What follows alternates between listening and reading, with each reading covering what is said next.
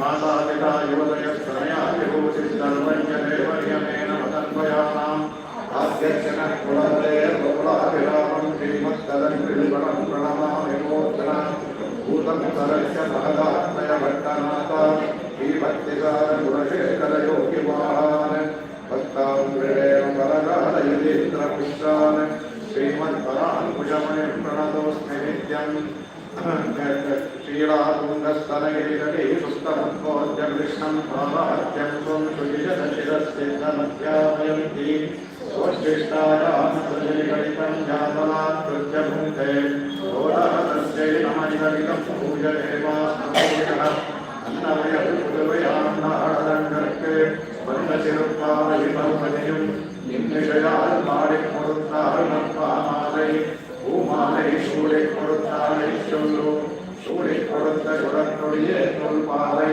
நாடியருடையாய் நாடினே வேங்கடவர்க்கு என்னையும் மாத்தம் நாங்களவாரே ஸ்ரீ விஷ்ணு சித்த புரணி ஸ்ரீரங்கராஜன யோகவிஷாம் சாட்சாத் க்ஷமா கருணயா கமலாபிமான்யாம்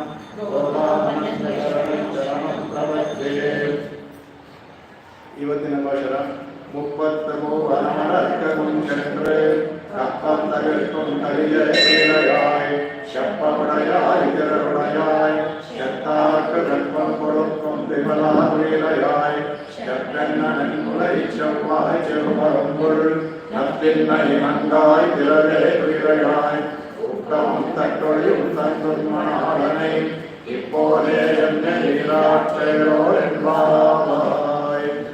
ಇವತ್ತಿನ ಅನುಸಂಧಾನವಾಗಿರ ஏத்தக்கலங்கள் எதிர்கொண்டு நீரடிப்பார் ஆத்தாலே பாச்சுரையும் மருங்கள் பெரும் பழுக்கள் ஆத்தாது வந்து உன்னடி பணியுமா போலே போத்தியாம் வந்தோம் புகுந்தேரோர் என்பாய். தோத்த சுடரைதையல் மாத்தாளுக்கு வரைக்குள்ள இந்த உண்வார்கள் ஆத்தாத வந்து முன்னடிய பணியுமாமலே ಓದಿಯಾಂ ಬಂದೋ ಉಹಂಡೆಯೋರ್ ಎಂಬಾವಾಯ್. ಈಗ ಇದು 21ನೇ ಪಾಶರ ಅಂದ್ರೆ ಇಲ್ಲಿಗೆ 4-5 ಮುಗಿತು. 5ನೇ 5 ಶುರುವಾಗಿದೆ. ತಿರುಪ್ಪಾವೆ ಪಾಟಾರೈದು ಮುಂದೆ 5ನೇ 5 21ರಿಂದ 26ವರೆಗೆ 5ನೇ 5 26ರಿಂದ 30 ಕಡೆ 6ನೇ 5 ಇದರಲ್ಲಿ.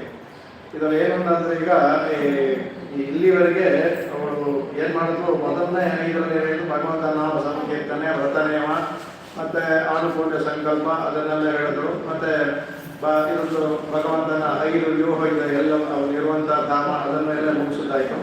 6ರಿಂದ 15 ಭಾಗವತೋತ್ತಮಗಳನ್ನ ತಮ್ಮ ವ್ರತಕ್ಕೆ ಬೇಕಾದ ಒಂದು ಸಾಂಕೇತಿಕವಾಗಿ ಒಂದು 10 ಜನನ ಧೂಪಪಾನ ಮಾಡ್ತಾರೆ, ಎದುರಿಸ್ತಾರೆ ಅಂತ. 5 ಲಕ್ಷ ಕುಟುಂಬದವರು ಬರ್ತಾರೆ. ಸಾಂಕೇತಿಕವಾಗಿ ಒಂದು 10 ಜನನ ಅದರಲ್ಲಿ ಎದುರಿಸ್ಕೊಂಡ್ಬರ್ತಾರೆ. ಆಮೇಲೆ 16 ಮತ್ತು 17ರಲ್ಲಿ ಆಚಾರ್ಯ ನಿಷ್ಠೆಯನ್ನು ತೋರಿಸ್ತಾರೆ. ದ್ವಾರಶೇಷಗಳನ್ನ ವರ್ಣ ಮಾಡಿ, ನಂದ ಮತ್ತು ಯಶೋದಯ ನಂದರನ್ನ ವರ್ಣ ಮಾಡಿ ಆಚಾರ್ಯ ಶೇಷ ಇದನ್ನು ತೋರಿಸ್ಕೊತಾರೆ. ಅದಕ್ಕೆ ಆಚಾರ್ಯಕ್ಕೆ ಆಮೇಲೆ 18, 19, 20 ಇದರಲ್ಲಿ 3, 17ರಿಂದ 23 ಅದು ಪ್ರಣವ ಅಂಬರನೆಯಿಂದ ಹಿಡಿದು 30ವರೆಗೂ ಅಕಾರ ಉಕಾರ ಮಕಾರ ಪ್ರಣವ ಸೂಚಿಯನ್ನು ತೋರಿಸಿ ಅದರಲ್ಲಿ ಶ್ರೀಯ ಪುರುಷಕಾರತ್ವ ಉಪಾಯತ್ವ ಎರಡನ್ನೂ ತೋರಿಸಿ ಭಗವಂತನಿಗೆ ಶರಣಾಗತಿ ಮಾಡಬೇಕಾದ್ರೆ ಮೊದಲು ಶ್ರೀಯಲ್ಲಿ ಮಾಡಿ ಆಮೇಲೆ ಭಗವಂತನ ಮಾಡಬೇಕು ಅಂತ ಆಂಡಾಳು ತೋರಿಸ್ಕೊಟ್ಟು ಅದಕ್ಕೆ. ಅದರಲ್ಲಿ ದ್ವಯಾಪದ ಮತ್ತು ಮೂಲವಂತರ ಅನುಸಂಧಾನ ಮಾಡಿದ್ರೆ ದ್ವಯದಿಂದ ಶರಣಾಗತಿ ಮಾಡೋರು. ಹಾಗಾಗಿ ಅದನ್ನು ಇದನ್ನು ತೋರಿಸ್ಕೊಟ್ಟು ಹೋಗ್ತಾ ಇತ್ತು. ಈಗ ಈ 21, 22ರಲ್ಲಿ ಶರಣಾಗತಿ ಮಾಡೋದಕ್ಕೆ ಹೇಗೆ ಹೇಳ್ತಾ ಇತ್ತು. ಶರಣಾಗತಿ ಮಾಡಬೇಕಾದ್ರೆ ಭಗವಂತನಲ್ಲಿ ನಮಗೆ ಮುಖ್ಯವಾಗಿ ಬೇಕಾಗಿದ್ದು ದಾಸ್ಯತ್ವ. ಆ ದಾಸ್ಯತ್ವ ಬಂದಾಗ ಅಹಂಕಾರ ಮಮಕಾರ ಹೋಗಬೇಕು. ನಾನೇ ದೇಹಾತ್ಮ ಭ್ರಮೆ ಹೋಗಬೇಕು. ನಾನೇ ಅನ್ನೋದು ನಾನು ಅನ್ನೋದು ಗಳಿಕೆ. ಹಾಗಾಗಿ ಅದರಲ್ಲಿ ಆಕಿಂಚನ್ಯ ಅನನ್ಯ ಗತಿತ್ವ ಬಹಳ ಮುಖ್ಯವಾದದ್ದು. 21ರಲ್ಲಿ ಆಕಿಂಚನ್ಯವನ್ನು, 22ರಲ್ಲಿ ಅನನ್ಯ ಗತಿತ್ವವನ್ನು ತೋರಿಸ್ತಾಳೆ ಆಟದಲ್ಲಿ. ಆಮೇಲೆ ಗೋಪ್ತತ್ವ ವರ್ಮವ ಇದೆಲ್ಲ ಬರ್ತಾ ಇದ್ದಾರೆ. ಈ ಮುಂದಿನ 5ರಲ್ಲಿ ಎಲ್ಲ ಅಂಗಗಳು ಅನುಕೂಲಶ್ಚ ಸಂಕಲ್ಪ, ಪ್ರಾತಿಕೂಲಶ್ಚ ವರ್ಜನ, ಆಮೇಲೆ ರಕ್ಷಿಷ್ಯಸಿ ವಿಶ್ವಾಸ, ಗೋಪ್ತತ್ವ ವರ್ಣಂತರ, ಆತ್ಮನಿಕ್ಷೇಪಕಾತ್ಮನ್ಯೋ, ಷಡ್ವಿಧ ಶರಣಾಗತಿ ಅಂತ ಲೆಕ್ಕಕ್ಕಂಥದ್ದು ಹೇಳಿದೆ. 5 ಅಂಗಗಳು ಅಂಗಿ ಆತ್ಮನಿಕ್ಷೇಪ ಎಲ್ಲವೂ ಸೇರಿ ಅಂಗಿಯನ್ನು ಸೇರಿ 6 ಅಂಗ ಅಂತ ಹೇಳಿದ್ದಾರೆ. ಹಾಗಾಗಿ ಇದರಲ್ಲಿ ಇನ್ನೊಂದು ಏನು ಅಂತಂದ್ರೆ ಈ ಒಂದು ಭಾಷೆ 5 ಭಾಷೆಗಳಲ್ಲಿ ನಂದಗೋಪಾಲನ ಹೇಳ್ತಾರೆ ಅಂದರೆ ಇದು ಕಡೆಯ ಭಾಷೆಗಳ ಏಳ್ತಕ್ಕರಗಳಲ್ಲಿ ಹೇಳ್ತಾರೆ ಇದರಲ್ಲಿ. ಆಮೇಲೆ ಇದರಲ್ಲಿ ಏನಪ್ಪ ಅಂತಂದರೆ ಬಹಳ ಮುಖ್ಯವಾದದ್ದು ಇದರಲ್ಲಿ ಏನಂತಂದರೆ 11, 20 ಪಣವ ಅಂತಂದರೆ ಈ ಪಣವ ಏನು ಅಂದರೆ 4 ಉದ್ಗೀತ ವಿದ್ಯೆ. ಭಗವಂತನ ಉದ್ಗೀತ ವಿದ್ಯೆ ಚಾಂದೋಗ್ರಮಶ ಶುರುವಾಗದೆ ಪ್ರಣವದಿಂದ ಆಯಿತು. ಓಂ ಪ್ರಣವಾದ್ಯ ಉದ್ಗೀತೋಪಾಸ್ಯ ಅಂತ ಉದ್ಗೀತೋಪಾಸನೆಯಲ್ಲೇ ಶುರುವಾಗೋದು ಚಾಂದೋಗ್ರಮಶತೆ. ಅಲ್ಲಿ ಪ್ರಣವದಲ್ಲಿ ಆ ಯಾಕಂದರೆ ಅದು ಇದಕ್ಕಾದ್ರಿಂದಾದ್ರು ಯಾವುದೋ ಚಾಂದೋಗ್ಯ ಸಾಮವೇದದಾದ್ರಿಂದ ಉದ್ಗೀತ ಅಂತ ಹೋಗಿದೆ. ಆ ಉದ್ಗೀತ ಅಂದ್ರೆ ಹಾಡೋದು ಅಂತ. ಆ ಉದ್ಗೀತ ಅನ್ನೋದಕ್ಕೆ ಅದು ಉತ್ ಈ ಥ ಅಂತ 3 ಬಿಡಿಸ್ಕೋಬೇಕು ಪದವನ್ನು. ಉತ್ ಈ ಥ ಅಂತ ಉದ್ಗೀತ ಆಗುತ್ತೆ. ಅದನ್ನು ಹೇಳ್ತಾ ಇದ್ರಲ್ಲಿ ಪ್ರಣವೋಪಾಸನೆ ತುಂಬ ವಿಸ್ತಾರವಾಗಿದೆ. ಅದರಲ್ಲಿ ಅದು ಮುಖ್ಯವಾಗಿ ಉಪಾಸನೆ ಯಾವ ಥರ ಅಂದರೆ ಪ್ರಾಣವನ್ನೇ ಉತ್ತನ್ಬೇಕು, ವಾಕನ್ನೇ ಗಿ ಅನ್ಕೋಬೇಕು, ಅನ್ನವನ್ನೇ ಥ ಅನ್ಕೋಬೇಕು. ಅನ್ನ ಅಂದ್ರೆ ನಾವು ಏನು ಪೂಜಿಸ್ತೀವೋ ಅದನ್ನು ಥ ಅನ್ಕೋಬೇಕು. ಅದೇ ಥರ ದ್ಯುಲೋಕವನ್ನು ಮುತ್ತ ಅನ್ಕೋಬೇಕು, ಅಂತರಿಕ್ಷವನ್ನು ಗಿ ಅನ್ಕೋಬೇಕು, ಪೃಥಿವಿನ ಥ ಅನ್ಬೇಕು. ಈ ಥರ ಅದೇ ಥರ ಸಾಮವೇದವನ್ನು ಮುತ್ತ ಅನ್ಬೇಕು, ಯಜುರ್ವೇದವನ್ನು ಗಿ ಅನ್ಬೇಕು, ಋಗ್ವೇದವನ್ನು ಥ ಅನ್ಬೇಕು.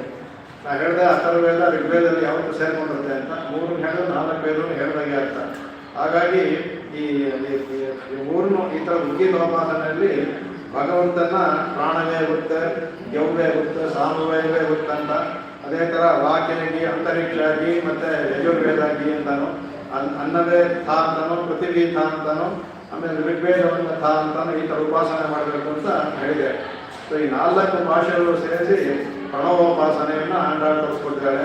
ಚಾಂದ್ರಗುರುಷ ಬರುವಂಥದ್ದು ಪ್ರಣವೋಪಾಸನೆ ಇದಕ್ಕೆ. ಹಾಗಾಗಿ ಇಲ್ಲಿ ಬರ್ತಾ ಇದ್ದಾರೆ ಈ ಕಡೆಗೆ. ಆಗ ಇದನ್ನ ಏನು ಅಂದರೆ ಇದರಲ್ಲಿ ಬಹಳ ವಿಶೇಷವಾದದ್ದು ಯಾವಾಗ ಮೊದಲು ಇವರು ನಪ್ಪಿನಲ್ಲಿ ಉಪಾಯವಾಗಿಯೂ ಮತ್ತು ಅವ್ರನ್ನ ಉಪಾಯ ವರ್ಣನ ಮಾಡ್ತಾರಲ್ಲ, ಅವ್ರನ್ನ ಪುರುಷಕಾರವಾಗೂ ಉಪಾಯ ವರ್ಣನ ಮಾಡಿದ ತಕ್ಷಣ ಅವಳು ಸಹ ಬಂದ್ಬಿಡ್ತಾರಂತೆ. ಇವ್ರಿಗೆ ಆಶ್ಚರ್ಯವಾಗುತ್ತೆ. ಆಗ ಅದರಿಂದ ಕರೆಯವಾಚಾರ್ಯ ಕೂಡ ಹೇಳ್ತಾ ಅದಕ್ಕೆ ನಾನು ಹೇಳ್ತಾರೆ ಹೋಗತ್ತಿರೆ ಬಂದಾಲ್ ನಾನು ಉಂಗಳಿಲೆ ಉಡತ್ತೀಯನ್ರೋ ಅಂತ ಹೇಳ್ತಾರೆ. ನಾನೆಲ್ಲರೂ ಕೂಡ ಕೃಷ್ಣನೇ ಅತ್ಯಕ್ಕವಾದಗಳು ಅಂತ ಅವಳೇ ಈ ಕಡೆ ಬಂದ್ಬಿಡ್ತಾಳೆ. ಇದು ಈಗ ಹೇಳ್ತಲ್ಲ ಡಿಫೆಕ್ಷನ್ ಇದ್ದಂಗೆ ಪಹತೆ ಕೃಷ್ಣನ ಕಡೆಯಿಂದ ಇವ್ರ ಕಡೆಗೆ ಬರ್ತಾರೆ. ನಾನು ನಿಮ್ಮ ಜೊತೆ ಇದ್ದಾರೆ ಇದು ಭೋಗಿಸೋದಕ್ಕೆ ಬಂದ ಅಂದರೆ ಭಗವಂತನ ನಾನು ನಿಮ್ಮ ಜೊತೆ ತಾನೆ, ನಾನು ನಿಮ್ಮಲ್ಲಿ ಉಗಿರ್ತಾನೆ ಅದು. ಹಾಗಾಗಿ ನಾವು ಎಲ್ಲರೂ ಕೂಡಿ ಭಗವಂತನ ಅನುಭವಿಸೋಣ, ಅವನ ಗುಣಗಾನವನ್ನು ಮಾಡೋಣ, ಅವನಕ್ಕೆ ನಾಮಕೀರ್ತಿಯಲ್ಲಿ ಬಿಡೋಣ ಅಂದ್ಬಿಟ್ಟು ನಪ್ಪಿನೇ ಸಹ ಈ ಆಂಡಾಳ ಗೋಷ್ಠಿಗೆ ಸೇರ್ಕೊಂಡ್ಬಿಡ್ತಾರೆ. ಅದು ಇಲ್ಲಿ ವಿಶೇಷವಾದಂಥ ಇರೋದಕ್ಕೆ ಅದೆಲ್ಲ ಇಲ್ಲಿ ಹೇಳ್ತೀನಿ. ಕೆಲವು ಆಚಾರ್ಯರು ಹೇಳ್ತಾರೆ ಇಲ್ಲಿ ಶರಣಾಗತಿ ಬರಬೇಕಷ್ಟೇ. ಅಂದರೆ ಒಂದು ಆಚಾರ್ಯರ ಪ್ರಕಾರ ಇಲ್ಲಿ ದ್ವಯ ಮತ್ತು ಮೂಲ ಮಂತ್ರವನ್ನು ಅನುಸಂಧಾನ ಆಗಿದ್ದರಿಂದ ಶರಣಾಗತಿ ಆಯಿತು ಅಂತಲೇ ತಿಳ್ಕೊಳ್ಬೋದು ಅಂತ ಹೇಳಿದ್ದಾರೆ. ಅಂದರೆ ಶರಣಾಗತಿ ಮುಂದಕ್ಕೆ ಬರುತ್ತೆ, ಅದು ಅವರ ಅಭಿಪ್ರಾಯ, ತಗೊಂಡು ತಪ್ಪಿಲ್ಲ. ಅಂದರೆ ಮುಂದೆ ಇದಕ್ಕೆ ಶರಣಾಗತಿ ಅಂಗಗಳು ಮತ್ತು ಎಲ್ಲವನ್ನೂ ತೋರಿಸ್ತಾರೆ. ಒಬ್ಬರು ಹತ್ರ ಅಭಿಪ್ರಾಯ ಬಿಟ್ಟಿದ್ದಾರೆ. ಬಾಕಿ ಎಲ್ಲ ಆಚಾರ್ಯರು ಮುಂದೆ ಶರಣಾಗತಿ ಇನ್ನೂ ಆಗಿಲ್ಲ ಅಂತಲೇ ತೊಗೊಂಡಿದ್ದಾರೆ. ಹಾಗೆ ಅದರಲ್ಲಿ ಇದು ಕಾಣ್ತದೆ. ಆಮೇಲೆ ಇಲ್ಲಿ ಏನು ನೋಡ್ಬೇಕು ಅಂತಂದರೆ ಇದರಲ್ಲಿ ನೋಡ್ತಾ ಅಂದರೆ ಇಲ್ಲಿ ಎಲ್ಲವೂ ಸಹ ಅಲ್ಲಿ ಅವನಿಗೆ ಅವನು ಆತ್ತ ಪಡೆಯುತ್ತ ಅಂತ ಹೇಳ್ತಾರೆ. ಇಲ್ಲಿ ಮಗನೇ ನಂದಗೋಪನ ನಂದಗೋಪನ ಕುಮಾರನಾಥ ಅಂತ ಕೃಷ್ಣನ ನಿರ್ದೇಶ ಮಾಡೋದು. ಅದಕ್ಕೆ ಆತ್ತ ಪಡೆಯುತ್ತ ಮಗನೇ ಅಂತಾರೆ. ಅವನ ಮಗನೇ ಆತ್ತ ಪಡೆಯುತ್ತ ಅಂದರೆ ಉಳ್ಳವನು ಅಂತ. ಏನು ಉಳ್ಳವನು ಅನ್ನುವಾಗ ಅದಕ್ಕೆ ஏற்ற களங்கள் எதிர்கொண்டு மீறலிப்பா மாத்தாதே பாதுச்சலும் வள்ளல் ಪಶುக்கள் ಮಾತಾ ಪಡೆಯುತ್ತಾ. ಯಾರ ಬಳಿ ದೊಡ್ಡ ದೊಡ್ಡ ಹಸುಗಳಿದೆಯೋ ಅದು ಏನು ಪಾತ್ರೆಯನ್ನೆಲ್ಲ ತುಂಬಿ ಅದು ಇದನ್ನು ಮಾಡುತ್ತೋ ಅದಕ್ಕೆ ಆ ಥರ ನಂದಗೋಪನ ಉಳ್ಳಂತ ಪಶು ಸಂಪತ್ತು ಉಳ್ಳಂತಹ ನಂದಗೋಪನ ಮಗನೇ ಅಂದ್ಬಿಟ್ಟು ಇದಕ್ಕೆ. ಈ ನೋಡಿದಂತ ನಿಮಗೆ ಈ 30 ಪಾಶಗಳನ್ನು ನೋಡಿದ್ರೆ ಎಲ್ಲಿಯೂ ಸಹ ಕೃಷ್ಣನನ್ನ ನೇರವಾಗಿ ಸಂಬೋಧನೆ ಮಾಡೋದೇ ಇಲ್ಲ ಅಂತ. ಕೃಷ್ಣನೇ ಅಂತ ಎಲ್ಲೂ ಸಂಬೋಧನೆ ಮಾಡೋದಿಲ್ಲ. ಅದಕ್ಕೆ ಕಾರಣ ಕೊಡ್ತಾರೆ ನೋಡಿ. ಎಲ್ಲಿ ಏನಂತ ಅದರಲ್ಲಿ ನಂದಗೋಪನ್ ಕುಮಾರನ್ ಅಂತಾಳೆ, ಇಲ್ಲ ಉತ್ತಮನ್ ಅಂತಾಳೆ, ವಡಮಧುರ ಮೈಂದನೆ ಅಂತಾಳೆ, ಯಮುನೈ ತುறைவன் ಅಂತ ಹೇಳಿದಾಳೆ, ತಾಯಿಯ ಕೂಡಲ್ ಬೆಳಕನ್ ಕೈದ ದಾಮೋದರನೇ ಅಂತ ಹೇಳಿದಾಳೆ. ಆಮೇಲೆ ವಲ್ಲಾನೆ ಕೊಂಡ್ರಾನೆ ಮಾತಾರೆ ಮಾತೈಕ ವಲ್ಲಾನೆ ಅಂತ ಹೇಳಿದ್ದಾರೆ, ಮಾಯನೇ ಅಂತ ಹೇಳಿದ್ದಾರೆ. ಆಮೇಲೆ ಉಂಬರ್ ಕೋಮಾನೆ ಅಂತ ಹೇಳಿದ್ದಾರೆ, ಉಂಬಿಯುಂ ಅಂತ ನಿನ್ನ ತಮ್ಮ ಅಂತ ಬಲರಾಮ ಹೇಳ್ಬೇಕಾದ್ರೆ. ಆಮೇಲೆ ಉನ್ ಮೈತು ನನ್ ಪೇರ್ಪಾಡ ಅಂತ ಹೇಳಿದ್ದಾರೆ. ಆಮೇಲೆ ಬಲರ್ ಮಾರ್ವಾ ಅಂತ ಹೇಳಿದ್ದಾರೆ, ಅದಕ್ಕೆ ಕಲಿಯೇ ಅಂತ ಹೇಳಿದ್ದಾರೆ. ಅದರಿಂದ ಉನ್ ಮಣಾಳನೆ ಅಂತ ಹೇಳಿದ್ದಾರೆ. ಅದಕ್ಕೆ ಇಲ್ಲಿ ಆತ್ತ ಪಡೆಯುತ್ತ ಮಗನೇ ಅಂತ ಏನಂದ್ರೆ ಎಲ್ಲಿಯೂ ಸಹ ಕೃಷ್ಣನ ನೇರವಾಗಿ ಅವನ ಪರಹಸರಿಂದ ಮೊದಲ ಕೇಶವ ಅದರಲ್ಲಿ ಎಲ್ಲ ಹೇಳಿದ್ದಾಳೆ. ಮುಂದೆ ಗೋವಿಂದ ಅಂತಾನೆ ಹೇಳ್ತಾರೆ. ಅದನ್ನು ನೇರವಾಗಿ ಕೃಷ್ಣ ಹೆಸರಲ್ಲ. ಯಾಕೆಂದ್ರೆ ಶಾಸ್ತ್ರದ ಪ್ರಕಾರ ತನ್ನ ಗಂಡನ ಹೆಸರನ್ನ ಹೆಂಡತಿಯವರು ಹೇಳಬಾರ್ದು. ಅದೇ ಥರ ಹೆಂಡತಿಯನ್ನು ಗಂಡನ ಹೆಸರು ಕರಿಬಾರ್ದು ಶಾಸ್ತ್ರ ಹೇಳುತ್ತೆ. ಅದು ಈಗ ರೂಢಿನಲ್ಲಿಲ್ಲ, ಎಲ್ಲರೂ ಕರೀತ ಹೆಸರು ಕರೆದು ಹೇಳ್ತೀನಿ. ಆದರೆ ಹಿಂದಿನ ಕಾಲದಲ್ಲೂ ಕರೆಯೋದು ಅಭ್ಯಾಸ ಆಯಿತು, ಹೆಸರು ಕರೆಯೋದು. ಅದರ ಶಾಸ್ತ್ರದ ಪ್ರಕಾರ ಹೇಗೆ ಗಂಡನ ಹೆಸರನ್ನ ಹೆಂಡತಿ ಹೇಳಬಾರ್ದು, ಕರಿಬಾರ್ದು, ಅದೇ ಥರ ಗಂಡ ಸಹ ಹೆಂಡತಿನ ಹೆಸರು ಕರಿಬಾರ್ದು. ಅದಕ್ಕೆ ಬೇರೆ ಯಾವುದಾದ್ರೂ ಒಂದು ಇದರಲ್ಲಿ ಸಾಂಕೇತಿಕವಾಗಿ ಕರಿಬೇಕು ಅಂತ ಇತ್ತು. ಅದಕ್ಕೆ ಈಗಂತೂ ಹೆಸರು ಕರೆಯೋದೇ ಇದಾಗ್ಬಿಟ್ಟಿದೆ. ಹಾಗಾಗಿ ಈ ಕಾಲಕ್ಕೆ ಹೊಂದೋದಿಲ್ಲ. ಗಂಡನ ಹೆಸರು ಕರೆಯೋದು ಏಕವಚನ ಈಗೆಲ್ಲ ಇದಾಗ್ಬಿಟ್ಟಿದೆ. ಏಕವಚನದಲ್ಲಿ ಕರೀತಾರೆ. ಆ ಕರೀದೇ ಇದ್ರೆ ಅವ್ರಿಗೆ ಇದಾಗಲ್ಲ. ಏನೋ ಬಹಳ ಮೈಯೆಲ್ಲ ಕೂಸುತ್ತೆ. ನೀನು ಏನ್ರಿ ಏನ್ಬಿಟ್ರೆ ಏನೋ ಅಂದ್ರೆ ಅವ್ರಿಗೆ ಸಮಾಧಾನ. ಅವ್ರಿಗೆ ಏನ್ರಿ ಏನ್ಬಿಟ್ರೆ ಅವ್ರಿಗೆ ಮೈಯೆಲ್ಲ ಕೂಸ್ಬಿಡುತ್ತೆ. ಅವ್ರಿಗೆ ಹೆಸರಿಬೇಕು ಏನೋ ಅನ್ಬೇಕು, ಆಗ ಸಮಾಧಾನ. ಅವರಿಗೆ ಕಾಲ ಮಾರಿದೆ. ಅದು ಕಲಿ ಪ್ರಭಾವ ಏನು ಮಾಡೋಕ್ಕಾಗಲ್ಲ. ಆದರೆ ಶಾಸ್ತ್ರದ ಪ್ರಕಾರ ಹೇಳಲ್ಲ. ದೇವತೆಗಳಿಗೂ ಅದೇ ಥರ ಅಂತ. ದೇವತೆಗಳಿಗೂ ಸಹ ಅವರ ಹೆಸರನ್ನ ನೇರವಾಗಿ ಇಟ್ಟು ಕರಿಬಾರ್ದು, ಬೇರೆ ಹೆಸರಿನಿಂದ ಕರಿಬೇಕು. ಪರೋಕ್ಷ ಪ್ರಿಯ ಇವಹಿ ದೇವಾಹ ಅಂತ ವೇದ ಹೇಳುತ್ತೆ. ಅವರು ಪರೋಕ್ಷ ಪ್ರಿಯರು, ಇವಹಿ ದೇವಾಹ ಪರೋಕ್ಷ ಪ್ರಿಯರಾದ್ರಿಂದ ಅವನ್ನ ನೇರವಾಗಿ ಹೆಸರು ಕರಿಬಾರ್ದು. ಈಗ ಲೋಕರುಳಿಯಲ್ಲೂ ಅಷ್ಟೇ ನೋಡಿದ್ದೀವಿ. ಈಗ ಯಾರಾದ್ರೂ ಹೋದಂದ್ರೆ ನೀವು ಹೆಸರು ಕರೆದ್ರೆ ಅವ್ರು ಹೆಸಲ್ಲ. ಈಗ ಯಾರ ರಾಜಕಾರಣಿ ಹೋಗಿ ನೀವು ಹೆಸರು ಕರೆದ್ರೆ ಹೇಳ್ಸುತ್ತೆ ಅವ್ರಿಗೆ. ನಿಮಗೆ ಒಡೆಯರೆ ಪ್ರಭುಗಳೇ ಧನಿಗಳೇ ಅಂತ ಹೇಳಿದ್ರೆ ಹೇಳ್ಸುತ್ತೆ ಅವ್ರಿಗೆ. ಹಾಗಾಗಿ ದೇವತೆಗಳಿಗೂ ನೇರವಾಗಿ ಹೆಸರು ಕರಿಬಾರ್ದಂತೆ, ಬೇರೆ ಹೆಸರಲ್ಲಿ ಕರಿಬೇಕು ಅವ್ರನ್ನ ಅಂತ. ನಾವು ಎಲ್ಲರಿಗೂ ಇಂದ್ರ ಅಂತ ಹೇಳಿದ್ವಲ್ಲ, ಇಂದ್ರನ ಹೆಸರು ಇಂದ್ರ ಅಲ್ಲ, ಅವನ ಹೆಸರು ಇದೀಂದ್ರ ಅಂದ್ಬಿಟ್ಟು ಚಾಂದ್ರವಂಶದಲ್ಲಿರುತ್ತೆ. ಇಂದ್ರನ ಹೆಸರು ಇದೀಂದ್ರ ಅಂದ್ಬಿಟ್ಟು ಅಂತ. ಲೋಕರುಳಿಗೆಲ್ಲ ಇಂದ್ರ ಅಂತ ಹೇಳ್ತೀವಿ, ಅವನ ಹೆಸರು ಇದೀಂದ್ರ ಅಂತ. ಅದಕ್ಕೆ ಇದೀಂದ್ರ ಅಂತ ಕರೀದಿ ಎಲ್ಲರೂ ಇಂದ್ರ ಅಂತ ಕರೀದ, ಅದು ಪರೋಕ್ಷವಾಯಿತು ಅಂದ್ಬಿಟ್ಟು ಅಂತ ಚಾಂದ್ರವಂಶದಲ್ಲಿ ಬರುತ್ತೆ ಅದು. ಅದೇ ಥರ ಇಲ್ಲಿ ಅದೇ ಥರ ಇವ್ರು ನೋಡಿ, ಎಲ್ಲೂ ಸಹ ಕೃಷ್ಣನ ಹೆಸರು ಕರೆಯೋದಿಲ್ಲ ಅವರು. ಅದನ್ನು ಇದು ಶಾಸ್ತ್ರದಲ್ಲಿದೆ ಅಂದ್ಬಿಟ್ಟು ಅಂತ ಪರ ಹೆಸರಲ್ಲೋ ಬೇರೆ ಹೆಸರಲ್ಲೋ ಎಲ್ಲ ಕರೆಯೋಲ್ಲ ಅದಕ್ಕೆ. ಆಮೇಲೆ ಇವಾಗ 20ರವರೆಗೆ ಪ್ರಣವ ಆಯಿತು. 20ರಿಂದ 25 ನಮಃ ಹೇಳುತ್ತೆ ಅಂದ್ಬಿಟ್ಟು ಅಂತ. 17ರಿಂದ 20 ಪ್ರಣವ. ಈಗ 21ರಿಂದ 25 ನಮಃ ಅಂತ ಹೇಳುತ್ತೆ. ಅದೇ ಥರ 26ರಿಂದ 30 ನಾರಾಯಣ ಹೇಳುತ್ತೆ. ಈ 17ರಿಂದ 30ರವರೆಗೆ ಮೂಲ ಮಂತ್ರವನ್ನ ಹೇಳಿದೆ ಅಂದ್ಬಿಟ್ಟು ಅದನ್ನ ಹೇಳ್ತಾರೆ. ಅದಕ್ಕೆ ಅದನ್ನ ಹೇಳ್ತಾರೆ. ಅದಕ್ಕೆ ಅಂದ್ರೆ ಮೊದಲನೇ 5 ಪದ್ಯದಲ್ಲಿ ತೂಯೋಮಾಯಿ ಒಂದೇ ತುಯ್ಯಲೆ ಪಾಡುವ ಅಂತೆಲ್ಲ ಹೇಳಿ ತೂಯೋಮಾಯಿ ಒಂದೋಮ್ ಅಂತೆಲ್ಲ ಹೇಳ್ತಾರೆ. ಇದರಿಂದ ಮಂತ್ರೋಪದೇಶಕ್ಕೆ ಬೇಕಾದಂಥ ಗುಣಗಳು, ಮಂತ್ರೋಪದೇಶ ಬೇಕಾದ್ರೆ ಯಾವ ಥರ ಬರಬೇಕು ಅದನ್ನೆಲ್ಲ ತೋರಿಸ್ಕೊಟ್ಟು, ಮಂತ್ರೋಪದೇಶ ಮಾಡಬೇಕಾದ್ರೆ ಇದರಿಂದ ಇರಬೇಕು, ಮನಸ್ಸು ಶುದ್ಧವಾಗಿರಬೇಕು, ಭಕ್ತಿಯಿಂದ ಬರಬೇಕು, ಅದನ್ನ ತೋರಿಸೋದು. ಮತ್ತೆ 20 ಪದ್ಯದಲ್ಲಿ ಜ್ಞಾನ ಕರ್ಮ, ಆಮೇಲೆ ಕರ್ಮ ದೃಷ್ಟಿಯಿಂದ ವೇದಾಂತ ದೃಷ್ಟಿಯಿಂದ ಏನಿರಬೇಕು ಅದನ್ನೆಲ್ಲ ಹೇಳ್ಬಿಡ್ತೀವಿ ಇವಾಗ.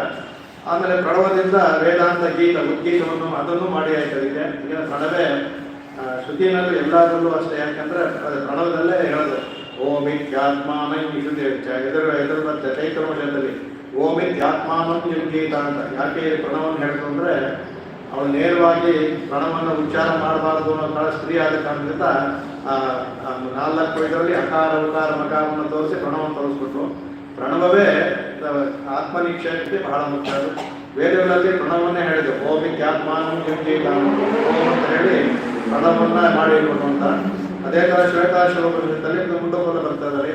ಪ್ರಣವೇ ಪ್ರಣವೋಧನು ಶರೋಕ್ಯಾತ್ಮ ಬ್ರಹ್ಮತಲ್ ಲಕ್ಷ್ಯ ಮುಚ್ಚದೆ ಅಪ್ರಮತ್ತೇನ ವೇದ್ಯಂ ವೇದ ವೇತ್ತವ್ಯಂ ಶರಮಸ್ತನ್ಮಯೋ ಭವತೆ ಅಂತ.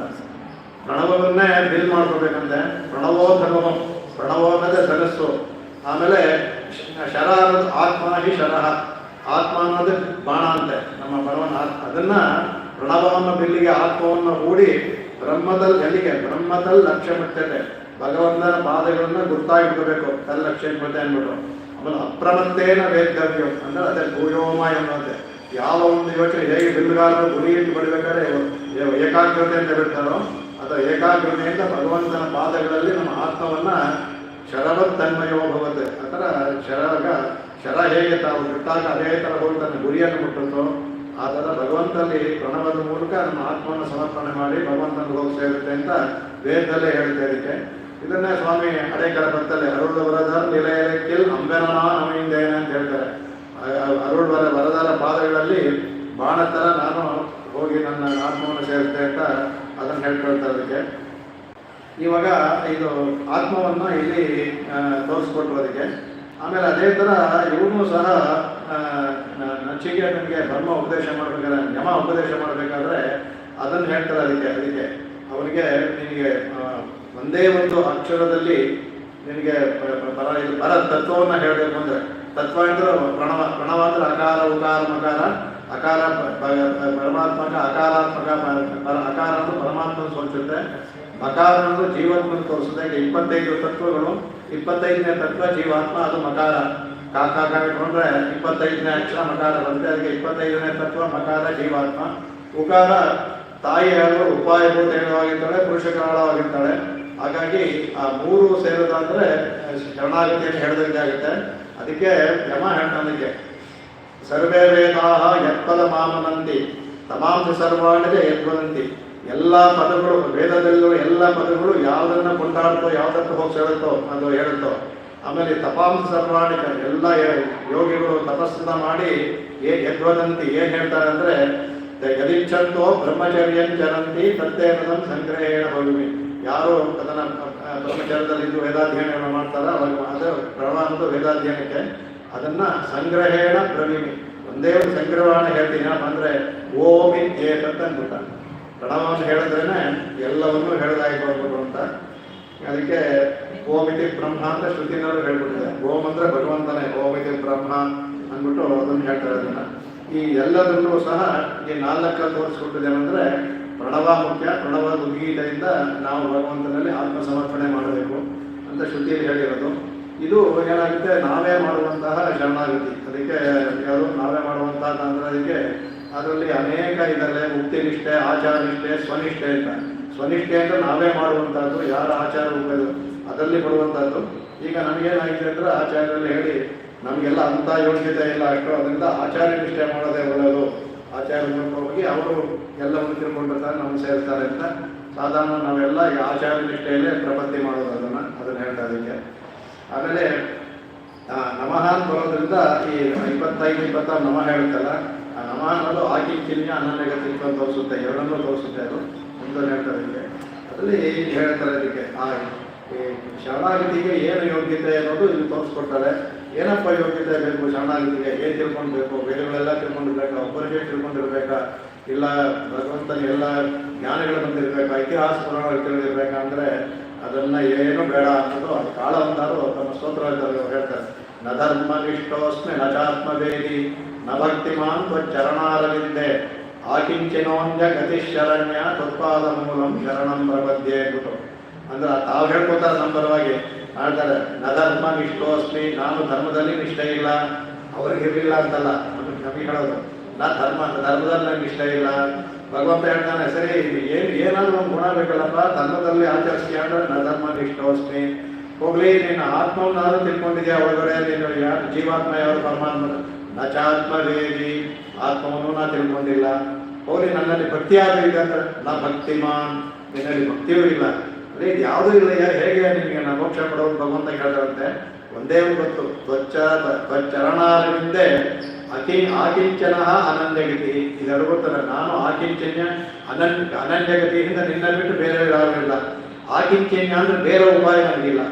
ಯಾವುದೂ ಇಲ್ಲಲ್ಲ, ನಧರ್ಮ ಆತ್ಮ ಗೊತ್ತಿಲ್ಲ, ಧರ್ಮ ಗೊತ್ತಿಲ್ಲ, ಅದರಿಂದ ಬೇರೆ ಏನು ಗೊತ್ತಿಲ್ಲ. ಅದರಿಂದ ತ್ವತ್ಪಾದ ಮೂಲಂ ಶರಣಂ ಪ್ರಪದ್ಯೆ. ಹಾಗಾಗಿ ನಿನ್ನ ಕಾಲಲ್ಲಿ ಶರಣಾಗಿ ಬರ್ತೀನಿ ಅಂದರೆ ನಮಗೆ ಬೇಕಾಗಿರೋದು ಆಕಿಂಚನ್ಯ, ಅನನ್ಯಗತಿತ್ವ, ಇವೆರಡೇ ಕ್ವಾಲಿಫಿಕೇಶನು.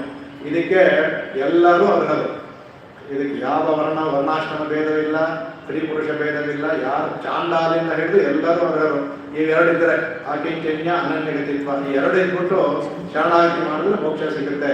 ಅದನ್ನು ಅಂದಾಡಿ ತೋರಿಸ್ತಾರೆ. ಹಾಗಾಗಿ ಎಲ್ಲವನ್ನೂ ತಿಳ್ಕೊಂಡು ಸಂತೋಷ ಅನುಭವಿಸ್ಬೋದು, ಆದರೆ ಅದರ ಅವಶ್ಯಕತೆ ಇಲ್ಲ. ಮುಂದೆ ಹೇಳ್ತಾರೆ, ಶುಮಿಯಾನ ಕಲ್ವಿಗಳು ಅಂತಾರೆ ಸ್ವಾಮಿ ವಿವೇಕಾನಂದ ಶಿಖರು. ಎಲ್ಲ ಕಲ್ವಿಗಳು ಗಂಟು ಶಾಸ್ತ್ರವನ್ನು ಕಲಿತೆ ಅದೆಲ್ಲ ಭಾರ, ಶುಮಯಾನ ಕಲ್ವಿಗಳು ತಲೆಗೆ ಭಾರ ಅಷ್ಟೇ ತೋರ, ಅದರಿಂದ ಯಾವುದೋ ನಮ್ಗೆ ಉಪಯೋಗ ಅಲ್ಲ. ಅದಕ್ಕೆ ಶರಣಾಗಿಗೆ ಇವೆರಡೇ ಬೇಕಾಗಿರೋದು ಅಂದ್ಬಿಟ್ಟು ನಮ್ಮ ಇದರಲ್ಲಿ ಹೇಳ್ಕೊಳ್ತದಿದೆ. ಅದನ್ನ ಅದೇ ಥರ ತೊಂದರೆಗಳಿಗೆ ಪ್ರಯೋಗ ಹೇಳ್ತಾರಂತೆ. ಊರಿಲೇನ್ ಕಾಣ ಇಲ್ಲೇ ಗುರು ಮತ್ತು ಹೊರವನಿಲ್ಲೇ ಪಾಲಿನಿನ್ ಪಾದ ಮೂಲಂ ಬತ್ತಿರೇನ್ ಪರಮಮೂರ್ತಿ ಕಾವಳಿ ವಂದನೆ ಕಣ್ಣನೆ ಕದಲ್ಗಿಂಡ್ರೆ ಅಂದ್ಬಿಟ್ಟು ಅರುಳು ಅದು ಹೇಳ್ತಾರೆ. ಕಳೆಗಡಮ ಅರಂಗಮ ಶ್ರವಣ ಅಂತ ಅದನ್ನ ಅರುಳಬೇಕು ನಿಮ್ಗೆ ಅಂತ ಹೇಳ್ತಾರೆ. ನನಗೆ ಯಾವ ಇದು ಗೊತ್ತಿಲ್ಲ, ಯಾವ ಎಲ್ಲಿಂದ ಬಂದೆ ಅಂತ ಗೊತ್ತಿಲ್ಲ, ನನಗೆ ಯಾವ ಸಂಬಂಧವೂ ಇಲ್ಲ, ಎಲ್ಲವೂ ನೀನು ಹೇಳ್ಬಿಟ್ಟು ಅಂತ.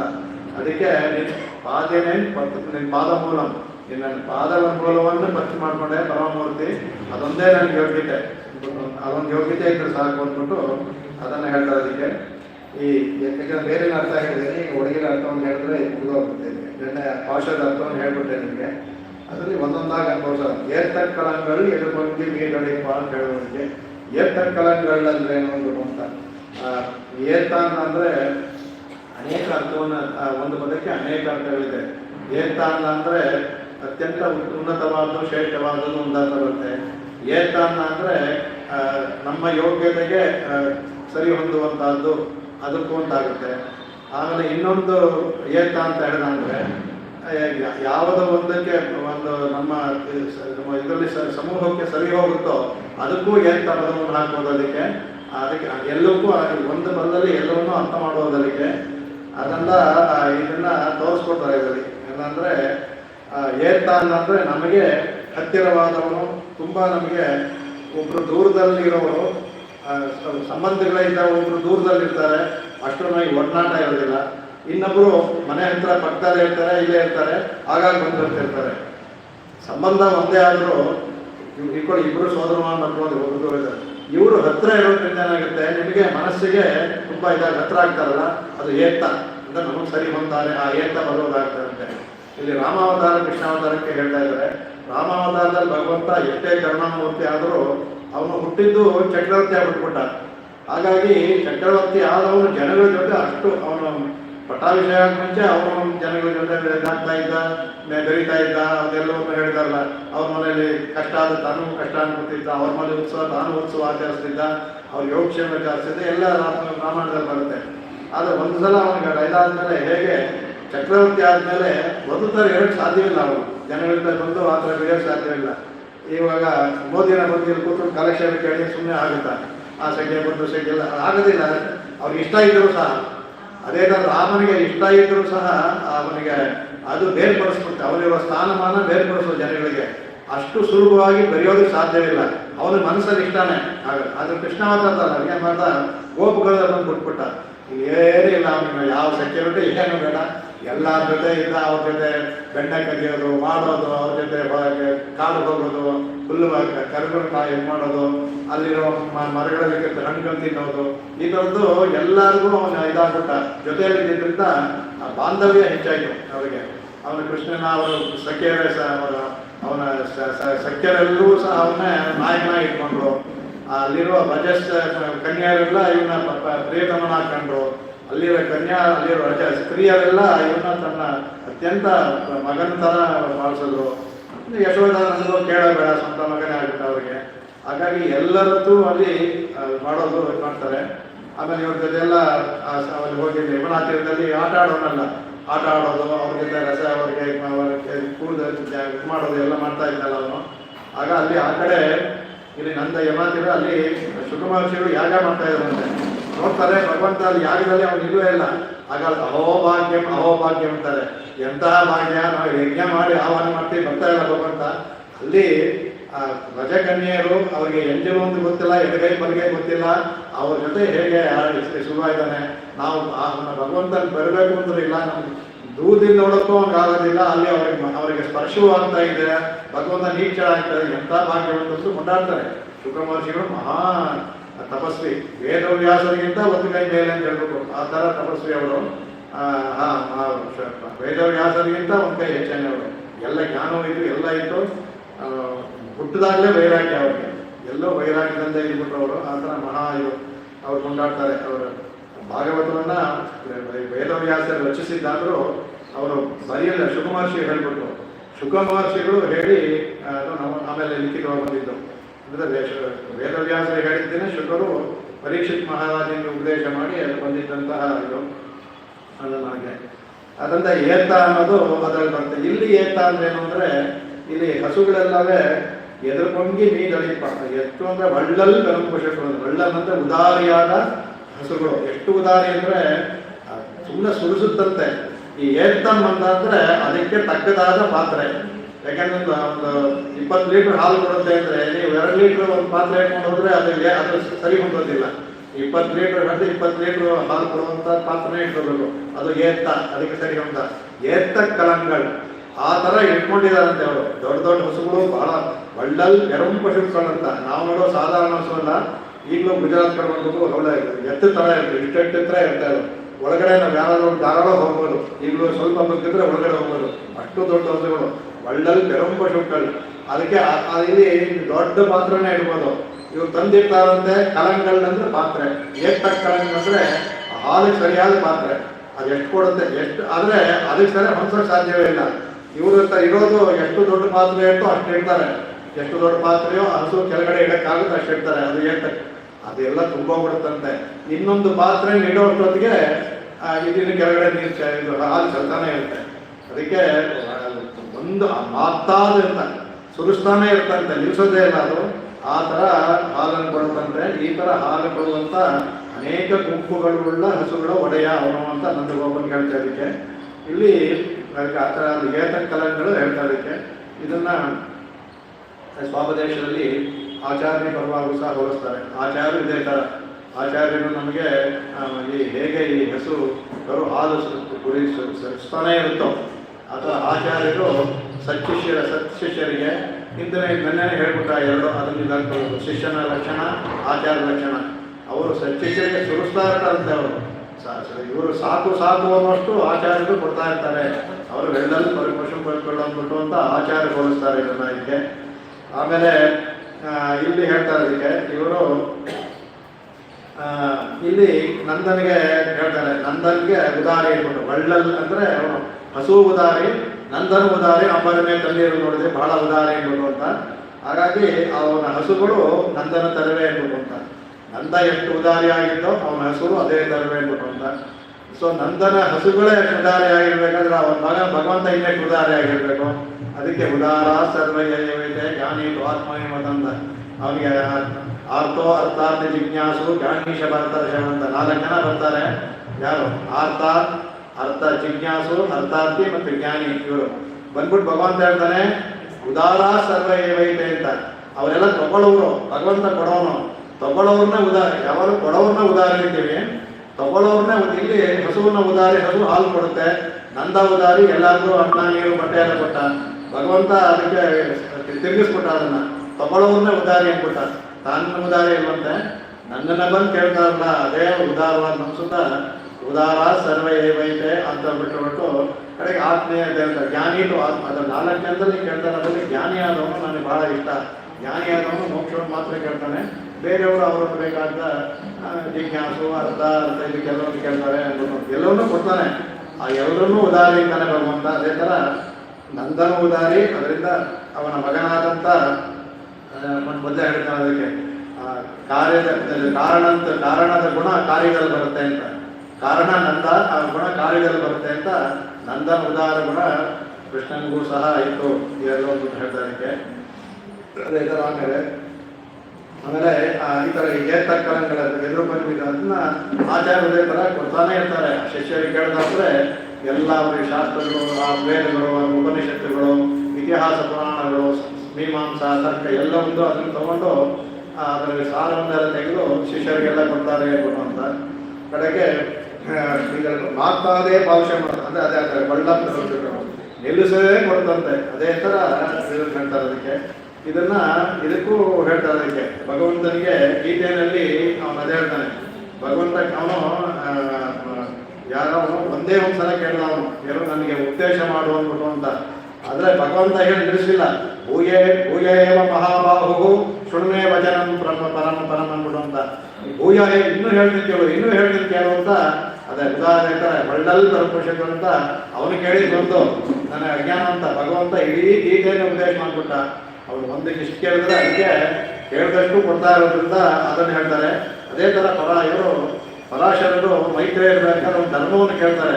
ಧರ್ಮವೇ ಆದರೆ ಇವರು ಸಹ ಶೃಣು ಅಂದ್ಬಿಟ್ಟು ಇಡೀ ಬ್ರಹ್ಮಾಂಡ ರಹಸ್ಯ ಅದರಲ್ಲಿ ಭಾಗವತ ಎಲ್ಲವೂ ಸಹ ಅದನ್ನು ಬರುತ್ತೆ. ಇಡೀ ಅದರಲ್ಲಿ ವಿಷ್ಣು ಪುರಾಣ ಅಂತೂ ಬಹಳ ವಿಶೇಷವಾದದ್ದು. ಎಲ್ಲವನ್ನೂ ಉಪದೇಶ ಮಾಡೋದು. ಅವನು ಕೇಳಿದ ಧರ್ಮವನ್ನು ಮಾತ್ರ. ಧರ್ಮದೊಂದಿಗೆ ಧರ್ಮ, ಅರ್ಥ, ಕಾಮ, ಸೃಷ್ಟಿ, ಸ್ಥಿತಿ, ರಹಸ್ಯ ಎಲ್ಲವನ್ನೂ ಉಪದೇಶ ಮಾಡಿಬಿಟ್ರು. ಇದು ಏನಂದ್ರೆ ಇದು ಭಗವಂತನ ಗುಣ. ಭಗವಂತ ಇದೇ ಥರ ಹಸುಗಳ ಥರ ಭಗವಂತ ಬಹಳ ಉದಾರಿ. ನಮಗೆ ಅದೇ ಥರ ಕೊಡ್ತಾನೆ. ಹಸುವಿನ ಆಚಾರ್ಯ ಸ್ಥಾನರು ಭಗವಂತ ಸ್ಥಾನದಲ್ಲಿದ್ದರು, ಅವರು ಸಹ ಅದೇ ಕೊಡ್ತಾರೆ ಅಂದ್ಬಿಟ್ಟು ಅದೊಂದು ಅರ್ಥವನ್ನು ಹೇಳ್ಬೋದಕ್ಕೆ. ಆಮೇಲೆ ಅಂತಹ ಅರ್ಥ ಪಡೆಯುತ್ತ ಅಂದ್ಬಿಟ್ಟು ಮಗನೇ ಅಂದ್ಬಿಟ್ಟು ಅಂತ ಅಂದ್ರೆ ಅಂತಹ ಭಗವಾನ್ ಅಂದ್ಬಿಟ್ಟು ಹರಿವುರಾಯ್ ಅಂತ ಪದವನ್ನು ಹಾಕ್ತಾರೆ ಇಲ್ಲಿ. ಯಾಕೆ ಹರಿವುರಾಯ್? ಹಿಂದೆ ಯಶೋದಗೆ ಹೇಳೋದು ಯಶೋದಾ ಹರಿವುರಾಯ್ ಅಂತ ಹೇಳಿದ್ದು. ಇಲ್ಲಿ ಇವನಿಗೂ ಸಹ ಹರಿವುರಾಯ್ ಅಂತ ಹೇಳ್ತಾರೆ. ಯಾತಕ್ಕೆ ಅಂತಂದರೆ ಭಗವಂತನೇ ನೀನು ಅರಿಯವನಾಗು. ಯಾಕೆ ನಾನು ಭಗವಂತ ಇಲ್ಲಿಂದ ಸ್ವಲ್ಪ ನಾವು ಸಂಭಾಷಣೆಯಾಗಿ ಹೋಗೋದು, ಸ್ವಲ್ಪ ನೇರವಾಗಿಲ್ಲ ಸಂಭಾಷಣೆಯಾಗಿ ಹೊಂದುತ್ತೆ. ಭಗವಂತ ಹೇಳ್ತಾನೆ ಏನು ಅರಿವುರಾಯ್ ಅಂತ ಹೇಳಿದ್ರೆ ಏನು ನಾ ತಿಳ್ಕೋಬೇಕು ಅಂದ್ಬಿಟ್ಟು ಒಂದು ಇಷ್ಟಾನ ಇನ್ನೆಲ್ಲ ಹೋಗೋದು ಅರಿವಿಲ್ಲ. ಆ ಥರ ಅಲ್ಲ. ನೀನು ಏನು ಹೇಳ್ತೀಯ? ನೀನು ಇಲ್ಲಿಗೆ ಬಂದಿದ್ದ ಯಾಕೆ ಅಂತ ಹೇಳ್ತಾರೆ ಭಗವಂತನಿಗೆ. ನೀನು ಪರಲೋಕದಲ್ಲಿದ್ದೆ, ನೀನು ಅಲ್ಲಿ ಆರಾಮಾಗಿ ನಿನ್ನ ಪಾಟಿಗಿರ್ಬೋದಾಗಿತ್ತು. ನೀನಾಗಿ ಏನು ಮಾಡಿದೆ? ನೀನು ಅಲ್ಲಿ ಪರಲೋಕದಲ್ಲಿ ಭಗವಂತನಿಗೆ ಎಲ್ಲರಿಗೂ ಪ್ರಕಾಶ ಇಲ್ಲ. ಅವನ ಕರುಣೆಗೆ ಮತ್ತು ಅವನ ಸೌಶೀಲ್ಯಕ್ಕೆ ಅದಕ್ಕೆಲ್ಲ ಅಲ್ಲಿ ಬೆಲೆನೇ ಇಲ್ಲ. ಯಾಕಂದರೆ ಎಲ್ಲರೂ ಮುಕ್ತರಾಗ್ಬಿಟ್ಟಿದ್ದಾರೆ. ಅವ್ರಿಗೆ ಆಗಬೇಕಾಗಿಲ್ಲ. ಭಗವಂತನ ಗುಣಕ್ಕೆ ಅಲ್ಲಿ ಬೆಲೆ ಇಲ್ಲ. ಅಲ್ಲಿ ನಂದಾ ಜ್ಯೋತಿಗೂ ಬೆಲೆ ಇಲ್ಲ. ಯಾಕೆಂದರೆ ಅವನ ಜ್ಯೋತಿ ಇದಕ್ಕಿಂತ ಜಾಸ್ತಿ ಇದೆ, ಯಾವುದಕ್ಕೂ ಅದು ಬೆಲೆ ಇಲ್ಲ. ಅದಕ್ಕೆಲ್ಲ ಬೆಲೆ ಬರಬೇಕಾದ್ರೆ ನೀನು ನಮ್ಮ ಈ ಭಕ್ತಿಲೋಕಕ್ಕೆ ಬರಬೇಕು. ಅದಕ್ಕಾಗಿ ನೀನು ಬಂದಿದ್ದೀಯ. ನಿನ್ನ ಉದಾರತೆ, ನಿನ್ನ ಗುಣ, ಕರುಣೆ ಇದಕ್ಕೆಲ್ಲ ಅಲ್ಲೇನು ಬೆಲೆ ಇಲ್ಲ. ಯಾಕಂದರೆ ಅವರೆಲ್ಲ ಮೋಕ್ಷ ಪಡ್ಕೊಂಡಾಯಿತು. ಈ ಗುಣಗಳಿಂದ ಅವರಿರೋ ಮುಕ್ತರಿಗೆ ನಿತ್ಯರಿಗೆ ಏನೂ ಆಗಬೇಕಾಗಿಲ್ಲ, ನಿನ್ನ ಅನುಭವಿಸ್ಕೊಂಡಿದ್ದಾರೆ. ಹಾಗಾದರೆ ನಿನಗಿರ್ಬೇಕು ಆ ಗುಣಗಳು ಎಲ್ಲಿ ಪ್ರಕಾಶ ಬರೆಸುತ್ತೆ ನಿನಗೆ. ಅದು ಪ್ರಕಾಶ, ಈಗ ಬೆಳಕು ಪ್ರಕಾಶ ಗೊತ್ತಾಗಬೇಕಾದ್ರೆ ಕತ್ತಲೆಯಲ್ಲಿದ್ದರೆ ಬೆಳಕು ಗೊತ್ತಾಗುತ್ತೆ. ಚೆನ್ನಾಗಿ ಉರಿತಿರೋ ದೀಪ ಹಚ್ಚಿದ್ರೆ ಅಣತೆನ ಕಾಣೋದೇ ಇಲ್ಲ. ಅದು ಆ ಥರ ನಿನ್ನ ಗುಣ ಅಲ್ಲಿ ಕಾಣೋದಿಲ್ಲ. ಅದಕ್ಕೆ ಏನು ಮಾಡಿದೆ? ಅಲ್ಲಿಂದ ನೀನೇ ಕ್ಷೀರಾಬ್ದಿ ಬಂದೆ. ಕ್ಷೀರಾಬ್ದಿ ಬಂದರೂ ಅಲ್ಲಿ ಅದಕ್ಕಿಂತ ಸ್ವಲ್ಪ ಇದಾದರೂ ಇನ್ನೂ ಏನಾಗಲಿಲ್ಲ. ಅದಕ್ಕೆ ನಾಗಪರಿಯಂತ ಪುತ್ರಂಜಲಿ ಆಗದೋ ಮಧುರಾಂಬರಿ ಮಧುರಾಂಬರಿ ಬಂದೆ. ಮಧುರಾಂಬರಿ ಬಂದಿದ್ದೇನೋ ನಿನ್ನ ಕಲ್ಯಾಣ ಗುಣಗಳಾದ ನಿನ್ನ ಕರುಣೆ ಮತ್ತು ನಿನ್ನ ಉದಾರತೆ, ಕಾರುಣ್ಯ ಮತ್ತು ಸೌಶಲ್ಯ, ಸೌಲಭ್ಯ, ಇದು ಮೂರನ್ನು ಪ್ರದರ್ಶನ ಮಾಡೋಕ್ಕೆ ಇಲ್ಲಿ ಬಂದು ಪ್ರದರ್ಶನ ಮಾಡದೆ ನೀನು ಕೂತು ಇಲ್ಲಿದ್ದರೆ ಅರ್ಥ ಏನೋದಕ್ಕೆ? ಅಲ್ಲೇ ಓದಾಗಿತ್ತಲ್ಲ, ಇಲ್ಲಿ ಬರೋ ಅವಶ್ಯಕತೆ ಆಗಿಲ್ವಲ್ಲ. ಅದಕ್ಕೆ ಅರಿವುರಾಯ್ ನೀನು ಬಂದಿದ್ದಲ್ಲಿ ನಿನ್ನ ಸೌಶಲ್ಯ ಸೌಲಭ್ಯವನ್ನು ನಮಗೆ ತೋರ್ಸೋಕ್ಕೆ. ಅದನ್ನು ತೋರಿಸ ನಿನ್ನ ಪಾಡು ಒಳಗಡೆ ನಂಬ್ಕೊಂಡಿದೆಯಾ? ಕರೆದು ಬರೋದಿಲ್ಲ ಅಂದರೆ ಆ ಬೆಲೆಗಳಿಗೆ ಅದಕ್ಕೆ ಬೆಲೆ ಇಲ್ಲ ಅಂದರೆ ನೀನು ಅಲ್ಲೇ ಇರ್ಬೋದಾಗಿತ್ತಲ್ಲ, ಇಲ್ಲಿಗೆ ಯಾಕೆ ಬಂದೆ? ಅರಿವುರಾಯ್ ಅಂತ ಹೇಳುತ್ತೆ. ಅದೇ ಪರವಾಗಿಲ್ಲ, ಏನೇನು ಹೇಳ್ತಾ ಇದ್ದಾರೆ ಅಂತ ಕೇಳ್ತಾರಂತೆ. ಸರಿ, ಇನ್ನೂ ಹೇಳಿಕೊಡೋಣ ಅಂತಾರಂತೆ. ಆಮೇಲೆ ಅದೊಂದು ಹೇಳಿದ್ರು. ಅದೆಲ್ಲ ನೀನು ಏನು ಹೇಳಿದೆ? ನೀನು ರಾಮಾವತಾರದಲ್ಲಿ ಇರಬೇಕಾದ್ರೆ ಹೇಳಿದೆ ಸಗದೇವ ಪರಮಾತ್ಮಾಯ ತಮಾಸ್ ನೀಚಿತ ಯಾಚತೆ ಅಭಯಂ ಸರ್ವಭೂತೇಭ್ಯೋ ದದಾಮ್ಯೇತ ವ್ರತವಾಗಿ ಇಟ್ಕೊಂಡಿದೆ ಅಂತಂದೆ. ಯಾಚನೆ ಮಾಡಿದ್ರೆ ಒಂದು ಸಲ ಮಾಡೋದು ಸಾಕು ಅಂತೆ. ನಾವು 20 ಪಾಸ್ ಹೇಳಿದ್ರೆ ಪದೇ ನಿನಗೆ ಯಾಚನೆ ಮಾಡ್ತಾನೆ ಇದ್ದೀವಿ. ಆದರೂ ನೀನು ಹೊರಗಡೆ ಬರೋದೇ ಕಾಣೋದಿಲ್ವಲ್ಲ, ಅದನ್ನು ತಿಳ್ಕೊಳ್ಳೋ ನಾವು. ಇಲ್ಲ ನೀನು ಕೃಷ್ಣಾವತಾರದಿಂದ ನೀನು ಅವನಲ್ಲಿ ವರಾವತಾರದಲ್ಲಿ ಏನು ಹೇಳಿದೆ? ಒಂದು ಸಲ ನನ್ನೇ ಧ್ಯಾನ ಮಾಡೋದು ಸಾಕು. ಅಹಂ ಸ್ಮರಾಮಿ ಮದ್ಭಕ್ತಂ ನಯಾಮಿ ಪರಾಮಗತಿ ಅಂತಂದರೆ ಆದರೂ ಸಹ ನೀನು ನಮ್ಮನ್ನು ನೆನೆಸ್ಕೊಳ್ಳೋ, ನಾವು ಹೋಗೋದಿಲ್ಲ ಈಗಲೇ ನೆನೆಸ್ಕೊಳ್ತಾ ಇರೋಲ್ಲ ನೀನು. ಅದನ್ನು ಅರಿವುರಾಯ್ ಅಂತ ಹೇಳ್ದಂಗೆ. ಇಲ್ಲ ಈಗಲೇ ನೆನ್ನೆಲೇ ವಾಯನೆ ಅಮ್ಮ ಅಂತ ಹೇಳಿದಾಗೆ ಭಗವದ್ಗೀತೆಯಲ್ಲಿ ಹೇಳಿದೆ, ಸರ್ವಧರ್ಮಾನ್ ಪರಿತ್ಯಜ್ಯ ಮಾಮೇಕಂ ಶರಣಂ ವ್ರಜ ಅಹಂ ವಾ ಸರ್ವ ಪಾಪೇಭ್ಯೋ ಮೋಕ್ಷಯಿಷ್ಯಾಮಿ ಮಾ ಶುಚಃ ಅಂತ ಹೇಳಿದೆ. ಆಗ ಒಂದು ಸಲ ನನ್ನ ಪದದಲ್ಲಿ ಬಂದರೆ ಮಾಡಿದ್ರೆ ನನಗೆ ಮೋಕ್ಷವನ್ನು ಕೊಡ್ತೀನಿ ಬನ್ನಿ ಮಹಾಶುಚಃ ಅಂತಂದರೆ ಮಹಾಶುಚಃ ಅಂತಂದರೆ ಶೋಕ ಬರಬೇಡಿ ಅಂತ ಪರಾಶರ ಭಟ್ರು ಅದ್ಭುತ ಹೇಳ್ತಾರೆ.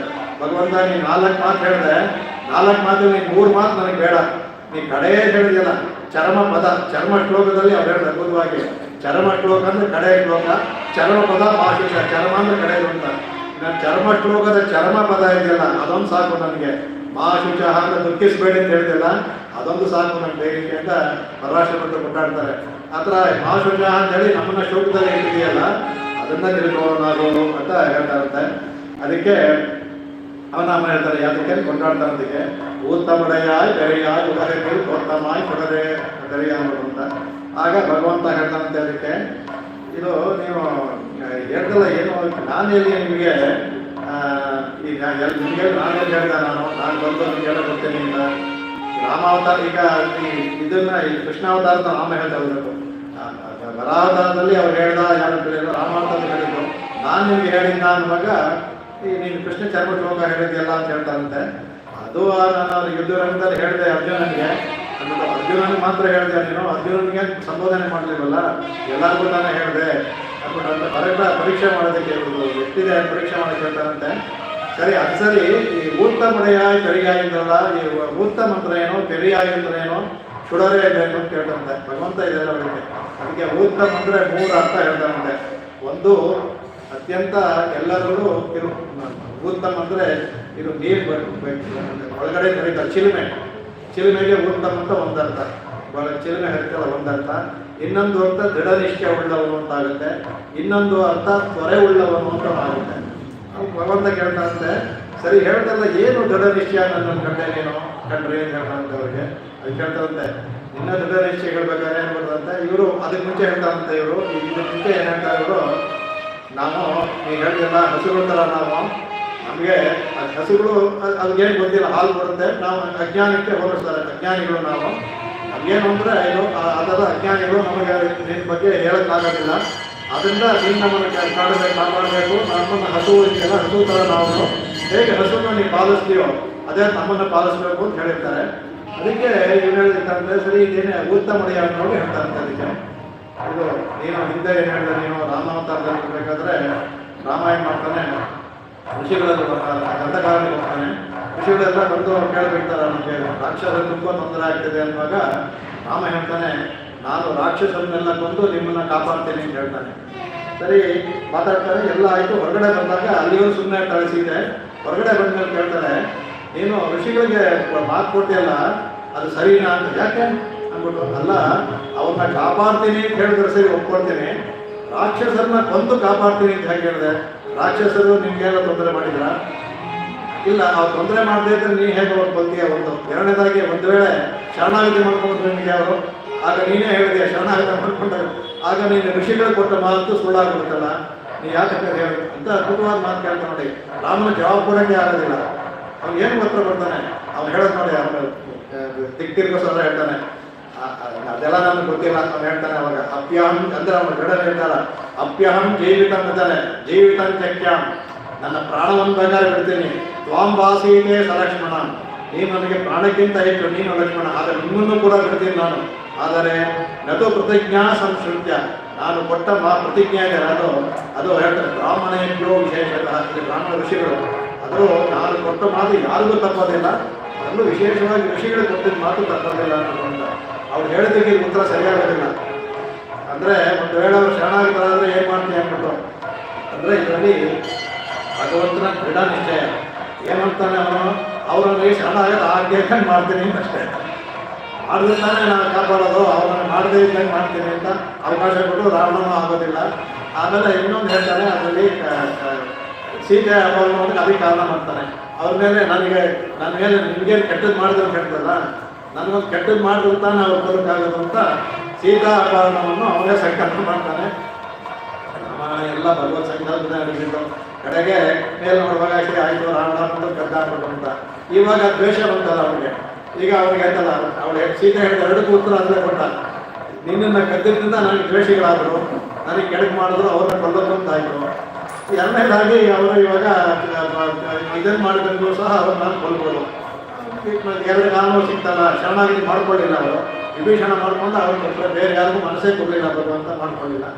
ಆಗ ಅವನು ನೇರವಾಗಿ ಉತ್ತರ ಕೊಡಲಿಲ್ಲ, ಕೃತಿಯಿಂದ ತೋರಿಸ್ಕೊಂಡ ಭಗವಂತ. ಅವ ಹೇಳಿದೆ ದೃಢ ನಿಶ್ಚಯ ಅಷ್ಟೇ ಅಲ್ಲ, ನೀನು ಅಲ್ಲಿ ವಿಭೀಷಣ ಬಂದಾಗ ಏನು ಹೇಳಿದೆ, ಆ ಕಪಿಗಳೆಲ್ಲ ಬಂದು ಸುಗ್ರೀವದಾಗಲ್ಲ ಇವರು ಶತ್ರು ಕಡೆಯಿಂದ ಬಂದಿದ್ದಾನೆ, ಅವನಿಗೆ ಶರಣಾಗತಿ ಕೊಡಬಾರದು, ನೀವು ಹತ್ತಿರ ಸೇರಿಸ್ಕೋಬಾರ್ದು ಅಂತ ಹೇಳಿದ್ದಾರೆ.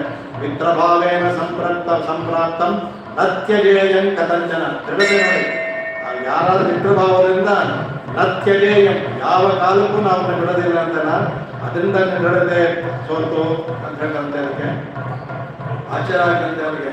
ಏನು ನಾವು ಹಸುಗಳ ಥರ ಏನು ಗೊತ್ತಿಲ್ಲ ಅಂತಂದ್ರೆ ಏನು ಇಲ್ಲ, ಇನ್ನೊಂದು ರಾಮಾಯಣ ಹೇಳ್ತಾ ಇದ್ದಾರೆ, ಒಂದೊಂದು ಹೇಳ್ತಾ ಇದ್ದಾರೆ. ಅದು ಬಿಡು, ಅದೆಲ್ಲ ನೀನು ಹೇಳ್ಬೋದು. ರಾಮಾಯಣದ ಕಾಲದಲ್ಲಿ ನನಗೆ ಗೊತ್ತಿಲ್ಲ ಅಂತ ನೀನು ಹೇಳ್ಬೋದು.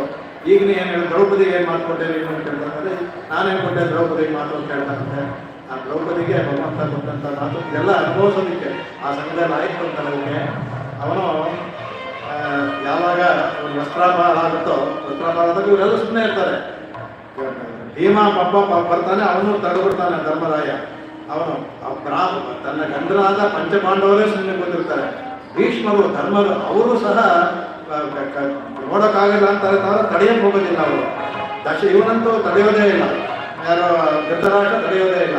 ಅವನು ವಿದುರ ಆವಾಗಲೇ ಹೋಗ್ಬಿಡೋದು. ವಿದುರ ಅಂತೂ ಬೇಜಾರಾಗ್ತಾನೆ, ವಿದುರ ತಡೆಯೋದೇ ಅವರು. ವಿದುರ ಒಬ್ಬ ಹೋಗ್ತಾನೆ, ಇದಾಗಲ್ಲ ಅಂತ. ಅವಾಗ ಅವಳು ಶಬ್ದ ಮಾಡ್ತಾಳೆ, ಭಗವಂತ ಕಾಪಾಡ್ತಾನೆ, ಗೋವಿಂದ ನಮ್ಮ ಕಾಪಾಡುತ್ತೆ ಅಂತ. ಆಗ ದುಶಾಸನ ಹೇಳ್ತಾನೋ, ನಿನ್ನ ರಕ್ತದಿಂದ ಅಲ್ಲಿಗಳು ತಲೆ ಕಟ್ಟೋದಿಲ್ಲ ಅಂತ ಬಿಚ್ಕೊಂಡಿರ್ತಾಳೆ. ಅದೆಲ್ಲ ಆಗಿ ಎಲ್ಲ ವನವಾಸ ಆಯಿತು, ಪಾಂಡ್ಯ ಸೋತ್ರ ಬಂದು ಎಲ್ಲ ಹೊರಟಾಗ ಧರ್ಮರಾಯ ಧರ್ಮವೀರರು ಎಲ್ಲ ಸಭೆ ಸೇರಿಸ್ತಾರೆ. ಇನ್ನೇನು ವನವಾಸ 12 ವರ್ಷ ಮುಗೀತು. ಈಗ ಅವನು ಹೋಗಿ ನಾವು ನಮ್ಮ ರಾಜ್ಯವನ್ನು ಕೇಳಬೇಕು. ಆ ರಾಜ್ಯವನ್ನು ಕೇಳಿ ರಾಜ್ಯ ಕೊಡಬೇಕು, ಕೊಡದೇ ಇದ್ದು ಏನು ಮಾಡಬೇಕು, ಯುದ್ಧ ಮಾಡಬೇಕು ಅಂತ. ಆಗ ಧರ್ಮರಾಯ ಹೇಳ್ತಾನಂತೆ, ಸರಿ ನಾವು ಹೋಗಿ ರಾಜ್ಯವನ್ನು ಕೇಳೋಣ, ಅವನು ಕೊಟ್ಟರೆ ಸರಿ, ಕೊಡದೇ ಇದ್ದರೆ ಇವನೇ ಬದಲೇ. ಯಾವಾಗಲೂ ನೀವು ಕೇಳುವಾಗ ಪೂರ್ತಿ ಕೇಳಿ, ಆಮೇಲೆ ಚೌಕಾಸಿ ಇವ್ ಮಧ್ಯೆ ಚೌಕಾಸಿ ಮಾಡ್ತಾನೆ. 5 ರಾಜ್ಯ ಆದರೆ ಬೇಡ, ಒಂದು 5 ಗ್ರಾಮ ಆದರೂ ಕೊಡಲಿ, ನಾವು 5 ಜನ ಇರೋದು ಸಾಕು ನಮ್ಗೆ ಕೊಟ್ಟು ಅಂತ ಇವನೇ ಹಿಡಿದ್ಬಿಡ್ತಾನೆ ಕೆಳಗಡೆ. ಸರಿ, ಕೃಷ್ಣ ನೋಡ್ತಾ ಇರ್ತಾನೆ, ಇವಳು ಕುದಿತಾ ಇರ್ತಾನೆ, ಮೈ ರಕ್ತವೆಲ್ಲ ಯಾರಿಗೆ ದ್ರೌಪದಿಗೆ ನೋಡ್ತಾ ಇರ್ತಾಳೆ. ಅದಾದಮೇಲೆ ಆಮೇಲೆ ಕೇಳ್ತಾನೆ ಕೃಷ್ಣ, ಹೇಳು ಅವನಿಗೆ 5 ಗ್ರಾಮ ಇದ್ದರೆ 1 ಗ್ರಾಮ ಆದರೂ ಕೊಡಲಿ, ಅದರಿಂದ ಹೋಗಿ ನೀನು ದೂತವನ್ನು ಮಾಡ್ಕೊಂಬ, ನಾನು ಯುದ್ಧ ಮಾಡೋದು ಬೇಡ, ಇಷ್ಟ ಆಗ್ಬೋದು ಅಂತ. ಸರಿ ಆಯಿತು, ನೀವು ಕಳಿಸಿದ್ರಲ್ಲ, ಹೋಗ್ತೀನಿ, ಮಾತಾಡ್ಕೊಡ್ತೀನಿ. ಹೋಗ್ತಾನೆ, ಕೃಷ್ಣ ಬರ್ತಾನೆ. ಕೃಷ್ಣ ಭಾಗವತ ಬಂದಾಗ ಇವಳು ಕೃಷ್ಣೆ ಅವಳು ವರ್ಣ, ಅವಳು ಚಾಮಲೆ, ಅದರಿಂದ ಕೃಷ್ಣೆ ಅಂತಾನೆ ಅವಳು ಹೆಸರು. ಬರ್ತಾರೆ ಭಗವಂತ, ಅವರೇನೋ ಮೂಢರು ಗೊತ್ತಿದ್ದವರು, ನೀನು ಸಹ ಅಂತಂದಾಗ ಹೇಳ್ತಾನೆ, ಏನಮ್ಮ ತಾಯಿ ಮಗು, ನೀನು ಕೊಟ್ಟ ಮಾತು ಯಾವತ್ತೂ ಸುಳ್ಳಾಗಿ ಕೊಟ್ಟರು ಹೇಳಿರ್ತಾನೆ ಅವನಿಗೆ. ನಿನ್ನ ಶಪಥವನ್ನು ನೆರವೇರಿಸ್ತೀನಿ ಅಂತ ಕೃಷ್ಣ ಹೇಳಿರ್ತಾನೆ. ನನ್ನ ಮಾತು ಸುಳ್ಳು ಆಗೋದಿಲ್ಲ, ಮತ್ತೆ ಹೋಗ್ತಾ ಇದೆಯಲ್ಲ ಅವಾಗ ಅಂತ ಹೇಳ್ತಾನೆ. ಅವಾಗ ಹೇಳೋ ಮಾತದು, ಯೌ ಪತೆ ಪೃಥಿವೀ ಶೀರ್ಯೇತೆ, ಆಮೇಲೆ ಹಿಮವಾನ್ ಶಕಲೀ ಭವೇತೆ, ಶುಷ್ಯೇ ತೋರ್ಯ ನಿಧಿ ಕೃಷ್ಣೇ ನಮೇ ಮೋಹನ್ ಭವಿಷ್ಯತಿ ಅಂತ ಹೇಳ್ತಾನೆ. ಒಂದು ಸಲ ಈ ಆಕಾಶವೇ ಭೂಮಿ ಮೇಲೆ ಬಿಡ್ಬೋದು, ಇಲ್ಲ ಈ ಭೂಮಿ 2 ಸೀಳು ಆಗ್ಬೋದು, ಹಿಮ ಪರ್ವತ ಚೂರು ಆಗ್ಬೋದು, ಆದರೆ ಆಮೇಲೆ ಇಡೀ ಸಾಗರವೇ ಒಣಗಿ ಹೋಗಿ ಹೋಗ್ಬೋದು. ಆದರೆ ಕೃಷ್ಣ ಅಂದರೆ ದ್ರೌಪದಿಗೆ, ನಾನು ನಿನಗೆ ಕೊಟ್ಟು ಮಾತ್ರ ಯಾವತ್ತೂ ಸಹ ಸುಳ್ಳಾಗೋದಿಲ್ಲ. ಮತ್ತೆ ನಾವು ಹೋಗ್ತಾ ಇರೋದೇ ಯುದ್ಧವನ್ನು ಸ್ಥಿರ ಮಾಡ್ಕೊಂಡ್ಬರೋದಕ್ಕೆ, ಸಂಧಿ ಮಾಡೋಕ್ಕೆ ಹೋಗ್ತಾ ಇಲ್ಲ. ಅವಳು ಹೇಳ್ತಾನೆ ಮೊದಲೇ, ಇವರಿಗೆಲ್ಲ ಸಂಧಿ ಮಾಡ್ತೀನಿ ಹೇಳ್ತಾನೆ. ನಾನು ಹೋಗ್ತಿರೋದೇ ಯುದ್ಧವನ್ನು ಖಚಿತ ಮಾಡ್ಕೊಳ್ಳೋಕ್ಕೆ ಹೋಗ್ತಾ ಇರೋದು, ಈ ಯೋಚನೆ ಮಾಡೋ ಹೋಗ್ತಾನೆ. ಅದನ್ನು ಹೇಳ್ತಾರೆ, ದೃಢತೆ ಅಲ್ಲಿ ತೋರಿಸ್ತಿಲ್ಲ, ಆದರೆ ಏನು ಹೀಗೆ ಮಾಡಿದೆಲ್ಲ ಕರ್ಕೊಂಡ್ಬಿಟ್ಟಿದ್ದಾರೆ ಅಂತ. ಸರಿ, ಅದನ್ನೇ ಹೇಳ್ತಾರೆ, ಈ ತೊರೆ ಬಗ್ಗೆ ಹೇಳಿ, ನನ್ನ ತೊರೆ ಏನು ನೋಡಿದ್ದೀರ ಅಂತ ಹೇಳ್ತಾರಂತೆ. ನಿಮ್ಮ ತೊರೆ ಏನು, ನಾವು ಹಿಂದೂ ಭಾಷೆ ಹೇಳೋಣ, ಮುಪ್ಪತ್ತು ಅವರಕ್ಕೆ ಮುಂಚೆ ಕಪ್ಪಂತಾರಿಗೆ ಒಂದು ಕಲಿಯ ನಿಮ್ಮ ಮೊದಲನೇ ಹೇಳ್ಬಿಟ್ರಲ್ಲ, ಎಲ್ಲ ದೇವತೆಗಳ ಮುಂದೆ ಹೋಗಿ ನೀನು ಆ ಗಜೇಂದ್ರನ ಕಂಬವನ್ನು ಬಿಡಿಸಿದ್ದಿಲ್ಲ, ಅದರಲ್ಲಿ ಹಾಗಾಗಿ ಆಗ ನಮ್ಮ ಪರಾಶರ ಭಟ್ರು ಏನು ಹೇಳಿದ್ರು, ನಿನ್ನನ್ನು ಹೋಗಲಿಲ್ಲ, ನಿನ್ನ ತೊರೆಗೆ ನಮಸ್ಕಾರ ಮಾಡಿದ್ರು ಅವರು, ನಿನ್ನ ತೊರೆಯನ್ನು ಕೊಂಡಾಡಿದ್ರು. ಹಾಗಾಗಿ ತೊರೆ ಉಳ್ಳವನು, ಭಕ್ತರ ಇದನ್ನ ಕಾಪಾಡಲು ತೊರೆ ಉಳ್ಳವನು ನೀನು, ಆದರೆ ಈಗ ನಮಗೆ ತೋರಿಸ್ತಾ ಇಲ್ಲ ಅಷ್ಟೇ ಹೇಳ್ಬಿಟ್ಟು ಅಂತ. ಸರಿ, ಆಮೇಲೆ ಈ ಥರ ಅದೇನೋ ಸರಿ ಹೇಳಿದ್ರೆ ನೀವು ಚಿಲ್ಮೆ ಅಂತಲ್ಲ, ಏನು ಚಿಲ್ಮೆ ಅಂತ ತಿಳ್ಕೊಂಡ್ರೆ ಅಂತ ಹೇಳ್ತಾರೆ. ಅವ್ರು ಹೇಳ್ತಂತ ಅವಾಗ ಇಡೀ ಉಪನಿಷತ್ತು ಹೇಳ್ಬಿಡ್ತಾರಂತೆ, ನೀನು ಜಗತ್ಕಾರಣ ಅಂದ್ರೆ ಯಾವುದರಿಂದ ಜಗತ್ಪರ ಬರ್ತೋ, ಯಥೋವಾ ಇಮಾನಿ ಭೂತ ನಿಜಾಯಂತೆ ಏನ ಜಾತ ನಿಜೀವಂತಿ ಯತ್ ಪ್ರಯಂತೆ ವಿಸಂವಿಶಂತಿ ಅನ್ನೋದು ತೈತ್ರೋಪನಿಷತ್ತು ಬರೋದು. ಇದೇ ಜನ್ಮಾದ್ಯಶ್ಚೇತಃ ಅನ್ನೋ ಬ್ರಹ್ಮಸೂತ್ರಕ್ಕೆ ಇದು ಒಂದು ವಿಷಯವಾಕ್ಯ. ಇದು ಇವತ್ತರ ಹೇಳ್ತಾರೆ, ನಿನ್ನಿಂದನೇ ನೀನೇ ಉಪಾದಾನ ಕಾರಣ. ಚಿಲುಮೆ ಎಂದ್ರು ಅಲ್ಲಿಂದ ನೀರು ಬರುತ್ತೆ, ಆ ನೀರು ಹರಿದು ಗಂಗೆ ಯಮನೆಯಲ್ಲಿ ಸಮುದ್ರವರೆಗೂ ದೊಡ್ಡ ನದಿ ಆಗುತ್ತಲ್ಲ, ಅದರಿಂದ ಉಗಮ ಸ್ಥಾನ ಅನ್ನೋದು ಚಿಲುಮೆ. ನೀನೇ ಇಡೀ ಪ್ರಪಂಚಕ್ಕೆ ಎಲ್ಲೋವ ಇಮಾನಿ ಶ್ರುತಿ ಹೇಳಿತು, ಯಾರಿಂದ ಇಡೀ ಜಗತ್ತು ವಿಶ್ವವೇ ಸೃಷ್ಟಿಯಾಯಿತು ಬರುತ್ತೋ ಅಂತ. ಅದರಿಂದ ಉಗಮ ಕಾರಣ ಉಪಾದಾನ ಕಾರಣ ಆದ್ರಿಂದ ಜಗತ್ಸಕ್ಕೆ ಕಾರಣ ಆದ್ರಿಂದ ನೀನು ಚಿಲುಮೆ. ಅದು ಒಂದು, ಅದು ಒಂದೇ ಚಿಲುಮೆ ಅಲ್ಲ, ಇನ್ನೇನು ಚಿಲುಮೆ ನೀನು ಔದಾರ್ಯ ಚಿಲುಮೆ, ಸೌಲಭ್ಯದ ಚಿಲುಮೆ, ಎಲ್ಲದೂ ಚಿಲುಮೆ. ನಿನ್ನಲ್ಲಿರೋ ಔದಾರ್ಯ ಕಾರುಣ್ಯವು ಚಿಲುಮೆ ಥರ ಹರಿದು ಭಕ್ತರ ಮೇಲೆ ಬರುತ್ತೆ. ಹಾಗಾಗಿ ಯಾವಾಗಲೂ ಭಕ್ತರಿಗೆ ಸದಾ ನಿನ್ನ ಕಾರಣದಿಂದ, ಸೌಲಭ್ಯದಿಂದ, ನಿನ್ನ ಔದಾರ್ಯದಿಂದ, ನಿನ್ನ ಕಲ್ಯಾಣಗಳಿಂದ ಕೊಡ್ತಿಲ್ಲ, ಅದನ್ನೂ ಸಹ ನನ್ನ ಚಿಲುಮೆ ಅಂತ ಹೇಳ್ತಾ ಇದ್ದೆ. ಕಡೆಗೆ ಅದಕ್ಕೂ ಸೇರ್ಕೊಳ್ತಾ ಅನ್ಕೊಡ್ತೀವಿ ಇವತ್ತಂತ ಈಗ ಏನಪ್ಪ ಏನೂ ಗೊತ್ತಿಲ್ಲ ಅಂತ ಇಷ್ಟೆಲ್ಲ ವಿಷಯ ಹೇಳ್ತಾ ಇದ್ದಾರಲ್ಲ ಅಂತ ಹೇಳ್ತಾರಂತೆ. ಆಮೇಲೆ ಕಡೆಗೆ ಅದನ್ನು ಹೇಳ್ತಾರಂತೆ, ಇದನ್ನ ಪೆರಿಯಾಯ ಅಂತ ಹೇಳ್ತಾರಲ್ಲ ಅದನ್ನು ಹೇಳ್ತೀರ ಅಂತ. ಪೆರಿಯಾಯ ತುಂಬ ಹೇಳಬೇಕು, ಸೂಕ್ಷ್ಮ ಹೇಳ್ತಾ ಕೇಳಿದಂತಾರೆ. ಹೇಳ್ತಾರೆ ಪೆರಿಯಾಯ ಅಂತಂದ್ರೆ ಎಲ್ಲಕ್ಕಿಂತೂ ಮೇಲಾದವನು ಅಂದ್ಬಿಟ್ಟು ಅಂತ. ಯಾರಿಗೆ ಇನ್ನೊಂದಿಲ್ವೋ ಶ್ರುತಿ ಹೇಳ್ತಲ್ಲ, ನದ್ವಿಧೀಯೋ ಅಸ್ತಿ ಕಶ್ಚಿತ್ ಅಂತ, ಅವನು ಬಿಟ್ಟರೆ ಅವನಿಗಿಂತ ಮೇಲೆ ಯಾರಿಲ್ಲ ಅಂತ. ಅದಕ್ಕೆ ಹೇಳಕ್ಕೆ ನ ಸಮಾಭೇದಿಕಂ ಅಂತಾರೆ ಸ್ವಾಮಿ ದೇಶಿಕನು. ಅವನಿಗೆ ಅಲ್ಲ ಅಧಿಕರಿಲ್ಲ, ಸಮರಿರ್ಬೋದಂತ ನ ಸಮಾಭೇದಿಕಂ. ಅವರ ಸಮನೂ ಯಾರು ಇರುವಂತೆ ಅಧಿಕರಂತೂ ಇಲ್ವೇ ಇಲ್ಲ, ಅವನು ಸಮನ ಇರ್ಬೋದು ಅಂತ. ಅವನು ಸಮನಾಗಿರೋರು ಯಾರು ಇಲ್ಲ ಅಂತ ಹೇಳ್ತಾರೆ. ಅದಕ್ಕೆ ಅವರು ರಾಶಿತ್ರಾಸಲ್ಲಿ ಹೇಳ್ತಾರೆ, ಭಗವಂತನಿಗೆ ಒಂದೇ ಒಂದು ದರಿದ್ರತೆ ಇದೆ. ಏನ್ ದರಿದ್ರ ಅಂದ್ರೆ ಸಮಾಧಿಕ ದರಿದ್ರ ಅಂತ. ಅವನ ಸಮರು ಯಾರಿಲ್ಲ, ಅವ್ರಿಗೆ ಬೇರೆ ಆ ದರಿದ್ರತೆ ಭಗವಂತನಿಗಿದೆ ಅನ್ಬಿಟ್ಟು ಅಂತ ಸಮಾಧಿಕ ದರಿದ್ರನಂತ ಕೊಂಡಾಡ್ತಾರೆ ಸ್ವಾಮಿ ಅವ್ರನ್ನ. ಅದಕ್ಕೆ ಅವ್ರು ಹೇಳ್ತಾರಂತ ಕಡೆಗೆ, ನೀನು ಪೆರಿಯಾಯ ಅನ್ನೋದನ್ನ ನಾನೇನು ಹೇಳಿದೆ ಅಂತಾರೆ. ಗೀತೆಯಲ್ಲಿ ನೀನೇ ಹೇಳಿದೆ ಅಲ್ಲ, ಏನು ಹೇಳಿದ ಗೀತೆ ಅಂದ್ರೆ ಅಜೋಬಿಸನ್ ಅವ್ಯಯಾತ್ಮ ಭೂತಾನಾಂ ಈಶ್ವರೋಬಿಸನ್ ಅಂತ ಹೇಳ್ಕೊಂಡ್ಯಾ ನೀನು. ಪ್ರಗತಿ ಸ್ವಾಮ್ ಅಧಿಷ್ಠಾಯ ಸಂಭವಾಮಿ ಆತ್ಮಮಾಯ ಅಂತ ನೀನೇ ಹೇಳಿದೀಯ. ಅದಕ್ಕಿಂತ ಪರ್ಯಾಯ ಬೇಕಾ? ನಾನು ಅಜೋಮಿಸನ್, ನನಗೆ ಹುಟ್ಟಿಲ್ಲ, ಆದರೂ ಸಹ ಅವ್ಯಯಾತ್ಮ, ನನಗೆ ಯಾವ ಇದು ಆದರೂ ಸಹ ನಾನು ಭೂತಾನಾಂ ಈಶ್ವರೋಪಿ, ಇಲ್ಲಿ ಎಲ್ಲ ಜಗತ್ತಿರುವ ಅನಂತ ಕೋಟಿ ಬ್ರಹ್ಮಾಂಡಕ್ಕೂ ನಾನು ಈಶ್ವರ ಆಗಿದ್ರೂ ಸಹ ನಾನು ಪ್ರಗತಿ ಸ್ವಾಮ್ ಅಧಿಷ್ಠಾಯ. ಪ್ರಗತಿ ಅವನಿಗೇನಿಲ್ಲ, ಪ್ರಗತಿ ನಾನೇ ಪ್ರಕೃತಿಯನ್ನು ಅವಲಂಬಿಸ್ಕೊಂಡು, ಪ್ರಕೃತಿಗೆ ಇವನು ನಾನೇ ಅವಲಂಬಿಸ್ಕೊಂಡು ಸಂಭವಾಮಿ ಆತ್ಮಮಾಯ ನನ್ನ ಆತ್ಮಸಂಕಲ್ಪದಿಂದ ನಾನು ಅವತಾರ ಮಾಡ್ತೀನಿ ಹೇಳಿದ್ದೆಲ್ಲ. ಇದಕ್ಕಿಂತ ಪರ್ಯಾಯ ಇನ್ನೊಂದು ಬೇಕಾ? ನಾನು ಶ್ರುತಿ ಹೇಳ್ತಾ ಅಂದರೆ ವೇದಗಳನ್ನು ಹೇಳ್ತಾ ಅಂದರೆ ಎಲ್ಲ ಎಷ್ಟೊಂದು ಮಂತ್ರಗಳಿದೆ ಹೇಳ್ತಾ ಹೋಗ್ಬೋದು. ಸರ್ವರ ಸಹ ಸರ್ವಗಂಧ ಅವಾಗಿ ಅನಾದರ ಅಂತ ಶ್ರುತಿಯೆಲ್ಲ ನಿನ್ನನ್ನು ಕೊಂಡಾಡುತ್ತೆ. ಆಮೇಲೆ ಅಂತರ್ಬಹಿಷ್ಠ ತತ್ಸರ್ವಂ ವ್ಯಾಪ್ಯ ನಾರಾಯಣ ಸ್ಥಿತ ಅಂತ ಶ್ರುತಿ ಕೊಂಡಾಡುತ್ತೆ. ಸಹಸ್ರಶೀರ್ಷ ಪುರುಷ ಸಹಸ್ರಾಕ್ಷ ಸಹಸ್ರಪಾದ್ ಸಭೂಮಿ ವಿಶ್ವತೋ ವೃತ್ವ ಅತ್ಯತಿಷ್ಠಾಂಗುಲಂ ಅಂತ ಹೇಳುತ್ತೆ. ಭಗವಂತ ಸಾವಿರ ಅಂದು ಸುಮ್ಮನೆ ನಮಗೆ ತಿಳಿಯೋದಕ್ಕೆ ಸಾವಿರ ಅಂತಲ್ಲ, ಅತ್ಯತಿಷ್ಠ ದಶಾಂಗುಲಂ, ಇಡೀ ಅನಂತ ಕೋಟಿ ಬ್ರಹ್ಮಾಂಡಗಳು ಒಂದು ಪಾದವಂತೆ. ಅವನ ಇರುವಂತಹ ಪರಮಪದ 3ರಷ್ಟು. ಇಲ್ಲಿರೋ ಅನಂತ ಕೋಟಿ ಬ್ರಹ್ಮಾಂಡಗಳು ಒಂದು ಪಾದ, 1/4 ಅಂತ. ಇನ್ನು 3/4 ಅವನಿದು ಅಷ್ಟು ದೊಡ್ಡ ಉಳ್ಳವನು. ಅವನು ಹೇಗೆ ಅಂತ ಅಂದ್ರೆ ಇಡೀ ವಿಶ್ವ ನಿಂತ್ಕೊಂಡ್ರೆ ಒಂದು ನಮ್ಮ ಕಾದ 10 ಅಂಗುಲ ಒಂದು ನಮ್ಮ ಪಾದ ಇರ್ತಲ್ಲ, ಇಡೀ ಅವನಿಷ್ಟು ಒಂದು ಪಾದ ಒಳಗಡೆ ಬಂದ್ಬಿಡುತ್ತಂತೆ. ಎಲ್ಲ ಒಂದು ಇಡೀ ಅನಂತ ಕೋಟಿ ಬ್ರಹ್ಮಾಂಡಗಳು ಭಗವಂತನ ಪಾದದ ಒಳಗಡೆ ಅಡಕವಾಗ್ಬಿಡುತ್ತೆ ಅಂದ್ಬಿಟ್ಟು ಕೊಂಡಾಡುತ್ತಲ್ಲ. ಇದಕ್ಕಿಂತ ಪೆರಿಯಾಯ ಅಂತ ಹೇಳ್ಬೇಕಾ ಅಂತ ಹೇಳ್ತಾರಂತೆ. ಅದಲ್ಲದೆ ಶ್ರುತಿನೇ ಹೇಳುತ್ತೆ, ಸರ್ವಶ್ರೇಯ ಅನುಭವ ಜಯಾಜಮಾನ ತಂದೀರಾಸ ಕವಯ ಉನ್ನಯಂತಿ ಅಂತ. ಭಗವಂತ ಅವನು ಎರಡರೂ ಮಾಡ್ಬೋದು, ಜೀವಾತ್ಮನು ಮಾಡು, ಪರಮಾತ್ಮ ಅನ್ಕೋತಾನಂತೆ. ಸವು ಶ್ರೇಯ ಅನ್ಭವತಿ ಜಾಯ, ಭಗವಂತ ಇಲ್ಲಿ ಜಾಯಮಾನ ಆಗೋದು ಶ್ರೇಯಸ್ಸು ಅಂತ ಅನ್ಕೊಳ್ತಾನಂತೆ. ಅದಕ್ಕೆ ಧೀರಾಸ ಅಂದ್ರೆ ತಿಳಿದಂಥ ಋಷಿಮಣಿಗಳು ಕವಯ ಕವಿಗಳು ಭಗವಂತನ ಕೊಂಡಾಡ್ತಾರೆ ಅಂತ. ಭಗವಂತನಿಗೆ ಏನು ಬಂದ ಶ್ರೇಯಸ್ಸಾಗುತ್ತೆ, ನಮಗಾದ್ರೂ ಶ್ರೇಯಸ್ಸು ಹುಟ್ಟೋದು ಇಲ್ಲಿ ಅದನ್ನ ಹೇಳ್ತಾನಂತೆ. ಅವನಿಗೆ ಅಲ್ಲಿ ಇಲ್ಲದೆ ಇರೋದು 2. ಭಗವಂತನಿಗೆ ತಂದೆ ತಾಯಿ ಇರಲಿಲ್ಲ, ಅವನಿಗೆ ಪಾರತಂತ್ರ ಇಲ್ಲ. ಅಲ್ಲಿ ಯಾವುದಿಲ್ವೋ ಅಂತಾನೆ ಆಸೆ ಪಡೋದು. ನಮಗೆ ಯಾವುದಿಲ್ವೋ ನಮ್ಗಿರೋದ್ರ ಬಗ್ಗೆ ಇಲ್ಲ, ಇಲ್ಲದೆ ಇರೋದ್ರ ಬಗ್ಗೆ ನಮಗೆ ಅಯ್ಯೋ ಅದಿನ್ನೂ ಚೆನ್ನಾಗಿರುತ್ತೆ ಅಂದ್ಬಿಟ್ಟು. ನಮ್ಮಲ್ಲಿ ಎಂಥ ಒಂದು ಕಾರ್ ಇದ್ರೂ ಇನ್ಯಾರು ಒಂದು ಒಳ್ಳೆ ಆ ಕಾರ್ ಇಲ್ಲದೆ ಇರೋ ಬಗ್ಗೆ ಮನಸ್ಸು ಸಾಧಾರಣ. ಭಗವಂತನು ಆ ಥರ ಅಂತೆ. ಪಾರತಂತ್ರ ಇಲ್ಲ, ಅವನಿಗೆ ತಂದೆ ತಾಯಿ ಇಲ್ಲ, ಆ 2ಕ್ಕೂ ಆಸೆ ಇರುತ್ತೆ. ಅದಕ್ಕೆ ಅವನು ಅನ್ಕೊಂಡ ಭಗವಂತ ಸವು ಶ್ರೇಯ ಅನ್ಭವತಿ ಜಾಯ, ನಾನು ಹುಟ್ಟೋದ್ರಿಂದ ನನಗೆ ಪಾರತಂತ್ರವೂ ಸಿಗುತ್ತೆ, ಅಪ್ಪ ಅಮ್ಮ ಸಿಗ್ತಾರೆ, ಅದರಿಂದ ಅವನು ಶ್ರೇಯಾನ್ ಭವತಿ ಇರ್ಬೋದು ಅಂತ. ನಮ್ಮ ಜೀವಾತ್ಮನಿಗೆ ಅದು ಜೀವಾತ್ಮನಿಗೆ ಯಾಕೆ ಹೇಳ್ತಾರೆ, ಭಗವಂತನ ಕಟಾಕ್ಷ ಜಾಯಮಾನ ಕಟಾಕ್ಷ ಬಂದಾಗ ಅದು ಶ್ರುತಿ ಹೇಳೋದು ಜೀವಾತ್ಮನ. ಆಗ ಸಬು ಶ್ರೇಯಾನ್ ಭವತಿ, ಅವನು ಹುಟ್ಟು ಶ್ರೇಯಸ್ಸಾಗುತ್ತೆ. ಯಾವಾಗ ಭಗವಂತನ ಕಟಾಕ್ಷ ಜಾಯಮಾನ ಕಟಾಕ್ಷ ಬರುತ್ತೋ ಆಗಾಗುತ್ತೆ ಅಂತ ಶ್ರುತಿ ಹೇಳೋದು. ಅದು ಅವನಿಗೂ ಹೇಳೋದು. ಅದಕ್ಕೆ ಹಿಮಂಚಲೋಕಂ ಅದೇ ಪರಂಚಲೋಕಂ ಸರ್ವಾಣಿ ಭೂತಾನಿ ಯೋ ಅಂತರೋ ಯಮನಿತಿ ಅಂದ್ಬಿಟ್ಟು ಅಂತ ಬೃಹದಾರಣ್ಯಕದಲ್ಲಿ ಅಂತರ್ಯಾಮಿ ಬ್ರಾಹ್ಮಣ ಅಂತ ಬರುತ್ತೆ ಒಂದು, ಅದರಲ್ಲಿ ಹೇಳುತ್ತೆ. ಅದರಲ್ಲಿ ಅಲ್ಲಿ ಪೃಥ್ವೀ ಅಂತರೋ ಯಮಿತಿ, ಪೃಥ್ವೀ ಪ್ರವಿಶ್ಯ ಪೃಥ್ವೀ ಅಂತರೋ ಯಮಿತಿ ಪೃಥ್ವೀ ವೇದ. ಅದೇ ದೇವ್ ಅಂತ ಪ್ರವೇಶ ಅದ ಭಗವಂತ ಪೃಥ್ವಿ ಒಳಗಡೆ ಇದಂತೆ ನಿಯಮನ ಮಾಡ್ತಾನಂತೆ, ಆದ್ರೆ ಪೃಥ್ವಿಗೆ ಗೊತ್ತಿರುವಂತೆ ಅದು. ಅದೇ ತರ ಆಕಾಶ ಬರ್ತಾನಂತೆ, ನಿಯಮನ ಆಕಾಶ ಗೊತ್ತಿರುವಂತೆ.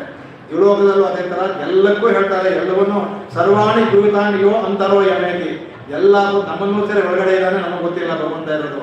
ಅಂತರೋ ಯಮೇತಿ ಅದರ ಎಲ್ಲವನ್ನೂ ಇತಿಹಾಸ ಹೇಳಿದಲ್ಲಪ್ಪ. ಅಂತರೋ ಯಮೇತಿ ನಿನ್ನೆ ಹೇಳುತ್ತೆ. ಇದಕ್ಕಿಂತ ಬೆರೆಯಾಗಬೇಕಾ ಅಂದರೆ ಅಂಬಸ್ಯ ಭಾವೆ ಭುವನಸ್ಯ ಮಧ್ಯೆ ನಾಕಸ್ಯ ಬಿಟ್ಟೆ ಮಹತೋ ಮಹೀಯಾನಂದ. ಈ ಎಲ್ಲ ಸಮುದ್ರವನ್ನು ದಾಟಿ ನಾಕಸ್ಯ ಬಿಟ್ಟೆ ಅಂದರೆ ಬ್ರಹ್ಮಲೋಕವನ್ನು ದಾಟಿ ಇರುವಂತಹ ಜಾಗದಲ್ಲಿ ನೀನು ಮಹತೋ ಮಹೀಯಾನ್ ಅಂತ ಬೆರೆಯ ಎನ್ನುವುದು ಮಹತೋ ಮಹೀಯಾನ್ ಅಂತ ಹೇಳಿದ್ರು ನಿಮಗೆ. ಆಮೇಲೆ ನೀನೇ ಸಹ ಅಜೋ ನಿತ್ಯ ಅವ್ಯಯಾತ್ಮ ಅಂತ ಬೇರೆ ಹೇಳ್ಕೊಂಡಿದೀಯ. ಅದಕ್ಕೆ ಆಮೇಲೆ ಅನೋಗಣೀಯಾನ್ ಮಹತೋ ಮಹೀಯಾನ್ ಸಿದ್ಧಮಾಡುತ್ತೆ. ಅಣುಗಳಲ್ಲೇ ಅಣು ದೊಡ್ಡ ಎಷ್ಟು ನೀವು ಊಹಿಸ್ಕೋತೀರೋ ಅದಕ್ಕಿಂತ ಅಣು, ನೀವು ಎಷ್ಟು ದೊಡ್ಡ ಊಹಿಸ್ಕೋತೀರೋ ಅದಕ್ಕಿಂತ ದೊಡ್ಡದು. ನೀವು ಊರಿಗೆ ಏನು ದೊಡ್ಡದು ಅಂತ ಇದನ್ನೇ ಬೇರೆ ವ್ಯಾಸರು ಜನ್ಮದೇಶರು ತೋರಿಸ್ಕೊಟ್ರು. ಸತ್ಯಂ ಜ್ಞಾನಂ ಅನಂತಂ ಬ್ರಹ್ಮ ಅಂದ್ಬಿಟ್ಟು. ನಿಮಗೆ ಏನು ಭಗವಂತನ ಡೆಫಿನೇಷನ್ ಅಂದರೆ ಸತ್ಯಂ ಜ್ಞಾನಂ ಅನಂತಂ, ಅವನೇ ಬ್ರಹ್ಮ ಅಂತ. ಯಾವನ ಸತ್ಯನೋ ಯಾವನ ಜ್ಞಾನದ ಪರಾಕಾಶ ಜ್ಞಾನದ ಗಟ್ಟಿ ಅವನು, ವಿಜ್ಞಾನ ಘನ ಅಂತ ಹೇಳ್ತಾರೆ ಅದರಲ್ಲಿ ಹೈಗ್ರೇಸರು ವಿಜ್ಞಾನ ಘನ ಅವನು. ಆ ಥರ ಅವನು ಮತ್ತೆ ಅನಂತ ಎಲ್ಲವನು ಅವನೇ ಬ್ರಹ್ಮ ಅಂತ ಶ್ರುತಿಗೆ ಕೊಂಡಾಡ್ಬಿಡುತ್ತೆ. ಅದಕ್ಕೆ ಆಮೇಲೆ ಹಿಮಂಚ ಲೋಕಂ ಪರಲೋಕಂ ಸರ್ವಾಣಿ ಭೂತಾನಿ ಅಂತ ಹೇಳಿದರೆ ಎಲ್ಲವೂ ಸಹ ಬರುತ್ತೆ ಇದು. ಹಾಗಾಗಿ ಬೆರೆಯ ಎನ್ನುವುದಕ್ಕೆ ಇದಕ್ಕಿಂತ ಬೇಕಾ ಅಂದ್ಬಿಟ್ಟು ಹೇಳ್ತಾರಂತೆ. ಇವರು ಏನು ಗೊತ್ತಿಲ್ಲ ಅಂತ ಇಡೀ ಉಪನಿಷತ್ ಇದನ್ನೇ ಇಟ್ಕೊಂಡೆ ಇವರು ಪರಾಶರ ಕೊಟ್ಟು ಮಾಡ್ಬೇಕಾದ್ರೆ ಹೇಳ್ತಲ್ಲ. ಸುತ್ತಮುತ್ತ ಪಾರಾತ್ಯಂಶಂ ಶ್ರುತಿಶತ ಸಿದ್ಧ ಉದ್ಯಾನ. ಈಗ ಶ್ರುತಿಶತ ಎಷ್ಟು ಭಗವಂತನಿಗೆ ಅವರು ಹೇಳಿದ್ದು ಅನ್ನೋದು ಇದನ್ನೇ, ಅವನಿಗೆ ಭಗವಂತನಿಗೆ ಬೋಧನೆ ಮಾಡೋದು, ಭಗವಂತನಿಗೆ ಬೋಧನೆ ಮಾಡ್ತಾ ಇದ್ದಾರೆ. ಇದನ್ನೇ ಅವರಲ್ಲಿ ಇದರಲ್ಲಿ ತಮ್ಮ ತನಿಯಲ್ಲಿ ಹಾಕಿದ್ದು ಅಂದ್ಬಿಟ್ಟು ಅಂತ ಅದನ್ನ ಹೇಳ್ತಾ ಇದಕ್ಕೆ. ಆಮೇಲೆ ಉಲಗಿನಿಲ್ ತೋತ್ತಮಾಯಿ ನಿನ್ನ ಚುನರೆ ಅಂತಂದ್ರು. ಇಲ್ಲಿ ಪದವನ್ನು ಹಾಕಿದ್ರು. ಭಗವಂತನಿಗೆ ಜನ್ಮ ಅಲ್ಲ, ಅವನು ಅವನು ಹೇಳ್ಬೇಕಾದ್ರೆ ಜನ್ಮ ಕರ್ಮಮೇ ದಿವ್ಯಂ ಅಂತ ಗೀತೆಯಲ್ಲಿ ಹೇಳ್ಕೊಂಡಿದ್ದಾನೆ. ಅವನು ಹೇಳುವಾಗ ನಾನು ಚೌಶ್ರಯ ಅನ್ನೋದು ಜಾಯಮಾನ ಅಂತ ಭಗವಂತ ಹೇಳ್ಕೊಡೋದು, ಅದನ್ನು ನಾವು ಹೇಳೋಂಗಿಲ್ಲ. ಇಲ್ಲಿ ಅವನ ಜನ್ಮ ಯಾರಿಗೆ ಅಂದರೆ ಕರ್ಮದಿಂದ ಬರೋರು ಜನ್ಮ, ನಾವೆಲ್ಲ ಕರ್ಮದ ವಶ ಬರೋರು ಜನ್ಮ. ಭಗವಂತ ಇಲ್ಲಿ ಭಗವಂತರಾಗಲಿ ಆಚಾರ್ಯರು ಅವರೆಲ್ಲ ಕರ್ಮದಿಂದ ಬಂದವರಲ್ಲ, ಭಗವಂತನ ಇಲ್ಲಿಂದ ಬಂದವರು. ಅದರಿಂದ ಅವರೆಲ್ಲ ಅವತಾರ. ಅದಕ್ಕೆ ಇಲ್ಲೇನಂದು ತೋತ್ತಮಾಯಿನಿಂದ ಅಂತ ಹೇಳಿದ್ರು. ನೀನು ಹುಟ್ಟಿದೆ ಅಂತ ಹೇಳಿದ್ರು ಅಂದಾಡು ತೋರ್ಕೊಂಡೆ ಬಂದು ಅಂತ. ಅಂದರೆ ಭಗವಂತ ಬಂದು ತೋರ್ಕೊಂಡವರ ಹುಟ್ಟಲಿಲ್ಲ ಅವನು. ಅಯ್ಯೋ ಅವನೆಲ್ಲ ಇದ್ದೆಲ್ಲ ಬಂದಲ್ಲ, ಅವರ ರಾಮನಿಗೆಲ್ಲ ಬಂದ ಅವರಿಗೆಲ್ಲವೇ ಗರ್ಭಸುಖವನ್ನು ಕೊಟ್ಟ. ಒಬ್ಬ ತಾಯಿಗೆ ಗರ್ಭಸುಖ ಏನೇನು ಕೊಡಬೇಕು ಎಲ್ಲವನ್ನು ಕೊಟ್ಟ. ಅವನಲ್ಲಿ ಇರಲಿಲ್ಲ, ಅಲ್ಲಿ ಇರೋ ಥರ ಗರ್ಭಸುಖವನ್ನೆಲ್ಲ ಕೊಟ್ಟ. ಮಗು ಹುಟ್ಟಿದಾಗ ಅಲ್ಲಿ ತಾನೇ ಅಲ್ಲಿ ಬಂದು ಇದ್ದಿರ್ತ ಆಗ್ತಾ ಇದ್ದವರ ಭಗವಂತನಿಗೆ ಅವನು ಅಯೋನಿಜನೆ. ಆದರೆ ಲೋಕದಲ್ಲಿ ನೋಡೋರಿಗೆ ರಾಮ ಸೌಕಾಸಲಿಗೆ ಹುಟ್ಟಿದ ಅವನು, ದೇವಕಿಗೆ ಕೃಷ್ಣ ಹುಟ್ಟಿದ ಅಂದ್ಬಿಟ್ಟು ಅವರಿಗೆ ತಾಯಿಗೆ ಬೇಕಾದ ಗರ್ಭಸುಖವನ್ನೆಲ್ಲ ಕೊಟ್ಟ. ಆ ಮಗುಗಳು ಮಾಡುವ ಚೇಷ್ಟೆಗಳು ಎಲ್ಲವನ್ನೂ ಕೊಟ್ಟ. ಅದು ತಾನೇ ತಾಯಿಗೆ ಬೇಕಾಗಿದ್ದು ಅದನ್ನು ಕೊಟ್ಟ. ಅದ ಥರ ಅವನು ತೋತ್ತಮಾಯ ಅವನು ಹುಟ್ಟಲಿಲ್ಲ ಅವನು. ಆದರೆ ಅವನು ಹೇಳ್ಕೊಳ್ಬೇಕಾದ್ರೆ ನಾನು ಹೇಳ್ಕೊತಾನೆ ಜನ್ಮ ಗಮನೇ ದಿವ್ಯಂ ನನ್ನ ಇದನ್ನು ಹೇಳ್ಬಿಟ್ಟು ಹೇಳ್ತಾ ಇದಕ್ಕೆ. ಇದಕ್ಕೆ ಹೇಳ್ತಾ ಇದಕ್ಕೆ. ಆಮೇಲೆ ಶುಡರೆ ಅಂತ ಹೇಳಿ ಶುಡರೆ ಅಂತ ಹೇಳ್ತಾರಲ್ಲ, ಏನು ಶುಡರೆ ಅಂತ ಹೇಳ್ತಾನಂತೆ. ತೋತ್ತಮ ಎಂದು ಒದಗಿದ್ದೀನಿ. ಅದರಿಂದ ನೀನು ಜನ್ಮ ಅಂತ ಹೇಳಿ ಹುಟ್ಟಿದ್ದೀನಿ ಹೇಳ್ಕೊಂಡು ನಾವು ಹೇಳ್ಬೋದು ಹುಡ್ಕೊಂಡಲ್ಲ ನಿನ್ನನ್ನು ತೋತ್ತಮ ಎಂತಾನೆ ಹೇಳ್ತೀವಿ. ಅಂದ್ರೆ ಅದೇ ಥರ ನಾವು ಹೇಳಬೇಕು. ಭಗವಂತ ಅವರಿಗೆಲ್ಲ ನಾವು ಅವತಾರ ಅಂತ ಹೇಳಬೇಕು. ಇವರೆಲ್ಲರೂ ಯಾರು ಕರ್ಮದಲ್ಲಿ ಬಂತಾರೋ ಅವರಿಗೆಲ್ಲ ಹುಟ್ಟು ಅಂತ ಹೇಳಬೇಕು. ಯಾರು ಕರ್ಮದಿಂದ ಬಂದಾರೋ ಆಳ್ವಾರುಗಳು ದಾಸರುಗಳೇ ತಗೋಬೋದು. ನಮ್ಮ ಆಚಾರ್ಯ ಪೂರ್ವಾಗೆಲ್ಲ ಅವರೆಲ್ಲರೂ ಅವ್ರು ಭಗವಂತ ಕಳಿಸಲ್ಪಟ್ಟಿದ್ದು ಉದ್ಧಾರ ಮಾಡಬೇಕಂತವ್ರು ಅವ್ರ ಕರ್ಮದಿಂದ ಬಂದವರಲ್ಲ. ಅವರೆಲ್ಲರೂ ಅವತಾರ ಅಂತಾನೆ ಹೇಳಬೇಕು. ಇಲ್ಲಿ ತೋರಿಕೊಂಡು ಅಂತ ಹೇಳಬೇಕು. ಅವತಾರ ಭಗವಂತನಿಗೆ ಅವತಾರ ಅಂತ ಹೇಳಿದ್ರೆ ಇವರಿಗೆಲ್ಲ ಇಲ್ಲಿ ಬಂದು ತೋರಿಕೊಂಡು ಅಂತ ಹೇಳ್ಬೇಕು. ನಾವೆಲ್ಲವರ ರೂಢಿನಲ್ಲಿ ಇಲ್ಲಿ ಹುಟ್ಟುದು ಅಂತ ಹೇಳ್ತೀವಿ, ಆದರೆ ಅದು ಸರಿಯಲ್ಲ. ಅದು ತೋರಿಕೊಂಡು ಅಂತ ಹೇಳಬೇಕು. ಅದನ್ನೇ ಹೇಳ್ತಾ ಇದಕ್ಕೆ. ಶುಡರೆ ಅಂತ ಹೇಳ್ತಾರೆ. ಇದಕ್ಕೆ ಏನಪ್ಪ ನೀನು ಪರಂಜ್ಯೋತಿ, ಜ್ಯೋತಿಷಾಂ ಜ್ಯೋತಿಗಿಂತ ಬೃಹದಾರಣ್ಯ ಕೊಂಡಾಡಿದ ಬೃಹದಾರಣ್ಯ ಹೇಳ್ತಾರೆ ಅಂತಾಮೇಲೆ ಆಮೇಲೆ ಹಿಂದಿನ ಶ್ಲೋಕ ಹೇಳಿದಂತೆ ಜ್ಯೋತಿರ್ವಿದ್ಯೆ ಚಾಂದವ್ಯ ಹೇಳ್ತಲ್ಲ, ಅತೈದತಃ ಪರೋ ದಿವ್ಯೋ ಜ್ಯೋತಿರ್ದೀಪ್ಯತೆ ಅಂತ ಹಿಂದಿನ ಭಾಷೆಯಲ್ಲಿ ನಿಮ್ಗೆ ಹೇಳ್ತಲ್ಲ ಅಂತ ಅದನ್ನು ಹೇಳ್ತಾರಂತೆ. ನೀನು ಜ್ಯೋತಿರ್ದೀಪ್ಯತೆ ಅನ್ಬಿಟ್ಟು ನೀನು ಜ್ಯೋತಿಷಾಂ ಜ್ಯೋತಿ ಅಂತ ಕೊಂಡಾಡಿದೆ. ಅದರಿಂದ ಏನ ಸೂರ್ಯ ಸ್ತಪದಿ ತೇಜಸ, ಯಾರಿಂದ ಸೂರ್ಯನು ಚಂದ್ರನು ತೋರಿಸ್ಕೊಳ್ತಾ ಇದ್ರು ಅವರಿಗೆ ಸೂರ್ಯನಿಗಿರುವ ಕಿರಣಗಳ ಬೆಳಕು ಭಗವಂತನ ಕೊಟ್ಟ ಒಂದು ಅಂಶ, ಚಂದ್ರನು ಅವನಿಂದ ಬಂದಿದ್ದು ಎಲ್ಲರೂ ಯಾರು ಹೇಳ್ತಾರೋ ಅದರಿಂದ ನೀನು ಶುಡರೆ ತೋತ್ತಮಾಯನ ಶುಡರೆ ಅಂತ ಹೇಳ್ತಾ ಇದ್ದಾರೆ. ಆಗ ಅಲ್ಲಿ ನೀನು ಪರಂಜ್ಯೋತಿಸಾಗಿದ್ದೆ, ಅಲ್ಲಿ ಎಲ್ಲರೂ ನೀವು ಸದಾ ಪಶ್ಯಂತಿ ಸೂರ್ಯ ನಿತ್ಯ ಸೂರ್ಯರು ನಿನ್ನೆಲ್ಲ ನೋಡ್ತಾ ಇದ್ರು. ಆಗ ಏನಾಯಿತು, ನಿನಗೆ ಅವರು ಮಾತ್ರ ತೋರ್ತಾ ಇದ್ದೆ, ಇಲ್ಲಿ ಲೋಕದಲ್ಲಿ ಬಂದು ನಮಗೆಲ್ಲ ತೋರುವನಾದೆ ಅವತಾರ ಕಾಲದಲ್ಲಿ ಅಂದ್ಬಿಟ್ಟು ವಿಶೇಷವನ್ನ ಕೊಂಡಾಡ್ತಾ ಇದಕ್ಕೆ ಅದನ್ನು ಹೇಳ್ತಾ ಇದಕ್ಕೆ. ಆಮೇಲೆ ಇದನ್ನು ಹೇಳ್ತಾ ಇದಕ್ಕೆ, ಅವನು ಭಗವಂತನ ದಿವ್ಯ ಮುಂದೆ ಅವನಿಗೆ ದಿನಕರ ದಿವಾಕರ ಅಂತ ಸ್ವಾಮಿ ರಘುವರದಲ್ಲಿ ದಿನಕರ ಕುಲ ದಿವಾಕರ ಅಂತಾರೆ. ದಿನಕರ ಕುಲ ಸೂರ್ಯವಂಶ ಅಂತಾರೆ, ದಿವಾಕರ ಅದು ಸೂರ್ಯ ಅಂತ ಅವನ ಭಗವಂತ ದಿವ್ಯವನ್ನು ಕೊಂಡಾಡ್ತಾರೆ. ಇವ್ನಿಗೆ ಹೇಳ್ಬೇಕು ಗೋಪಕುಲ ದಿವಾಕರ ಅಂತ ಹೇಳ್ಬೋದಿಲ್ಲ, ದನಕರು ಕರು ದಿವಾಕರ ಅಂತ ಹೇಳ್ಬೋದು. ಸೂರ್ಯನು ಇಲ್ಲಿ ಸುಲಭವಾಗಿ ಹೋಗಿ ಇಲ್ಲಿ ಬಂದು ಹೇಳ್ಕೊಂಡಲ್ಲ, ನೀನು ದಿವಾಕರನೇ, ಹಾಗಾಗಿ ನೀನು ಶುಡರೆ ಅಂತ ಹೇಳಿದ್ವಿ ಅಂತಂತೆ. ಅವನಿಗೆ ಇದರಲ್ಲಿ ಈ ಉಲಗಿನಿಲ್ ತೋತ್ತಮಾಯ ನಿನ್ನ ಶುಡರೆ ಎಂಬುದರಲ್ಲಿ 5 ತೋರಿಸ್ತಾಳೆ. ಆಂಡಾಳ ಅದ್ಭುತವಾಗಿ ನೋಡಿ ಅಂದ್ರೆ ಎಲ್ಲ ತೋರಿಸ್ತಾಳೆ. ಅದರಲ್ಲಿ ಅವನ ತೋತ್ತಮಾಯ್ ಅನ್ನುವಾಗ ಇಲ್ಲಿ ವಿಭವಾವತರ ತೋರಿಸ್ಕೊಳ್ಳೋದು, ಅದಕ್ಕೆ ಭಗವಂತನ ಅದರಲ್ಲಿ ತೋರಿಸ್ಕೊಡ್ಬೋದಕ್ಕೆ. ಆ ಉಲಗಿನಿಲ್ ಅಂತ ಹೇಳುವಾಗ ನಿಂದ್ರ ಅನ್ನುವಾಗ ಅರ್ಚೆನ ತೋರಿಸ್ಕೊಡ್ಬೋದಲ್ಲಿಗೆ. ಅದೇ ಥರ ಆಮೇಲೆ ಇನ್ನೊಂದು ಅವನ ಪದವನ್ನ ಶುಡರೆ ಅನ್ನುವಾಗ ಪದವನ್ನ ಸೇರಿಕೊಟ್ರು. ಆಮೇಲೆ ನಿಂದ್ರ ಶುಡರೆ ಅಂತ ಎರಡು ಸೇರಿಸ್ಕೊಂಡ್ರೆ ಅಂತರ್ಯಾಮಿ ಎಲ್ಲ ಜೀವನದಲ್ಲಿ ಜ್ಯೋತಿಯಾಗಿರ್ತಾನಲ್ಲ, ಹಾಗಾದ್ರೆ ಅಂತರ್ಯಾಮಿ ತೋರಿಸ್ಕೊಟ್ರು. ಹಾಗೆ ಎಲ್ಲವನ್ನೂ 5 ಸಹ ತೋತ್ತಮ ಎನ್ನುವಾಗ ಮೊದಲು ಪರದಿಂದ ಬಂದು ಇದಕ್ಕೆ ಬಂದ ಅವನು ಕ್ಷೀರಾಬ್ದಿಗೆ ಬಂದ, ಅಲ್ಲಿ ತೋತ್ತಮಾಯ ಅದ. ಅದರಿಂದ ಕ್ಷೀರಾಬ್ದಿಯನ್ನು ಹೇಳೋದು ಎಲ್ಲಂತ 5 ಈ ಒಂದೇ ಒಂದು ವಾಕ್ಯದಲ್ಲಿ 5 ತೋರಿಸ್ಕೊಟ್ಟಿದ್ದ ಆಂಡಾಳ ಅನ್ಬಿಟ್ಟು ಅಂತ ಹೇಳ್ತಾರೆ ಕೆಳಗೆ. ಆಮೇಲೆ ಅವನು ಹೇಳ್ತಾರಂತೆ, ಅಷ್ಟೇ ಅಲ್ಲ ಏನಂತಾರೆ, ಭಗವಂತ ಕೇಳ್ತಾನಂತೆ ಅದಕ್ಕೆ, ನೀನು ಇದು ಅಲ್ಲದೆ ನೀನು ಹೇಳಿದೆ, ನೀನು ಭಕ್ತರಿಗೆ ಎಲ್ಲೂ ಹಾಡ್ತಾರೋ ಅಲ್ಲಿ ಇರ್ತೀನಿ ಅಂತ ಹೇಳಿದೆ. ಆದರೆ ನೀನು ನಾವು ಹಾಡ್ತಾ ಇದ್ರು ಬರ್ತಾ ಇಲ್ಲ, ನಾನಲ್ಲಿ ಹೇಳಿದೆ ಅಂತಂತೆ. ನಾರದರಿಗೆ ಹೇಳಿದ್ರೆ ನಾರದನ್ನ ಏನು ಹೇಳಿದೆ ಅಂತ ಕೇಳ್ತಾರೆ ಭಗವಂತ. ಎಲ್ಲ ಪರೀಕ್ಷೆ ಮಾಡ್ತಾ ಇದ್ದೆ ನಾನು. ನಾರದರಿಗೆ ಕೇಳ್ತಾರೆ ಒಂದ್ಸಲ, ಭಗವಂತ ನೀನು ವೈಕುಂಠದಲ್ಲಿ ಹುಡ್ಕೊಂಡು ಹೋಗಿ ನೀನು ಕಾಣಲೇ ಇಲ್ವಲ್ಲ ಅಂತ ಹೇಳ್ತಾನಂತೆ. ಭಗವಂತ ಹೇಳ್ತಾನೆ, ನಾಹಂ ವಸಾಮಿ ವೈಕುಂಠೆ ನಯೋಗಿ ಹೃದಯೇ ನರಮೌ ಮದ್ಭಕ್ತ ಯತ್ರ ಗಾಯಂತಿ ತತ್ತತಿಷ್ಠಾಮಿ ನಾರದ ಅಂತ ಹೇಳ್ತಾನೆ. ನಾನು ವೈಕುಂಠದಲ್ಲೂ ಇಲ್ಲ, ಯೋಗಿಗಳ ಹೃದಯಲ್ಲೂ ಇಲ್ಲ, ಸೂರ್ಯನಲ್ಲೂ ಇಲ್ಲ, ರವೌ ಮತ್ತೆ ಸೂರ್ಯನಲ್ಲೂ ಇಲ್ಲ. ನಾನು ಮತ್ತೆಲ್ಲಿ ಇರ್ತೀಯ ಅಂದರೆ ಮದ್ಭಕ್ತ ಯತ್ರ ಗಾಯಂತಿ, ನನ್ನ ಭಕ್ತರು ಎಲ್ಲಿ ಯಾರು ಸ್ತೋತ್ರವನ್ನು ಮಾಡ್ತಾರೋ, ನನ್ನನ್ನು ಕೊಂಡಾಡ್ತಾರೋ, ಗುಣಗಾನ ಮಾಡ್ತಾರೋ ಅಲ್ಲಿ ತತ್ರ ತಿಷ್ಠಾಮಿ ನಿಂತ್ಕೊಂಡು ಕೇಳ್ತಾನಂತೆ ಭಗವಂತ.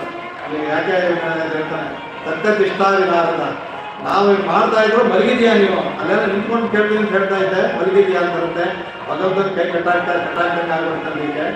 ಆಮೇಲೆ ಇನ್ನೊಂದು ಹೇಳ್ತಾರಂತೆ, ನೀನು ಶುಡರೆಗೆ ಇನ್ನೊಂದು ಉದ್ವಾರ ಹೇಳ್ತೀನಿ.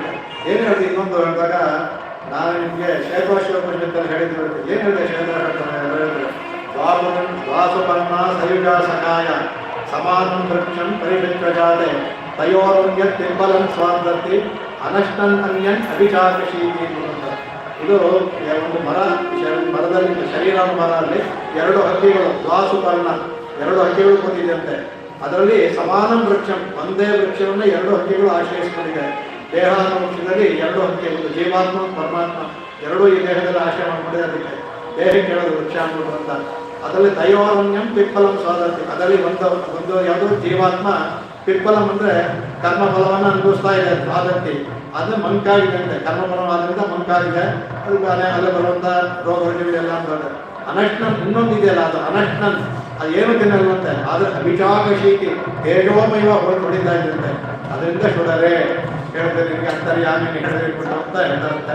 ಸರಿ, ಇವರನ್ನ ಇನ್ನು ಪರೀಕ್ಷೆ ಮಾಡೋದಿಲ್ಲ ಅದನ್ನು ಹೇಳ್ತಾರಂತೆ. ಆಮೇಲೆ ಅದನ್ನು ಹೇಳ್ತಾರಂತೆ, ಅದಕ್ಕೆ ಪಾರತಂತ್ರಂ ಪರೇ ಪುಂಸಿ ಪ್ರಾಪ್ಯ ನಿರ್ಗತ ಬಂಧನ ಸ್ವಾತಂತ್ರ್ಯಂ ಅತುಲಂ ವ್ಯಾಪ್ಯ ದಯನೇವ ಸಹನೋದತೆ ಅಂದ್ಬಿಟ್ಟು ಅಂತ. ನಾವು ನೀನು ಹೇಗೆ ಪಾರತಂತ್ರವನ್ನು ಇಷ್ಟಪಟ್ಟು ಇಲ್ಲಿ ಬಂದೆ, ನಾವು ಅದನ್ನ ಪಾರತಂತ್ರವನ್ನು ನಿನ್ನಲ್ಲಿ ಇಷ್ಟಪಟ್ಟೆ ನಾವು ಒಂದು ನಿರ್ಗತ ಬಂಧನ ನಮ್ಮ ಬಂಧುವನ್ನು ಕಳಿಸ್ಕೊಂಡು ನಾವು ಬಂದು ಬರೀತೆ. ಅದರಿಂದ ಏನಾಯಿತು, ನೀವು ನನಗೆ ಸ್ವಾತಂತ್ರ್ಯ ಬಂತು, ನಮಗೆ ನಿನ್ನ ಜೊತೆ ಬಂದು ಪಾರತಂತ್ರ ಬಂದರು, ಇನ್ನೇನು ಮಾಡಿದೆ ನೀನು ಪಾರತಂತ್ರ ಬಂದು ನಿನ್ನ ಸ್ವತಂತ್ರವನ್ನು ಕಳ್ಕೊಂಡೆ ಬೇಕು ಅಂತ ನಮಗೆ ಸ್ವತಂತ್ರವನ್ನು ಕೊಟ್ಟೆ. ಅದರಿಂದ ನಾನು ಅತುಲಂ ಪ್ರಾಪ್ಯ ಹೆಂಗೆ ಏನು ಮಾಡ್ತು, ಏನೇನೋ ಸಹ ನಿಮ್ಮ ಜೊತೆ ನಾವು ಹಾರಬೇಕು ಮಾಡಬೇಕು ಅಂತ ಏನೇನೋ ಸಹ ಹೋದಲ್ಲಿ ಅಂದ್ಬಿಟ್ಟು ಭಗವಂತ ನೀನು ಪಾರತಂತ್ರಕ್ಕೆ ಬಂದೆ, ನೀನಾಗಿ ತಗೊಂಡೆ ನಮ್ಮನ್ನು ದಾಸರನ್ನ ನೀನು ಒಡೆಯನನ್ನ ಶೇಷೆಯನ್ನು ಮಾಡಿದೆ, ನೀನು ದಾಸರನ್ನಾಗಿ ನಮ್ಮದೇ ಅಂತ ಹೇಳೋದು. ಯಾರು ನಮ್ಮ ಅರ್ಚಕ ಪಾರತಂತ್ರ ಭಕ್ತ ಪಾರತ ಇದೆ, ಭಕ್ತ ಪರಾಧೀನ ಅರ್ಚಕ ಪರಾಧೀನ ಇದೆಯಲ್ಲ ಅದನ್ನು ಮಾಡಿದೆ ಅದನ್ನು ಹೇಳಿದ್ರು. ಆಮೇಲೆ ತೋರ್ತಿ ಸುಡರೇ ಬಗೆಯ ಮಾತಾರುಣಕ್ಕೆ ಬಲೆ ತಲೆಯಿಂದ ಒಂದು ವಾಷಗಳು ಅಂತ ಹೇಳ್ತಂತದಕ್ಕೆ ಆ ಬಲೆ ತಲೆಯಿಂದ ಒಂದು ವಾಷಗಳು ಮಾತಾರುಣಕ್ಕೆ ಅಂತ ಹೇಳ್ತಾರೆ. ಏನು ಮಾತಾಡಂತಂದರೆ ಅದನ್ನು ಹೇಳ್ತಾರಂತೆ, ಅವನು ಜರಾಸಂಧನಲ್ಲಿ 20,800 ಜನ ರಾಜನ ಸೆರೆ ಹಿಡಿದಿದ್ದ ನಾವು, 20,800 ಜನನ ಸೆರೆ ಹಿಡಿದಿದ್ದ ನಾವು. ಅದಕ್ಕೆ ಇನ್ನೊಂದು 221,000 ಜನ ಎಲ್ಲರೂ ಬಲಿ ಕೊಟ್ಟು ಅದೇನು ಹೊಡಿಬೇಕು ಅಂತ. ಹಾಗೆ ಇವರು ಕೃಷ್ಣ ಅವ್ರನ್ನೆಲ್ಲ ಬಿಡಿಸ್ತಾನೆ, ಅದನ್ನು ಬಿಡಿಸಿ ಹೇಳ್ತಾರೆ. ಅವರೇನು ಮಾಡ್ತಾರೆ, ಅವರು ಮಾತಾಡೋದಕ್ಕೆ 2 ಅರ್ಥ ಬರುತ್ತೆ ಉಂಟು ಅವರು ಮಾತಾಡಂದರೆ ಸಾಧಾರಣವಾಗಿ ಕ್ಷತ್ರಿಯರು ಅವರೆಲ್ಲ ಅವರು ರಾಜ ನಾನೇ ರಾಜ ಅಂತರು ಬದಲಾಗೋದಿಲ್ಲ. ಅವರೇ ಒಡೆತನ ಇರುತ್ತೆ, ಬದಲಾಗೋದಿಲ್ಲ. ಅವರಿಗೆ ದಾಸ್ಯತ್ವ ಎಲ್ಲ ಬರೋದಿಲ್ಲ ಅವರಿಗೆ. ಅಂಥವರು ಎಲ್ಲವನ್ನೂ ತನ್ನ ಇದನ್ನೆಲ್ಲ ಬಿಟ್ಟು ಇವನು ಯಾವಾಗ ಕೃಷ್ಣ ಅವನ್ನೆಲ್ಲ ಬಿಡಿಸ್ತಾನೋ ಅವರೆಲ್ಲ ಬಂದು ತಮ್ಮ ಅಹಂಕಾರವನ್ನು ಮುಂದೆ ಬರ್ತದೆ, ಅಭಿಮಾನವನ್ನು ಮುಂದೆ ಭಾಷೆಯಲ್ಲಿ ಬರ್ತಾರೆ. ಹಾಗೆ ಅವರೆಲ್ಲ ಬಂದು ಭಗವಂತನ ಹತ್ರ ಬರ್ತಾರೆ. ಭಗವಂತ ಯಾಕೆ ಬರ್ತಾರೋ, ಅವರು ಮೊದಲು ಮಾತ್ರಾರ್ಥರಾಗಿರು ಅಂದರೆ ಅವ್ರನ್ನ ಮೊದಲು ಸಹ ಆಗ್ತಿಲ್ಲ. ಯಾವಾಗ ನೀವು ಅವ್ರನ್ನ ಬಿಡಿಸಿ ಅವ್ರಿಗೆ ಇದು ಕೊಟ್ಟಿಯೋ, ಮೋಕ್ಷ ಅಂದರೆ ಇಲ್ಲಿ ಮೋಕ್ಷ, ಅವರಿಗೆ ಬಂಧನದ ಮೋಕ್ಷ ಕೊಟ್ಟಿಯೋ, ಅವರೆಲ್ಲ ತಮ್ಮ ಭಂಗವನ್ನು ಬಿಟ್ಟು ನಿನ್ನ ಬಳಿ ಬಂದಿದ್ದಾರೆ.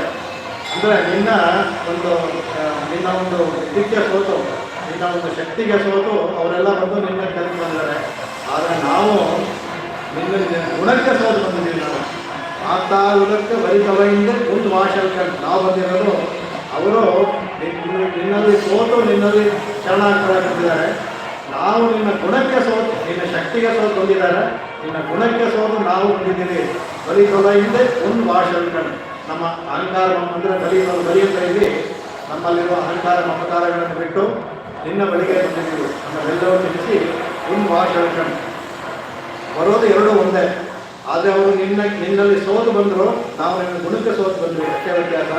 ಅದರಿಂದ ಅವರು ಸಹ ಅಹಂಕಾರ ಮಮಕಾರ ಬಿಟ್ಟಿದ್ದಾರೆ, ನಾವು ಅಹಂಕಾರ ಮಮಕಾರ ಬಿಟ್ಟಿದ್ದೀವಿ.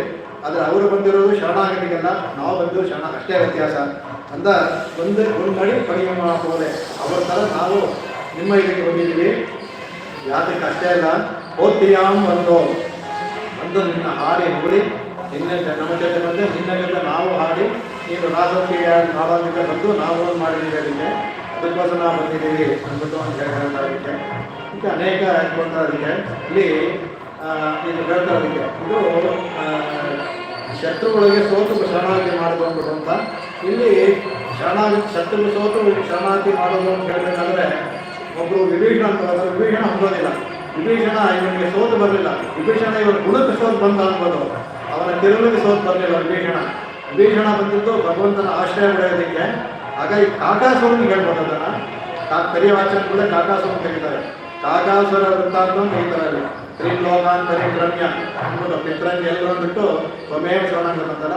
ಕಾಕಾಸುರ ಹೇಳೋದು ಅವನ ಅವನ ಮಾತಾದಾಗಿದ್ದ, ಅಹಂಕಾರದಲ್ಲಿದ್ದ. ಅವನ ಅಹಂಕಾರವನ್ನು ನೀನು ಬದಲಾಯಿಸ್ತಾನೆ, ಅವನು ಮಾತನ್ನ ಬಿಟ್ಟು ನಿನ್ನ ಶರಣಾಗಿದ್ದಾನ ಅಂತ. ವಿಭೀಷಣ ತಾನಾಗಿ ಶರಣಾಗಿದ್ದ, ಅದು ಸರಿಯಾಯಿತು. ಹಾಗಾಗಿ ಇದರಲ್ಲಿ ಏನಾಗುತ್ತೆ ಅಂತಂದರೆ, ನೀನು ಒಬ್ಬರ ಇದನ್ನು ನೀನು ಬದಲಿಸುವ ಶಕ್ತಿ ಉಳ್ಳವನು. ನೀನು ಎಲ್ಲವನ್ನೂ ನೀವು ಮಾಡ್ತೀಯ, ನೀನು ಯಾರಿಗೆ ಅವ್ರಿಗೆ ಇರ್ತೋ ಅದನ್ನು ಮಾಡ್ತೀರ ಅಂದ್ಬಿಟ್ಟು ಆಚಾರ್ಯರು ಹೇಳ್ತಾರೆ. ಇಲ್ಲಿ ಇವನು ಅಷ್ಟೇ ಹೇಳ್ತಾರೆ, ಲಕ್ಷ್ಮಣನಿಗೆ ಲಕ್ಷ್ಮಣ ಹೇಳ್ತಾರೆ, ಸರ್ವಭೋಗಾನ್ ಪರಿತ್ಯಜ್ಯ ಭರ್ತ ಸ್ನೇಹ ಬಲಾತ್ಮಕ ಅಂತಾರೆ. ಅಚಿಂತಯಿತ್ವಾ ದುಃಖಾನಿ ಪ್ರವಿಶ್ಯಾನಿ ನಿರ್ಜನಂ ವನಂ ಅಂತ. ಅವನಿಗೆ ಲಕ್ಷ್ಮಣನಿಗೆ ವರ ಇರಲಿಲ್ಲ, ಲಕ್ಷ್ಮಣ ಹೋಗಬೇಕಾಗಿರಲಿಲ್ಲ. ಅದರಿಂದ ಸರ್ವಭೋಗಾನ್ ಪರಿತ್ಯಜ್ಯ, ತನಗಿದ್ದಂಥ ಪದವಿಯಲ್ಲಿರೋ ಭೋಗ ಎಲ್ಲವನ್ನೂ ಬಿಟ್ಟ ಮೇಲೆ ಭರ್ತ ಸ್ನೇಹ ಬಲಾತ್ಮಕ. ಇಲ್ಲಿ ಅಣ್ಣ ಮತ್ತು ಒಡೆಯ, ತಾನು ಅವನ ದಾಸ, ಅದನ್ನು ಆ ಸ್ನೇಹವೇ ಬಲವಾಗಿ ಹೇಳ್ಕೊಟ್ಟಂತೆ. ಅದರಿಂದ ಅಚಿಂತಯಿತ್ವ ದುಃಖಾಣಿ, ಕಾಲದಲ್ಲಿರುವ ಏನು ಕಷ್ಟಗಳು ಅದು ಯಾವ ದುಃಖವನ್ನು ಮನಸ್ಸಿಗೆ ಕೆಡದಾನೆ ಮಾಡ್ತಾನೆ. ಭವಿಷ್ಯ ನಿಜನಂ ವನಂ, ಅವನು ಒಂದು ಭಗವಂತನ ಆಶ್ರಯಿಸಿದ ಅವನು. ಇಲ್ಲಿ ಅವರ ಭಗವಂತ ತಾನಾಗಿ ಮಾತಾಡೋ ಬಂದಿದ್ದಲ್ಲ, ಅವರು ಹೇಗೆ ಅರ್ಜುನ ಲಕ್ಷ್ಮಣ ಬಂದು ನಾವು ಸಹ ನಿನ್ನ ಬಳಿ ಅಲ್ಲಿ ಅವರ ವ್ಯತ್ಯಾಸ ತೋರಿಸ್ತಾರೆ. ಅಲ್ಲಿರುವ ರಾಜರು ಅಂದರೆ ಇದಕ್ಕೆ ಬಂದಿದ್ದಾರೆ, ಕಾಕಾಸುರ ಎಲ್ಲ ತಾನಾಗಿದ್ದ ಬಂದಿದ್ದಾರೆ. ನಾವು ಲಕ್ಷ್ಮಣ ಬಂದಾಗ ಬಂದಿದ್ದೀವಿ, ನಾವು ಕಾಕಾಸುರ ಬಂದಾಗ ಬಂದಿಲ್ಲ, ಲಕ್ಷ್ಮಣ ಬಂದಾಗ ಬಂದಿದ್ವಿ. ನಮ್ಮ ಎಲ್ಲ ಭೋಗಗಳು ನಾವು ನೈನೋ ಪಾಲನ್ನು ನಾಟಕಾಲ ಹೇಗೆ ಲಕ್ಷ್ಮಣ ಎಲ್ಲ ಭೋಗವನ್ನು ಬಿಟ್ಟು ಬಂದು ನಾವು ಎಲ್ಲವನ್ನು ಹೊತ್ತಕ್ಕೆ ನಿನ್ನನ್ನು ಆಶ್ರಯಿಸಿ ಬಂದಿದ್ದೀವಿ ಅಂದ್ಬಿಟ್ಟು ಹೇಳ್ತಾರೆ. ಅದಕ್ಕೆ ಪೋತಿಯಾಮ್ ಬಂದ ಅಂದರೆ ಅದಕ್ಕೆ ಇವರು ತೆರೆವಾದ ಮಾಡಿ ಅದು ತಿರುಪಲ್ಲ ಅಂತ ಪಾಡು ಹೇಗೆ ಅಂತ ಭಗವಂತನಿಗೆ ಸುಪ್ರಭಾತ ಮಾಡೋದು. ಅದಕ್ಕೆ ಪೆರಿಯಾಯವಾರ್ಕೋರೆ ತಮ್ಮ ತಂದೆ ಹಾಗೆ ಅಂದ್ಬಿಟ್ಟು ಅವ್ರು ತಗೊಳ್ತಾರೆ. ಅದಕ್ಕೆ ಲಕ್ಷ್ಮಣನ ಕೇಳ್ತಾನೆ ಇವನು ಸುಗ್ರೀವ ಹೇಳ್ತಾನೆ, ನೀನು ಏನು ನಾನು ಹೇಳ್ತಾನೆ ಅವನ ಅಣ್ಣ ಸರಿ ನನ್ನ ಅಣ್ಣನೇ ಅವನು, ಆದರೆ ಗುಣೈರ್ದಾಸ್ಯ ಉಪಾಗತಃ, ನಾನು ಅಣ್ಣ ಅಂತಾನೂ ಬರಲಿಲ್ಲ, ಇದಕ್ಕೂ ಬರಲಿ, ಯಾವುದು ಅವನ ಗುಣಗಳಿಗೆ ದಾಸನಾಗುತ್ತೆ. ನಾನು ಅವನ ಗುಣಗಳಿಗೆ ದಾಸನಾಗಿ ನಾನು ಅಣ್ಣನಿಂದ ಬಂದೆ, ಅಣ್ಣ ಅಂತ ಬರಲಿಲ್ಲ, ಅಣ್ಣನ ಗುಣಕ್ಕೆ ದಾಸನಾಗಿ ಹಿಂದೆ ಗುಣೈರ್ದಾಸ್ಯ ಉಪಾಗತಃ ಅಂತ ಹೇಳ್ತಾನೆ. ಹಾಗೆ ನಾನು ಇವರು ಹೇಳ್ತಾರೆ, ನಾವು ಸಹ ಲಕ್ಷ್ಮಣನಾಗೆ ನಿನ್ನ ಗುಣಗಳಿಗೆ ದಾಸರಾಗಿ ಬಂದಿದ್ದೀವಿ ಅಂತ ಹೇಳ್ತಾರಂತೆ. ಭಗವಂತನಿಗೆ ಆಶ್ಚರ್ಯ ಆಗುತ್ತಂತೆ, ಏನಪ್ಪ ಇದು ನೋಡಿದ್ರೆ ನಾವು ಹಸುಗಳ ಥರ ಏನು ಅಜ್ಞಾನಿಗಳು ಅಂತೆಲ್ಲ ಶುರು ಮಾಡಿದ್ರು. ಇದು ಹೇಳ್ತಾ ಇನ್ನೂ ಬಿಟ್ಟರೆ ಇವರು ಎಲ್ಲವೂ ಹೇಳಿ ಕಡೆಗೆ ಎಲ್ಲವೂ ನನಗೆ ಉಪದೇಶ ಮಾಡಿ ನನಗೇನೆ ಕೆಳಗಡೆ ಕೂರಿಸಿ ಮೇಲೆ ಹೋಗ್ತಾರೆ ಇವರು ಅಂತ. ಅದಕ್ಕೆ ಹೇಳ್ತಾರಂತೆ, ಅದಕ್ಕೆ ಯಾಕಂದ್ರೆ ಏನು ಹೇಳ್ತಾರಂತಲ್ಲಿ ಅರ್ಥ ಯಾರಿಗೆ ಹೇಳಿದ್ರೆ ಪ್ರಪತ್ತಿಗೆ ಮುಖ್ಯವಾದದ್ದು ವಿಶ್ವಾಸ, ಅದು ಪ್ರಾರ್ಥನೆ. ಅದಕ್ಕೆ ಲಕ್ಷ್ಮೀ ತಂತ್ರದಲ್ಲಿ ಪ್ರಪತ್ತಿಗೆ ಒಂದು ಲಕ್ಷಣ ಹೇಳ್ತಾರೆ, ಪ್ರಪತ್ತಿಗೆ ವಿಶ್ವಾಸ ಸಕೃತ್ ಪ್ರಾರ್ಥನೆ ಮಾತ್ರ ಅಂತ. ಒಂದು ಸಲ ಮಾಡುವಂಥದ್ದು ಸಕೃತ್ತು ವಿಶ್ವಾಸಪೂರ್ವಕ ಮಾಡ್ತಿರೋದು. ಆಮೇಲೆ ಮುಖ್ಯ ಅಪೇಕ್ಷಿಸಂ ದಾಸ್ಯತ್ವ ಅಪೇಕ್ಷೆ ಮಾಡಿ ವಿಶ್ವಾಸಪೂರ್ವಕಂ ಪ್ರಾರ್ಥನೆ, ವಿಶ್ವಾಸಪೂರ್ವಕವಾಗಿ ಭಗವಂತನಲ್ಲಿ ಮಾಡುವ ಪ್ರಾರ್ಥನೆಯೇ ಶರಣಾಗತಿ. ಅದನ್ನು ಇಲ್ಲಿ ಆಂಡಾಲ್ ತೋರಿಸ್ಕೊಟ್ಟಿದ್ದಾಳೆ. ನಾವು ಬಂದಿದ್ದು ಗುಣಗಳಿಗೆ ದಾಸರಾಗಿ ಬಂದಿದ್ದೀವಿ, ನಿನ್ನೆ ಬಂದಿದ್ದು ಯಾಕಂತ ಅಂದರೆ ಇದಕ್ಕೆ ಬಂದಿದ್ದೀವಿ ಅಂತ ಹೇಳ್ತಾ ಬಂದಲ್ಲಿ ಇದರಲ್ಲಿ ಇದನ್ನು ಕಾಂಗ್ರೆಸ್ನಲ್ಲಿ ಅದನ್ನು ತೆಗಿತಾರೆ. ಒಂದು ನಾವು ಹೇಳಿದ್ವಿ ಅದರಲ್ಲಿ ಭಾಷೆಗಾರರು ಸಹ ಹೋಲಿಸ್ತಾರೆ, ಮಾತಾರೆ ಮಾಡ್ತಾರೆ. ಭಾಷೆಗಾರರು ಅದೇ ಥರ ಮಾಡಿದ್ದಾರೆ. ಭಾಷೆಗಾರಿಗೆ ಏನಾಯಿತು, ಯಾದವ ಪ್ರಕಾಶರು ಅವರ ಗುರುಗಳೇ ಆದರೂ ಕಡೆಗೆ ಅವ್ರನ್ನ ಕೊಲ್ಲುವ ಇದಕ್ಕೆ ಹೋಗ್ತಾರೆ. ಕಡೆಗೆ ಅವ್ರೇನಾಗುತ್ತೆ, ಅವರಿಗೆ ಬಂದು ಅವರು ಶಿಷ್ಯನಂತೆ ಕೇಳ್ತಾರೆ, ಅವರ ಅಪಚಾರ ಬರುತ್ತೆ, ನೀವು ಆಚಾರ ಆಗಿದ್ದವರು ಕೂಡುದು ಅಂತ.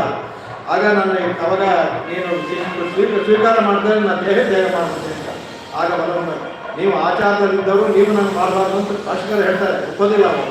ಅಂದರೆ ಅವ್ರ ತಾಯಿ ಹೇಳ್ತಾರೆ, ಯಾವುದೋ ಪ್ರಕಾರ ತಾಯಿ ಕಡೆಗೆ ಎಲ್ಲ ಆಗಿ ತುಂಬ ಕ್ಲೇಶ ಬರುತ್ತೆ. ಆಗ ಹೇಳ್ತಾರೆ, ಇಲ್ಲ ನೀನು ರಾಮಾನುಜರಿಗೆ ಹೋಗಿ ನೀನು ಶಿಷ್ಯವೃತ್ತಿ ಆರಂಭಿಸು ತಾಯಿ ಮಾತು ಹೇಳ್ತಾರೆ, ಆಮೇಲೆ ಬರ್ತಾರೆ.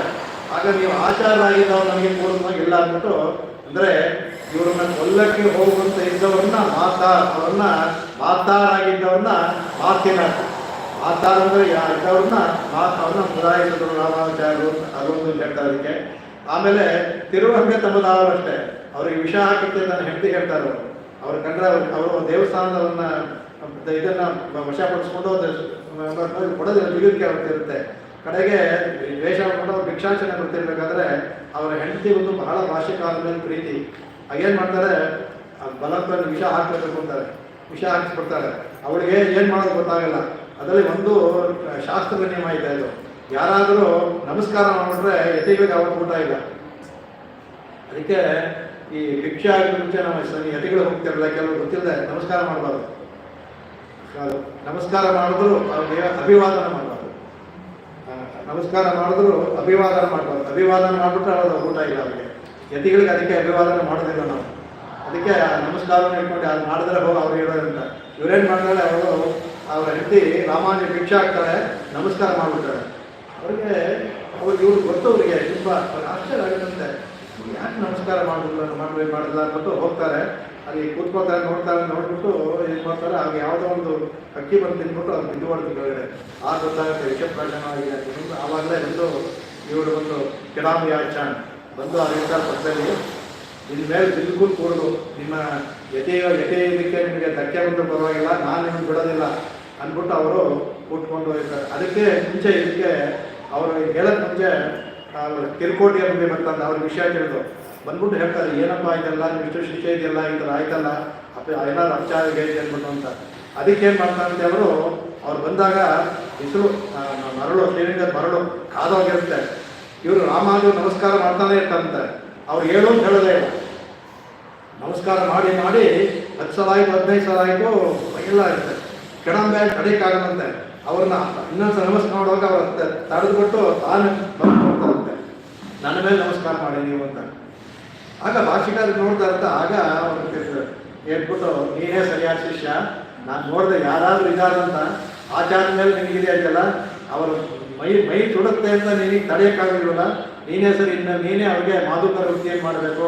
ಅವರು ಗುರುಗಳು ಆಜ್ಞೆ ಮಾಡ್ತಾರೆ, ಅವರಿನ್ನೂ ಭಿಕ್ಷಾಚನೆ ಹೋಗೋದು ಬೇಡ, ನೀನೇ ಮಾಧುಕರ ವೃತ್ತಿ ಮಾಡಿ ಆ ಭಿಕ್ಷೆಯನ್ನು ನೀನು ಇಲ್ಲೇ ನಮ್ಮ ಮಡಪಳ್ಳಿ ಹೇಳಿದ್ರು ಅಲ್ಲೇ ಕೊಡುವಂತ ಅಂದ್ಬಿಟ್ಟು ಅಲ್ಲಿಂದ ಮಾಡ್ತಾರೆ ಅವರು. ಆಗ ಕಡೆಗೆ ಅದೇ ದೇವರು ತಮ್ಮರು ಎಲ್ಲ ಆಗಿ ಬದಲಾಗಿ ರಾಮಾನುಜೋತ್ತವೇ ಮಾಡೋದೇ ಅವರು. ಈಗ ಮಾಡಿರೋ ರಾಮಾನುಜೋತ್ತಂದಾಗಿ ಇರೋದ್ರ ಥರ ಅವ್ರ ಮನಸ್ಸಲ್ಲಿ ಅವ್ರಿಗೆ ವಿರುದ್ಧವಾಗಿರ್ತಾರೆ. ಅದು ಅವರನ್ನು ಮಾತಾರೆ, ಅದು ಅವರನ್ನ ಮಾಡೋದು ಅಂತ ಹೇಳ್ತಾರೆ. ಅದಕ್ಕೆ ಇಲ್ಲಿ ಹೇಳ್ತಾರೆ, ಅಂದರೆ ಸಚ್ಚಿಶ್ವರನ್ನು ಹೇಳಿದೆ, ಒಳ್ಳಲ್ಲಿ ಪಶುಗಳು ಅನ್ಬೇಕಾದ್ರೆ ಪಶುಗಳೆಲ್ಲವೂ ಸಹ ಇದು ಆಚಾರ್ಯ ಥರ ಪಶುಗಳೆಲ್ಲ ಕೊಡೋದು. ಅಲ್ಲಿರುವ ಪಾತ್ರೆಗಳಿದೆಯಲ್ಲ, ಏತ್ತ ಕಲಂಗಳು ಅಂದರೆ ಏತ್ತಕ್ಕಂಥ ತಕ್ಕ ಶಿಷ್ಯರು ಅಂತ ಆ ಶಿಷ್ಯರನ್ನು ಹೇಳಿದೆ. ಸಚ್ಚಿಷ್ಯರು, ನಾನು ಹೋದ ಭಾಷೆಯಲ್ಲಿ ಹೇಳಿದ್ನಲ್ಲ, 2 ಗುಣಗಳು ತಗೊಳ್ಳಿಯೋದು.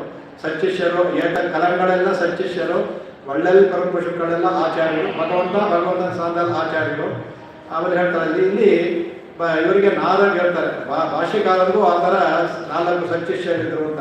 ಮೊದಲೊಂದು ಕೂರತೈವ, ಆಮೇಲೆ ಮೊದಲಿಯಾಣ್ಣ, ಎಂಬಾರು, ಆಮೇಲೆ ತಿರುಕೂರು ಹೇಳ್ತಿರೋನ್ ಪಿಳ್ಳಾನ್. ಇವರು 4 ಜನ ಅವರಿಗೆ ಅತ್ಯಂತ ಶಿಕ್ಷಣ ಕಿಡಾಂಬಿ ಆಚಾರ. ಇವರು ಸಚ್ಚಿಷ್ಯರು, ಅವರಿಗೆ ಬಹಳ ಇದು. ಪರಾಶರ ಭಟ್ರು ಇದು ಸೇರಿಸ್ಬೋದು ಅವರಿಗೆ. ಅವರೆಲ್ಲ ಸ್ವಲ್ಪ ಕೆಳಗಡೆ ನೆಕ್ಸ್ಟ್ ಲೆವೆಲ್, ಇವರೆಲ್ಲ ಮೇಲ್ಗಡೆ ಲೆವೆಲ್. ಪರಾಶರ ಭಟ್ರು ಇನ್ನು ಚಿಕ್ಕವರಾದ್ರಿಂದ ಅದನ್ನು ಅವ್ರನ್ನ ಪರಾಶರ ಭಟ್ರು ಕೂರತ್ತಾವ ಹೇಳಿದ್ರೆ ಅಲ್ಲೂ ಪರಾಶರ ಭಟ್ರು ಸೇರ್ಕೊಂಡ್ಬಿಟ್ರು. ಅವರೆಲ್ಲ ಸಚ್ಚಿಷ್ಯರು ಇದನ್ನು ಬಂದ್ಬಿಟ್ರು. ಅವರಿಗೆ ವಿಶೇಷವಾಗಿ ಅನೇಕ ಅರ್ಥಗಳು ಹೇಳಬೇಕಾದ್ರೆ ವಿಶೇಷ ಅರ್ಥಗಳೆಲ್ಲ ಅವ್ರಿಗೆ ಹೇಳ್ತಾ ಇದ್ರು ಅಂದ್ಬಿಟ್ಟು ಅಂತ. ಇದೇ ಥರ ರಾಮಾನುಜರು ಹೋಲಿಸುತ್ತೆ, ಆಚಾರ್ಯರು ನಮ್ಗೆ ಇದೇ ಥರ ಮಾಡ್ತಾರೆ ಅಂದ್ಬಿಟ್ಟು ಅಂತ. ನಂದನ ಸ್ಥಾನದಲ್ಲಿ ಆಚಾರ್ಯರು, ಆ ಸ್ಥಾನದಲ್ಲಿ ಭಗವಂತನ ಹೇಳಿದ್ರು, ಭಗವಂತನ ಸ್ಥಾನದಲ್ಲಿ ನಮ್ಮ ಆಚಾರ್ಯರು. ಭಾಷಿಕಾರ ತಗೊಂಡು ನಮ್ಮ ಆಚಾರ್ಯನು ತಗೋಬೋದು. ಅದರಿಂದ ಅದು ಗೀತಾ ಹೇಳಿದಂಗೆ ಅದು ಮೈತ್ರಿಯರಿಗೆ ವಿಷ್ಣು ಪುರಾಣ ಹೇಳಿದಾಗೆ ಎಲ್ಲವನ್ನೂ ಸಹ ಭಗವಾನ್ ಬಂಡ ಕೇಳಿದ್ರು ಸಾಕು ಎಲ್ಲವನ್ನೂ ಹೇಳ್ಕೊಡ್ತಾರೆ ಅದಕ್ಕೆ. ಆಮೇಲೆ ಅದನ್ನು ಹೇಳ್ದಲ್ಲ ಭೂತಾಂಡ್ರ ಪರ, ಆಮೇಲೆ ಕರಿಯ ಯುಗದಲ್ಲಿ ವ್ಯೂಹವನ್ನು ಹೇಳುತ್ತೆ. ಉಲಹಿನಿಲ್ಲ ಅನ್ನೋದ್ರಲ್ಲಿ ಉಲಹಿನಲ್ಲಿ ತೋರ್ತಾ ಅನ್ಬೇಕಾಗುವಾಗ ಅವನ ಭಗವಂತನ ವಿಭವವನ್ನು ಹೇಳುತ್ತೆ. ನಿಂದ್ರ ಅನ್ನೋದು ಅರ್ಚೆಯನ್ನು ಹೇಳುತ್ತೆ, ಸುಡರೆ ಅನ್ನೋದು ಅಂತರ್ಯಾಮ ಅಂತ ಹೇಳುತ್ತೆ ಅಂತ 5 ಅದ್ರಲ್ಲಿ ತೋರಿಸ್ಕೊಟ್ರು ಹೋಗ್ಬೋದು ಅಂತ. ಆಮೇಲೆ ಇನ್ನೊಂದು ಹೇಳ್ತಾರೆ ಇದಕ್ಕೆ. ಆಮೇಲೆ ಇದು ಏತ್ತ ಕಲಂಗಳು ಅನ್ಬೇಕಾದ್ರೆ ಹೇಳ್ತಾರೆ ಅದಕ್ಕೆ ಯಾವ ಥರ ಇರಬೇಕು ಅಂದ್ಬಿಟ್ಟು ಅಂತ ಹೇಳ್ತಾರೆ. ಇದು ಗೀತೆ ಇದು ಅಶಿಥಿಲ ಗುರುಭಕ್ತಿ ಪ್ರಕಾಶಾದೀನಂ ಶೀಲ ಪ್ರಚುರ ಬಹುಮಿತಿ ತದ್ವಸ್ತು ವಾಸ್ವಾದಿಕೆ ಅಂದ್ಬಿಟ್ಟು ಅಂತ ಏತ್ತ ಕಲಂಕ ಅಂತ. ಭಗವಾನ್ ಆಚಾರದಲ್ಲಿ ಅಶಿಥಿಲ ಭಕ್ತಿ, ಶಿಥಿಲವಾದ ಭಕ್ತಿ ಇರ್ಬಾರ್ದು, ಅಶಿಥಿಲ ಭಕ್ತಿ ಇರಬೇಕು. ಅವ್ರನ್ನ ಸ್ವಾಮಿ ದೇಶಕನ್ ಹೇಳುವಂಥ ತತ್ ಪ್ರಶಂಸಾದಿಶೀಲ, ಅದು ಗುರು ಪ್ರಕಾಶೇನೆ ಧೀಮಾಂತರ, ಅವರ ಗುರುಗಳ ಪ್ರಶಂಸನೆ ಹೊರಗಡೆ ಮಾಡುವಂಥ ಶೀಲವಾಗಿರ್ಬೇಕಾದ್ರೆ. ಪ್ರಚುರ ಬಹುಮತಿ ತದ್ವಸ್ತು, ಆಚಾರಗಳಿರುವ ಯಾವ ವಸ್ತುಗಳನ್ನಾದರೂ ಸಹ ಪ್ರಚುರ ಬಹುಮತಿ, ಆಚಾರಕ್ಕಷ್ಟೇ ಗೌರವ ಆಗಬೇಕಂತೆ. ಆಚಾರ ಉಪಯೋಗಿಸಿರೋ ಒಂದು ಚಂಬೆ ಆಗಲಿ, ಅವ್ರು ಉಪಯೋಗಿಸಿ ಕೂತ್ಕೊಳ್ಳೋ ಒಂದು ಆಸನವೇ ಆಗಲಿ, ಎಲ್ಲವನ್ನೂ ಸಹ ಆಚಾರ ಸ್ಥಾನ ನೋಡೋಕ್ಕೆ ಪ್ರಚುರ ಬಹುಮತಿ. ಆ ಥರ ಆಚಾರದಲ್ಲಿ ಎಲ್ಲವನ್ನೂ ಇರಬೇಕಂತೆ. ಆ ಥರ ಇರಬೇಕು ಏಟ ಕಲಂಗಳಂತ.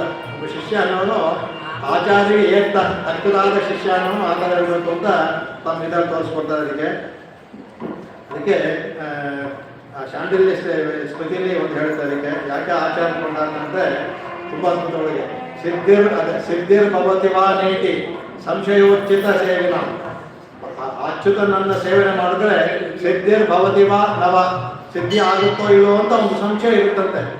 ಭಗವಂತನ ಸೇವೆ ಮಾಡಿ ನಮಗೆ ಸಿದ್ಧಿ ಆಗುತ್ತೋ ಇಲ್ಲೋ ಅಂತ ಒಂದು ಸಂಶಯ ಇರುತ್ತಂತೆ. ಸಿದ್ಧಿರ್ಭವತಿ ವಾ ನವ ಆಗುತ್ತೋ ಇದು ಅಂತ. ಆದರೆ ನ ಸಂಶಯೋಸ್ತಿ ಭಕ್ತ ಪರಿಚರ್ಯ ಯಥಾತ್ಮನ, ಅವನ ಭಕ್ತರಾದಂಥ ಆಚಾರ್ಯರು ಮಾಡಿದ್ರೆ ನ ಸಂಶಯೋಸ್ತಿ, ಆ ಸಂಶಯ ಇರುವಂತೆ ಸಿದ್ಧಿ ಖಂಡಿತ ಆಗುತ್ತೆ.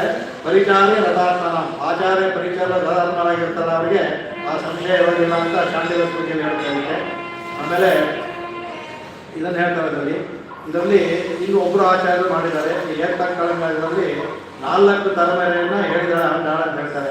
ಏರ್ತಕ್ಕ ಬೆಳೆದರೆ ಮೊದಲನೇ ತಲೆಮಾರಿ, ಏರ್ತಕ್ಕಳಂಗಲ್ಲಿ ಹೇಳ್ಬೇಕಾದ್ರೆ ಮೊದಲನೇ ತಲೆಮಾರಿ ಹೇಳಿದ್ದಾರೆ. ಆಮೇಲೆ ಒಳ್ಳಲ್ ಕರುಪಶುಗಳನ್ನು 2ನೇ ತಲೆಮಾರಿ ಹೇಳಿದ್ದಾರೆ. ಅತ್ತ ಪಡೆಯುತ್ತ ಮಗ ಅಂತ ಹೇಳ್ಬೇಕಾದ್ರೆ 3ನೇ ತಲೆಮಾರಿ ಹೇಳಿದ್ದಾರೆ. ಮಗನೇ ಎನ್ನುವಾಗ 4ನೇ ತಲೆಮಾರಿ ಹೇಳಿದ್ದಾರೆ ಅಂದ್ಬಿಟ್ಟು ಹೇಳ್ತಾರೆ. ಇದರಲ್ಲಿ ಇದು ಉಪದೇಶ, ಇದು ಉಪದೇಶ ಬಂದು ಆಚಾರ್ಯ ಕೊಡುವಂಥದ್ದು. ಇದರಲ್ಲಿ 4ಕ್ಕೂ 4 ಬರ್ತಾರೆ. ಒಂದು ವಾತ್ಸಲ್ಯ, ಸ್ವಾಮಿತ್ವ, ಸೌಲಭ್ಯ ಮತ್ತು ಸೌಶೀಲ್ಯ. ಅದು 4ಕ್ಕೂ ಸಹ ಆ ಏರ್ತಕ್ಕಳಂಗದ 4 ಭಗವಂತನ ಇದನ್ನು ತೋರಿಸುತ್ತೆ ಅಂದ್ಬಿಟ್ಟು ಅದನ್ನು ಹೇಳ್ಕೊಟ್ಟಿದ್ದಾರೆ. ಇದರಿಂದ ಈ ಪಾಠದಲ್ಲಿ ಇಷ್ಟು ಹೇಳಿ ಭಗವಂತ ಆಗ ಇವಳು ಮತ್ತನೇ ಬಂದ್ಬಿಟ್ಟು ಭಗವಂತ ಇವನ್ನ ಪರೀಕ್ಷೆ ಮಾಡಿ ಇವರಲ್ಲಿ ಆಲ್ಮೋಸ್ಟ್ ಆಯಿತು, ಮುಕ್ಕಾಲ ಆಯಿತು, ಇನ್ನೊಂದು 2 ಚಿಕ್ಕ ಪರೀಕ್ಷೆ ಮತ್ತು ಪಾಸ್ ಮಾಡ್ತಾನೆ. ಆಗ ಇಲ್ಲೇ ಭಗವಂತ ಸೋತ್ಬಿಟ್ಟ. ಇದರಲ್ಲಿ ಯಾತಕ್ಕೆ ಇದು ಅಂದರೆ ಭಗವಂತ ತಿಳಿದೇ ಇಲ್ಲ, ಇವರಲ್ಲಿರುವ ವಿಷಯವನ್ನು ಹೊರಗಡೆ ಹಾಕೋಣ ಅಂದ್ಬಿಟ್ಟು ಅಂತ. ಇದಕ್ಕೊಂದು ಲೌಕಿಕ ಉದಾಹರಣೆ ಕೂಡ ಇದೆ. ನಮ್ಮ ಆಚಾರ್ಯರು ಪರವಾಗಿಲ್ಲ, ರಾಮಾನುಜರಿದ್ದಾರೆ ಈಗ, ಅವರು ನನ್ನ ಆಚಾರ್ಯರು. ಅವರ ತಂದೆ ಪರಾಂಕುಶಾಚಾರ್ಯರು ಅಂತ ಅದ್ಭುತವಾದ ಮಹಾಮೇಧಾವಿ. ಅವರೇ ಇಲ್ಲಿ ಬಂದಿರೋದು. ಅವರು ಗಣಪಾಠಿ, ಎಲ್ಲ ವೇದಾಂತ ಎಲ್ಲವೂ ಆಗಿದ್ರು. ಮೈಸೂರಿನಲ್ಲಿ ವೇದಾಂತ ಪರೀಕ್ಷೆ ಒಂದು ಕೊಟ್ಟರಂತೆ ಅವಾಗ. ಆಗ ಮಹಾರಾಜರೇ ಕೂತ್ಕೊಳ್ತಾ ಇದ್ರು, ಇದು ನಡೆದಿದ್ದು. ಕೂತ್ಕೊಂಡು ಮಹಾರಾಜರು ಶಾಂತ ಪಂಡಿತರು ಎಲ್ಲ ಅವರ ಆಸ್ಥಾನ ಇಟ್ಕೊಂಡು ಇರ್ತಾರೆ. ಅವರು ಪರೀಕ್ಷೆ ಮಾಡೋದು ಎಲ್ಲ ವಿಭಾಗಗಳು, ವೇದಕ್ಕೆ ಒಂದು, ವೇದಾಂತಕ್ಕೆ ಒಂದು, ಆಮೇಲೆ ತರ್ಕ ಮೀಮಾಂಸ ಇದೆಲ್ಲ ಎಲ್ಲಕ್ಕೂ ಒಂದು, ಇದಕ್ಕೆ ಬೇರೆ ಬೇರೆ ಅವರು. ಸರಿ, ಇವರು 4ಕ್ಕೂ ಹೆಸರು ಕೊಟ್ಬಿಟ್ಟಿರ್ತಾರಂತೆ. ಇವರು ಅವ್ರಿಗೆ ಆಶ್ಚರ್ಯ ಆಗಿದೆ. ಇವರು ಬಂದವ್ರಿಗೆಲ್ಲ ಅರ್ಧ ಗಂಟೆ 1 ಗಂಟೆ ಮಾಡಿ ಕಳಿಸ್ತಾ ಇದ್ರಂತೆ. ಇವ್ರು ಬಂದ ತಕ್ಷಣ ಇವರು ಶುರು ಮಾಡ್ತಾರೆ, ವೇದ ಮಾಡಿ ಇವರು ಎಲ್ಲವೂ ಸಹ ಇರೋದು ಆಗುತ್ತಂತೆ. ಆಮೇಲೆ 1 ದಿನ ಎಲ್ಲ ಆಗುತ್ತಂತೆ, ನಾಳೆ ಬಂದು ಕಳಿಸ್ತಾರಂತೆ. 3 ದಿನ 4 ದಿನ ಆಯಿತು. ಕಡೆಗೆ ಅದು 5 ದಿನ ಇವರಿಗೆ ದಿನ ಬರೋಕ್ಕೆ 7 ದಿನ ಹೋಯ್ತಂತೆ. ಕಡೆ ಮಹಾರಾಜರು ಕೂತ್ಕೊಂಡು 7ನೇ ದಿನ ಕೇಳ್ತಾರಂತೆ, ಅಲ್ಲ ಗುರುಗಳೇ, ಅವ್ರು ಇವ್ರು ಬರಬೇಕು, ಇವ್ರು ಬರೋಕ್ಕೆ ಮುಂಚೆ ಕೇಳ್ತಾನೆ, ಗುರುಗಳೇ ನೀವು ಎಲ್ಲರನ್ನೂ ಅರ್ಧ ಗಂಟೆ 1 ಗಂಟೆಯಲ್ಲಿ ಪರೀಕ್ಷೆ ಮಾಡಿ ಕಳಿಸ್ತಾ ಇದ್ರಿ, ಇವ್ರಿಗೆ 7 ಗಂಟೆವರೆಗೂ ಅಂದರೆ ಅವ್ರಿಗೆ ಪರೀಕ್ಷೆ ಉತ್ತೀರ್ಣ ಆದರೆ ಅಲ್ಲಿ ಮಹಾರಾಜರು ಮಾಸಾಸನ ಎಲ್ಲ ಕೊಡ್ತಾಯಿದ್ರು, ಆಸ್ಥಾನ ಇದು ಕೊಡ್ತಾಯಿದ್ರು. 7 ದಿನ ಆದರೂ ಇವ್ರಿಗೆ ಇನ್ನೂ ನಿಮಗೆ ಆಗಲಿಲ್ಲ ಅಂತ. ಅವ್ರು ಹೇಳ್ತಾರೆ, ಅವರು ಬಂದ ಮೊದಲನೇ ಕ್ಷಣದಲ್ಲೇ ಪಾಸ್ ಆಗಿಬಿಟ್ರು. ಅವರು ಮೊದಲನೇ ಕ್ಷಣದಲ್ಲೇ ಅವರು ಪಾಸ್ ಆಗಿಬಿಟ್ರು. ನಾವು ಹೇಗೆ ಇಲ್ಲಿ ಭಗವಂತ ಪರೀಕ್ಷೆ ಮಾಡ್ತಾ ಇದ್ದಾನೋ ಅವರ ಜ್ಞಾನವನ್ನು ಎಲ್ಲಾದರೂ ವೇದದಲ್ಲಿ ಕೇಳ್ತೀರಾ, ವೇದಾಂತದಲ್ಲಿ ಕೇಳ್ತೀರಾ, ಉಪನಿಷತ್ತು ಕೇಳ್ತೀರಾ, ಶಾಸ್ತ್ರದಲ್ಲಿ ಕೇಳ್ತೀರಾ, ಎಲ್ಲದರಲ್ಲೂ ಪರಿಣಿತಿದಾರಲ್ಲ. ಹಾಗಾಗಿ ನಾನು ಅವರ ಇದನ್ನ ಅವ್ರ ಜೊತೆ ವಿನಿಮಯ ಮಾಡ್ಕೊಳ್ತಾ ಇದ್ದೀವಿ ಅಷ್ಟೇ. ಅವ್ರು ಯಾವುದು ಅಂದ್ಬಿಟ್ಟು ಅವಾಗ ಏನು ಮಾಡ್ತಾರೆ ಮಹಾರಾಜರು, ಆಗ ಸ್ಟ್ರೈಕ್ ಇಡ್ತಾರೆ. ಈಗ ಹೇಳ್ತಾರೆ, ಹಾಗೆ ₹1 ಅವ್ರಿಗೆ ಯಾರಾದ್ರು ಬಂದ ಅಂದರೆ ಪಾಸ್ ಆಗಲಿ ಫೇಲ್ ಆಗಲಿ ಅವ್ರು ₹1 ಒಂದು ದಿನಕ್ಕೆ ₹1 ಕೊಡ್ತಾ ಇದ್ದಾರೆ. 3ನೇ ದಿನ ಬಂದರೆ 3 ದಿನಕ್ಕೆ ₹3 ಆಗ್ತಾರೆ. ಪಾಸ್ ಆದವ್ರಿಗೆ ದಿನಕ್ಕೆ ₹5 ಆ ಕಾಲದಲ್ಲಿ. ಅದಲ್ಲದೆ ಅವರಿಗೆ ಬಹುಮಾನ. ಆಗ ಹೇಳ್ತಾರೆ, ಹಾಗಾದ್ರೆ ಗುರುಗಳೇ ಇವರಿಗೆ ಮೊದಲಿಂದಾನೇ ₹5 ಕೊಡಬೇಕು, ₹37 ಕೊಡಬೇಕು 7 ದಿನಕ್ಕೆ. ಅದಲ್ಲದೆ ಹೇಳ್ಬಿಟ್ಟು ಅವರಿಗೆ ಆ ಕಾಲದಲ್ಲಿ ₹3,000 ಕೊಟ್ಟಂತೆ ಅವರು ಆ ಕಾಲದಲ್ಲಿ. ಆಗ ಅವರು ಕೇಳ್ಬಂತೆ, ಅದಕ್ಕೆ ಅವ್ರಿಗೆ ಇವ್ರು ಕೇಳಿದಂತೆ, ನನಗೆ ದುಡ್ಡಿಗೆ ನೋಡಿ ಅವ್ರಿಗೆ ಇವ್ರಿಗೆ ಭಾಳ ಬಡತನ ಇತ್ತು. ಆಗ ಆ ಕಾಲದಲ್ಲಿ ₹3,000 30 ಲಕ್ಷ ಆಯಿತು. ನನಗೆ ಇದ್ರ ಬದಲು ಆಗ ಓರಿಯೆಂಟಲ್ ರಿಸರ್ಚಲ್ಲಿ ಅನೇಕ ಗ್ರಂಥಗಳು ಅವ್ರು ಇದಾಗಿತ್ತು, ಪ್ರಚಾರ ಮಾಡಿದ್ರು. ನನಗೆ ಇದ್ರ ಬದಲು ಆ ಗ್ರಂಥಗಳನ್ನು ಕೊಟ್ಕೊಡಿ ಅಂತ ಮಹಾರಾಜ ಸಂತೋಷ ಆಗುತ್ತಂತೆ. ಈ ಕಾಲದಲ್ಲಿ ಅದಕ್ಕೆ ಅಂದ್ಬಿಟ್ಟು ಕಡೆಗೆ ಆ ಎಲ್ಲ ಗ್ರಂಥಗಳನ್ನು ಕೊಟ್ಟು ಆ ಇನ್ನೂ ಕೊಟ್ಟಂತೆ ಭಗವಂತ ಮಹಾರಾಜ. ಆಮೇಲೆ ಹೇಳ್ತಾ ಇದ್ರು ಆ ಥರ ಇಲ್ಲಿ ಆಂಡಾಳನ್ನ ಪರೀಕ್ಷೆ ಮಾಡ್ತಾ ಇದ್ದಾರೆ. ಮೊದಲೇ ಅವರು ಆಂಡ ಇವರೆಲ್ಲ ಪಾಸ್ ಆಗಿಬಿಟ್ಟಿದ್ದಾರೆ, ಭಗವಂತನಲ್ಲಿ ಪರೀಕ್ಷೆ ಮಾಡ್ತಾ ಇದ್ದಾರೆ ಭಗವಂತ. ಆ ಥರ ಅದರಲ್ಲಿ ಇದಾಗುತ್ತೆ. ಮುಂದೆ ನಾನು ಅರ್ಥವನ್ನಾದ್ರೂ ಹೇಳ್ಕೊಂಡು ಇವತ್ತು ಮೇಲೆ ಹೋಗಲಿಲ್ಲ.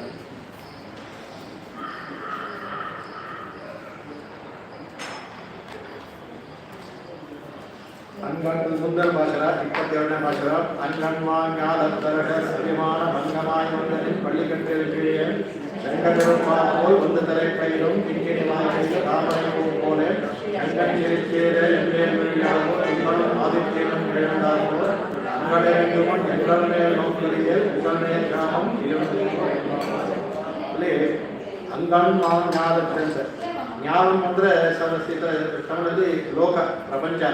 ಅಂಗಣ್ ಮಾ ಜ್ಞಾನಕ್ಕೆ ಅಂಗಣ್ ಅಂದ್ರೆ ತುಂಬ ಸುಂದರವಾಗಿರುವ ಮಾ ಜ್ಞಾನಕ್ಕೆ ಅಂದರೆ ಅನಂತ ಕೋಟಿ ಬ್ರಹ್ಮಾಂಡವು ಬರುತ್ತೆ. ವಿಶಾಲವಾಗಿರುವ ಎರಡು ಅರ್ಥ ಮಾಡ್ತಾರೆ. ಈ ಭೂಮಿ ಅಂತಲೂ ತಗೋಬಹುದು ಜ್ಞಾನ ಅಂದರೆ ಅನಂತ ಕೋಟಿ ಬ್ರಹ್ಮಾಂಡವನ್ನು ತಗೋಬಹುದು. ಅದರಿಂದ ಎರಡು ಮಹಾಪೃಥ್ವಿ ಅಂತ ತಗೋಬಹುದು, ಎರಡು ತಗೋಬಹುದು. ಇದರಲ್ಲಿಗೆ ಇಲ್ಲಿ ಪೃಥ್ವಿ ತಗೊಂಡು ಹೆಚ್ಚೊಂದುತ್ತೆ. ಇಲ್ಲಿ ಅವನು ಅಂಗಣ್ಣ ಎಲ್ಲಕ್ಕೂ ಒಡೆಯನೆ.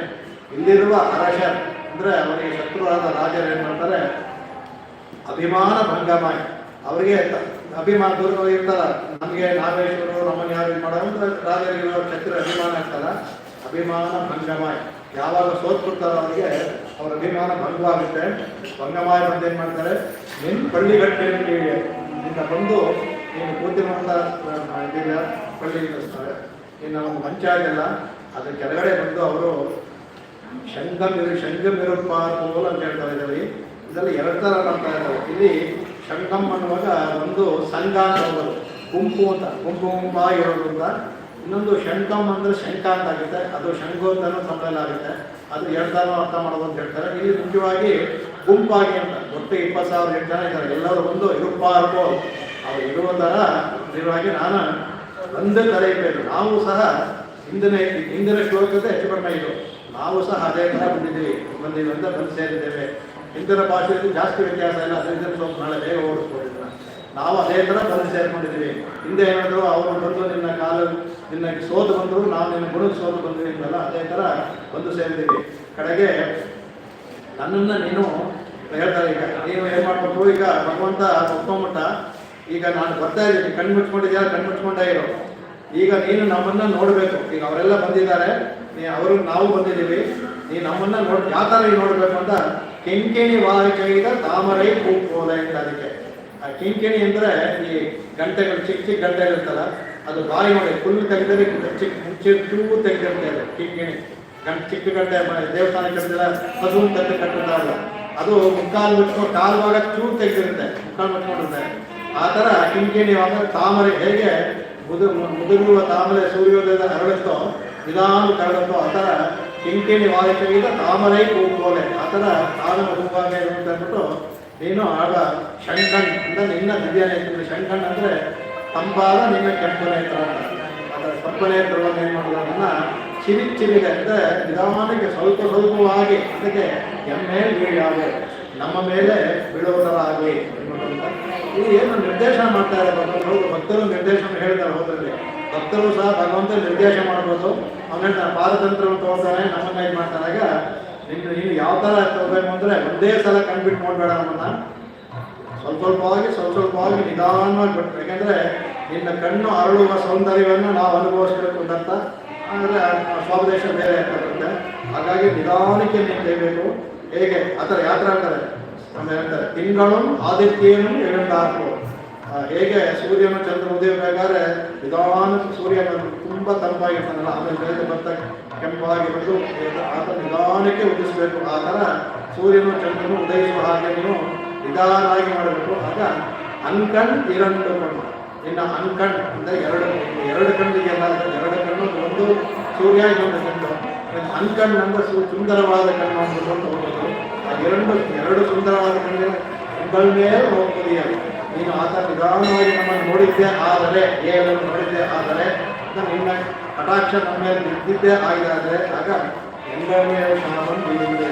ನಮಗೆ ನಾಯಕ ಜನ್ಮದಿಂದ ಶಾಪ ಇದೆ. ನಮಗೆ ಇಲ್ಲಿ ಪಾಪ ಶಾಪಕ್ಕೆ ವ್ಯತ್ಯಾಸ ಇದೆ. ಅದನ್ನು ವ್ಯಾಖ್ಯಾನ ತಗೊಂಡು ನಮಗೆ ಶಾಪವಾಗಿದೆ, ಪಾಪವೇ ನಮಗೆ ಶಾಪವಾಗಿದೆ. ಅದರಿಂದ ಆ ಶಾಪ ಇರೋದು ಇಲ್ಲಿ ಇದೆ. ಪಾಪ ಏನಾಗುತ್ತೆ, ಪ್ರಾಯಶ್ಚಿತದಿಂದ ಪಾಪವನ್ನು ಹೋಗಿಸ್ಕೊಬೋದು. ಶಾಪಕ್ಕೆ ಅನುಭವಿಸೇ ತಿರುಗಬೇಕು. ಶಾಪಕ್ಕೆ ನಿಮಗೆ ಹೇಳ್ತಾರೆ ಇದಕ್ಕೆ ಈ ಕಾಯಿಲೆ ಮದ್ದೇ ಇಲ್ಲ ಅಂತ. ಶಾಪಕ್ಕೆ ಮದ್ದಿಲ್ಲ, ಒಂದೇ ಮದ್ದು ಭಗವಂತನ ಕಟಾಕ್ಷ. ಅದಕ್ಕೆ ಇಲ್ಲಿ ಶಾಪ ಅಂತ ಹೇಳ್ತಾರೆ. ನಾವು ಮಾಡಿರುವ ಪಾಪ ಎಷ್ಟು ಮಾಡಿದ್ರೆ ಶಾಪವಾಗಿ ಪುಣ್ಯ ಅದು ಪಾಪ ಹೋಗಿ ಶಾಪ ಹೋಗ್ಬಿಟ್ಟಿದೆ ಈಗ. ಅದರಿಂದ ನಾವು ಯಾವ ಪ್ರಾಯಶ್ಚಿತ್ತಕ್ಕೂ ಹೋಗೋದಿಲ್ಲ. ಅದಕ್ಕೇನು ಏನು ಅಂದರೆ ನಮ್ಮ ಶಾಪ ಹೋಗಬೇಕಾದ್ರೆ ನಿನ್ನ ಕಟಾಕ್ಷ ಬಿಡಬೇಕು. ಶಾಪಂ ನೀಡಿದೆ, ನಾವು ಮಾಡುವ ಪಾಪವು ಶಾಪವಾಗಿದೆ. ಅದು ಆ ವ್ಯಸನವನ್ನು ಹೀಗೆ ಹೋಗುತ್ತೆ. ಅದು ಏಳುವರೆಂಬ. ಆಗ ಏನಾಗುತ್ತೆ, ನಮ್ಮ ವ್ರತ ಮಾಡೋದಕ್ಕೆ ನಾವು ಈ ಭಗವಂತ ನಮ್ಮನ್ನು ತಗೋಬೇಕಾದ್ರೆ ನಮ್ಮ ಪಾಪಗಳನ್ನು ಹೊಂದಬೇಕು. ಇದೆಲ್ಲ ಅನೇಕ ಮನಸ್ಸು ವಿಷಯಗಳೆಲ್ಲ ಬರುತ್ತೆ. ಅಲ್ಲಿ ಭಗವಂತ ತಗೋಬೇಕಾದ್ರೆ ನಮ್ಮ ಪಾಪಗಳೆಲ್ಲ ಹೋಗಿ ಗೊತ್ತು ಹೇಗೆ ಕೊಳೆಯೆಲ್ಲ ತೆಗೆದು ಮತ್ತು ಅಥವಾ ಶುದ್ಧನಾಗಿ ಮಾಡಿನೇ ಕರ್ಕೊಳ್ಳೋಕ್ಕಾಗೋದು, ಕೊಳೆಯನ್ನು ಕರ್ಕೊಳ್ಳೋಕ್ಕಾಗೋದಿಲ್ಲ. ಪಾಪ ಪುಣ್ಯ ಎರಡೂ ಕೊಳೆಯ ನಮಗೆ. ಪುಣ್ಯ ಸ್ವಲ್ಪ ಹೊಳೆಯುವ ಕೊಳೆ, ಪಾಪ ಕಪ್ಪಾಗಿರೋದು ಅಷ್ಟೇ ವ್ಯತ್ಯಾಸ. ಎರಡೂ ಕೊಳೆಯೇ. ಎರಡು ಕೊಳೆಯನ್ನು ತೆಗೆದು ನಮ್ಮನ್ನು ಕರ್ಕೊಂಡು ಹೋಗಬೇಕು. ಅದನ್ನು ಇನ್ನು ಕಟಾಕ್ಷ, ದಿವ್ಯ ಕಟಾಕ್ಷ ಇದ್ರೆ ಮಾತ್ರ ನಮಗಾಗುತ್ತೆ. ಅದನ್ನು ಮಾತ್ರ ತಗೊಂಡು ಹೋಗಬೇಕು ಅಂದ್ಬಿಟ್ಟು ಅದಕ್ಕೆ ಹೇಳ್ತಾರೆ. ಅದನ್ನು ಅಂದರೆ ಈಗ ಇದನ್ನು ಹೇಳ್ತಾರೆ, ಬ್ರಹ್ಮಾದಿ ಹೇಳ್ತಾರೆ. ಬ್ರಹ್ಮಾದಿಗಳೆಲ್ಲರೂ ಹೇಗೆ ಬಂತು ಅಂತ. ಈಗ ಬ್ರಹ್ಮ ಪದವಿಯೋ ಈಶ್ವರ ಪದವಿಯೋ ಯಾವುದೋ ಇಂದ್ರ ಪದವಿಯೋ ಹೇಳೋದಕ್ಕೆ ಅವರೆಲ್ಲ ಒಂದು ಕಾಲ ನಂತರ ಜೀವಾತ್ಮರಾಗಿದ್ದವರೇ. ನಾನು ಹೇಳ್ತೇನೆ, ಶಂಕರಾಚಾರ್ಯರು ಇದೆಲ್ಲ ಹೇಳ್ತಾರೆ, ಮನಸ್ಸು ಮಾಡಿದ್ರೆ ನಾವು ನೀವು ಬ್ರಹ್ಮ ಶಿವ ಆಗ್ಬೋದು ಅಂತ ಹೇಳ್ತಾರೆ. ಅದಕ್ಕೇನಂದ್ರೆ ಆ ಥರ ಅವರು ಯುಗಕೋಟಿ ಸಹಸ್ರಾಣಿ ವಿಷ್ಣು ಮಹಾರಾಜ್ಯ ಪದ್ಮಭೂಹು. ಈಗ ಬ್ರಹ್ಮಾದಿಕ್ಕೆ ಅವನು ಯುಗಕೋಟಿ ಅವನು ತಪಸ್ ಮಾಡಿದಂತೆ ಪದ್ಮಭೂಹ ಪದ್ಮದಲ್ಲಿ ಉಂಟಾದಂತೆ. ಈಗ ಬ್ರಹ್ಮ ಆ ಬ್ರಹ್ಮ ಪದವಿ ಪದಕ್ಕೆ ಅವನು ಅಷ್ಟು ಮಾಡ್ತಾನಂತೆ. ಅದೇ ಪುನಃತ್ರೈಲೋಕ್ಯ ತ್ರಾತತ್ವ ಪ್ರಾಪ್ತವಾದ ಶುಲ್ಕಮ ಅಂತ. ಅದಕ್ಕೆ ಅವನು ಈ ತ್ರೈಲೋಕ್ಯವನ್ನು ಇಂದ್ರ ಬರೋದು. ಅದಕ್ಕೆ ಅವರು 100 ಅಶ್ವಮ ಯಾಗ ಮಾಡಿದ್ರೆ ಇಂದ್ರ ಪದವಿ ಇದೆ. ಈ ಥರ ಯುಗಕೋಟಿ ಸಹಸ್ರದಲ್ಲಿ ಒಬ್ಬ ಭಕ್ತಿಯೋಗವನ್ನು ತಗೊಂಡು ಸಂಕಲ್ಪ ಮಾಡಿದ್ರೆ, ಬ್ರಹ್ಮ ಪದವಿಯನ್ನು ಪಡಬೇಕು ಅಂತ ಸಂಕಲ್ಪ ಮಾಡಿದ್ರೆ ಆ ಯುಗಕೋಟಿ ಅವನು ಅದೇ ಇರಬೇಕು. ಆ ಥರ ಜೊತೆ ಮಾಡಿದ್ರೆ ಬ್ರಹ್ಮ ಪದವಿ ಸಿಗುತ್ತೆ. ಆ ಥರ ಭಗವಂತನ ಧ್ಯಾನ ಮಾಡಿದ್ರೆ ಎಲ್ಲವೂ ಹೋಗಿ ಸಿಗುತ್ತೆ ಅಂತೇಳಿ. ಅದರಿಂದ ಭಗವಂತನ ಮಹಿಮೆಯಿಂದ ಇತರ ಸಿಗ್ಬೇಕಾದ್ರೆ ನಮ್ಮ ಪಾಪ ಹೋಗ್ತಾ ಏನೋ ಅಂತ ಅದು ಇದನ್ನ ಹೇಳಿದೆ. ಇದು ಭಗವಂತನ ಆರಾಧನೆಯಿಂದ, ಭಗವಂತನ ಒಂದು ಕಟಾಕ್ಷದಿಂದ ನಮ್ಮ ಪಾಪಗಳೆಲ್ಲ ಹೋಗುತ್ತೆ ಅಂತ ಇದು ಅದನ್ನು ಹೇಳ್ಕೊಳ್ತಾರೆ. ಅದಕ್ಕೆ ಅದೇ ಥರ ಇಲ್ಲಿ ನಮಗೆ ಅಭಿಮಾನ ಭಂಗವಾಗುತ್ತೆ. ಅಭಿಮಾನ ಭಂಗವಾಯ್ತಂದ್ರೆ ಹಿಂದಿನ ಭಾಷೆದ ಹೇಳ್ತಾ, ಇಲ್ಲಿ ನಮಗಿರೋ ಅಹಂಕಾರ ಮಮಕಾರ ಅದು ನಮ್ಮ ಅಭಿಮಾನ. ಅಂದರೆ ದೇಹವೇ ಆತ್ಮನ ಅಭಿಮಾನ, ಅದು ಮಮಕಾರ. ಅಭಿಮಾನ ಎರಡು ನಮ್ಮ ಭಂಗವಾಗಬೇಕು. ಅದು ಭಂಗವಾದ್ರೆ ನಮಗೆ ಇದಕ್ಕೆ ಮೇಲೆ ಬರೋಕ್ಕೆ ಇದಾಗುತ್ತೆ. ನಮಗೆ ಆ ಭಂಗವಾಗದೇ ಇದ್ದರೆ ನಮಗೆ ಯಾವ ಇದನ್ನು ಸಹ ನಾವು ಮಾಡೋಕ್ಕಾಗೋದಿಲ್ಲ. ಹೇಗೆ ಅವರು ಅಭಿಮಾನ ಭಂಗದಿಂದ ಬಂದಿದ್ದಾರೋ ನಾವು ಸಹ ಅದೇ ಥರ ನಮ್ಮ ಅಹಂಕಾರ ಮಮಕಾರವನ್ನು ಬಿಟ್ಟು ಬಂದಿದ್ದೀವಿ ಅಂತ ಅರ್ಥ. ಶರಣಾಗತಿ ಮಾಡಬೇಕಾದ್ರೆ ನಮಗೆ ಅಹಂ ಅನ್ನೋದು ಹೋಗ್ಬೇಕು. ನಮಗೆ ನಾವು ಯಾವೆಲ್ಲ ದಾಸ್ಯತ್ವ ಬರಬೇಕು. ದಾಸ್ಯತ್ವ ಬರಬೇಕಾದ್ರೆ ಭಗವಂತನೇ ಅವನು ಈಶಾ, ನಾವು ದಾಸರನ್ನು ಬಂದಾಗ ದಾಸ್ಯತ್ವ ಬಂದು ನಮ್ಮ ಅಹಂಕಾರ ಮಮಕಾರ ಹೋಗಬೇಕು. ಅದರಿಂದ ಬಂದಿದ್ದಾನೆ ಅಂದ್ಬಿಟ್ಟು ಅದರಿಂದ ಅದನ್ನು ಹೇಳ್ತಾರಿಗೆ ಅವನು ಕೃಷ್ಣನಿಗೆ ಅದನ್ನೇ ಹೇಳ್ತಾರೆ. ನಮಗೆ ಕೃಷ್ಣ ನಮಗೆ ಕೃಷ್ಣನ ಪದವನ್ನೇ ಯಾತಿಗೆ ಕೃಷ್ಣ ಅಂತ ಬಂತು ಹೆಸರು ಹೇಳ್ತಾರೆ. ಕೃಷಿಗೂ ವಾಚಕ ಮುಂದೆ ಭಾಷೆ ಕೃಷಿ ಕ್ರಿಯಂತ್ರ ಅಂದರೆ ಕೃಷ್ಣ ಎರಡು ಪದ. ಆ ಕ್ರಿಯೆಂದು ಕೃಷಿ ಅನ್ನೋದು ಭೂವಾಚಕ ಶಬ್ದ. ಅದು ಭೂಮಿಯನ್ನು ತೋರಿಸುತ್ತಂತೆ. ನಷ್ಟ ನಿವೃತ್ತಿ ವಾಚಕ ಅಂತ ಅಂದರೆ ವಿಷ್ಣು ತದ್ಭಾವ ಯೋಗಾಚ ಕೃಷ್ಣ ಭವತಿ ಶಾಶ್ವತ ಅಂದ್ರೆ ಮಹಾನ ಅಂದರೆ ಅಲ್ಲಿರುವ ನಮ್ಮ ಇರೋ ಪಾಪಗಳನ್ನು, ಇಲ್ಲಿರುವಂಥ ಜನಗಳ ಪಾಪವನ್ನು ಹೋಗಿಸೋದು ಮತ್ತು ತೃಪ್ತಿ ಹೊಂದಿ ಅನುಭವಿಸೋದು. ಭಗವಂತ ಇಲ್ಲಿ ಬಂದಿರೋದು ತನ್ನ ಪಾರತಂತ್ರ ಅದನ್ನು ಅನುಭವಿಸೋದಕ್ಕೆ ಮತ್ತು ಇಲ್ಲಿರುವಂಥ ಜೀವಾತ್ಮರ ಎಲ್ಲ ಪಾಪವನ್ನು ಹೋಗಲಾಡಿಸೋದಕ್ಕೆ ಆ ಮಹಾನದ ಹೋಗುತ್ತೆ. ಎರಡೂ ಮಾಡೋದನ್ನ ನಮಗೆ ಕೃಷ್ಣ ಅನ್ಬೇಕು ಅಂತ ಹೇಳ್ತಾರೆ. ಕೃಷ್ಣ ಅನ್ನೋದು ಅದು ಎರಡೂ ಸಹ ಅಂದರೆ ಪ್ರಪಂಚದ ಲೀಲಾರಸವನ್ನು ಅನುಭವಿಸೋದು ಅದೇ ಬಂದಿರೋ ಅವತಾರದಲ್ಲಿ. ಮತ್ತು ಇಲ್ಲಿರುವಂಥ ಅನುಭವಿಸುವ ಸಮಯದಲ್ಲೇ ಈ ಜೀವಾತ್ಮರು ಎಲ್ಲ ಪಾಪಗಳನ್ನು ಕ್ಲೇಶವನ್ನು ಕಳೆದು ಮೇಲೆ ನಮಗೆ ಮೋಕ್ಷವನ್ನು ಕೊಡುವಂಥದ್ದು ಮಾಡ್ತಾನೆ. ಅದಕ್ಕೇನೆ ಇದರಲ್ಲಿ ಹಸುಗಳನ್ನು ಕಟ್ಟೋದು ಬಿಚ್ಚೋದು ತೋರಿಸ್ತಾನೆ ಅಂತ ಹೇಳಿದ್ರು. ಹಸುಗಳನ್ನು ಕಟ್ಟೋದು ಬಿಡೋದು, ಹಸುಗಳು ಜೀವಾತ್ಮ ಥರ ಅವನೇ ಕಟ್ಟಾಕೋನು ಅವನೇ ಬಿಡಿಸೋನು ಅಂತ ತೋರಿಸೋದಕ್ಕೆ ಲೋಕಕ್ಕೆ ನಮಗೆ ಸಾಧ್ಯತೆಗಳ ತೋರಿಸೋದಕ್ಕೆ ಹಸುಗಳನ್ನ ಕಟ್ಟಾಕೋದು, ಹಸುಗಳನ್ನ ಬಿಚ್ಚೋದು ಎಲ್ಲ ಮಾಡ್ತಾ ಇದ್ದಾರೆ. ಕಟ್ಟಾಕೋದು ಬಂಧನ, ಬಿಚ್ಚೋದು ಮೋಕ್ಷ ಅಂತ ವ್ಯತ್ಯಾಸ ಆಗುತ್ತೆ. ಅದನ್ನು ಹೇಳ್ತಾಯಿದ್ದಕ್ಕೆ ಇಲ್ಲಿ ವಾಸುದೇವ ಅಂತ ಹೇಳ್ತಾಯಿದ್ದಕ್ಕೆ ಆ ವಾಸುದೇವ ಅಂತ ಹೇಳ್ತಾನೆ. ಯಾಕೆಂದರೆ ಭಗವಂತನಿಗೆ ಕೃಷ್ಣನಿಂದ ವಸುದೇವನ ಮಗ ವಾಸುದೇವ ಅಂತ. ಅವನಿಗೆ ಹೇಗೆ ಮಗ ದಾಶರಥಿನ ಇಷ್ಟಪಡ್ತಾನೋ ರಾಮ, ದಶರಥ ಮಗ, ಇವನು ವಸುದೇವ ಮಗ ವಾಸುದೇವ ಅಂತ ಹೇಳ್ತಾನೆ. ಅಲ್ಲಿ ವಾಸುದೇವ ಪದ ಅಲ್ಲೂ ಇದೆ, ಅಲ್ಲೂ ಸಹ ವಾಸುದೇವನೇ. ಅಲ್ಲಿ ಪರವಾಸುದೇವ ಅಂತ ಹೇಳಿ ಅಲ್ಲೂ ವಾಸುದೇವನೇ, ಯುಗದಲ್ಲೂ ವಾಸುದೇವನೇ. ಇಲ್ಲಿ ವಸುದೇವ ಅನ್ನೋರು ಹುಟ್ಟಿ ವಸುದೇವ ಆದ ಅಷ್ಟೇ. ಇದಕ್ಕೆ ವಾಸುದೇವ ಹೇಗೆ ಬಂತು ಅಂದರೆ ಆ ದಿವು ಅನ್ನೋದು ಒಂದು ಸಂಸ್ಕೃತದಲ್ಲಿ ಒಂದು ಅದು ಧಾತು. ಆ ದಿವು ಧಾತುವಿಗೆ ಎರಡರ್ಥ. ದ್ಯೋತನೆ ಕ್ರೀಡಾಯಾಮ್ ಅಂತ ಅರ್ಥ. ದಿವು ಅನ್ನೋದಕ್ಕೆ ದ್ಯೋತನೆ ಕ್ರೀಡಾಯಾಮ್ ಅನ್ನೋದು ಅಂತ. ದ್ಯೋತನೆ ಅಂದರೆ ಪ್ರಕಾಶಮ ತೇಜಸ್ವಿ ಇರೋದು, ಕ್ರೀಡಾಯಾಮ್ ಅನ್ನೋದು ಅಂತ. ಇವನು ವಾಸುದೇವ ಅಂತ ಅಲ್ಲಿ ಜ್ಯೋತಿಷಾಂ ಜ್ಯೋತಿಗೆ ಅಂತ ಮಾಡ್ತಾನೆ. ಕ್ರೀಡೆ ಅನ್ನೋದು ಈ ಅನಂತ ಕೋಟಿ ಬ್ರಹ್ಮಾಂಡ ಸೃಷ್ಟಿ ಮಾಡೋದು ಅವನಿಗೆ ಲೀಲಾರಸ ಉಂಟ ಮಾಡೋದಕ್ಕೆ. ಅದರಿಂದ ತೇಜಸ್ವಿಯಾಗೂ ಇದ್ದಾನೆ. ಈ ಸೃಷ್ಟಿ ಮಾಡೋದು ತನ್ನ ಕ್ರೀಡೆಗೋಸ್ಕರ ಜಗತ್ತ ಅಂತ ಮಾಡೋದ್ರಿಂದ ಅವನಿಗೆ ಅದಕ್ಕೆ ಹೇಳ್ತಾರೆ ವಾಸುದೇವ ಅಂದರು. ಸರ್ವತ್ರಾಸ ಸಮಸ್ತಂಚ ವಸತ್ಯತ್ರೇತಿ ವೈಯತಃ ಅನ್ನೋದು ಅಂತ. ಎಲ್ಲಿ ಎಲ್ಲ ಅವನು ವಾಸುದೇವಗ ವಾಸನಾತ್ ವಾಸುದೇವಸ್ಯ ವಾಸಿತಂತೆ ಜಗತ್ತಿದೇವರು. ಎಲ್ಲ ಕಡೆ ವಾಸವಾಡೋದ್ರಿಂದ ಅಂತರಿಷ್ಟ ಬಹಿಷ್ಠ, ಅದರಿಂದ ವಾಸುದೇವ ಅಂತ ಬಂತು. ವಾಸನಾತ್ ಅಂತ ವಾಸ ಮಾಡೋದ್ರಿಂದ ವಾಸುದೇವಸ್ಯ. ಹೊರಗಡೆನೂ ವಾಸುದೇವ ಅಂತರ್ಯಾಮಿಗಳು ಇರ್ತಾನೆ, ಎಲ್ಲ ಕಡೆ ಇದ್ದಾನೆ ಅವನು. ತತಸ್ಸ ವಾಸುದೇವೇತಿ ವಿದ್ವದ್ಧಿ ಬೈಕಿರ್ತದೆ.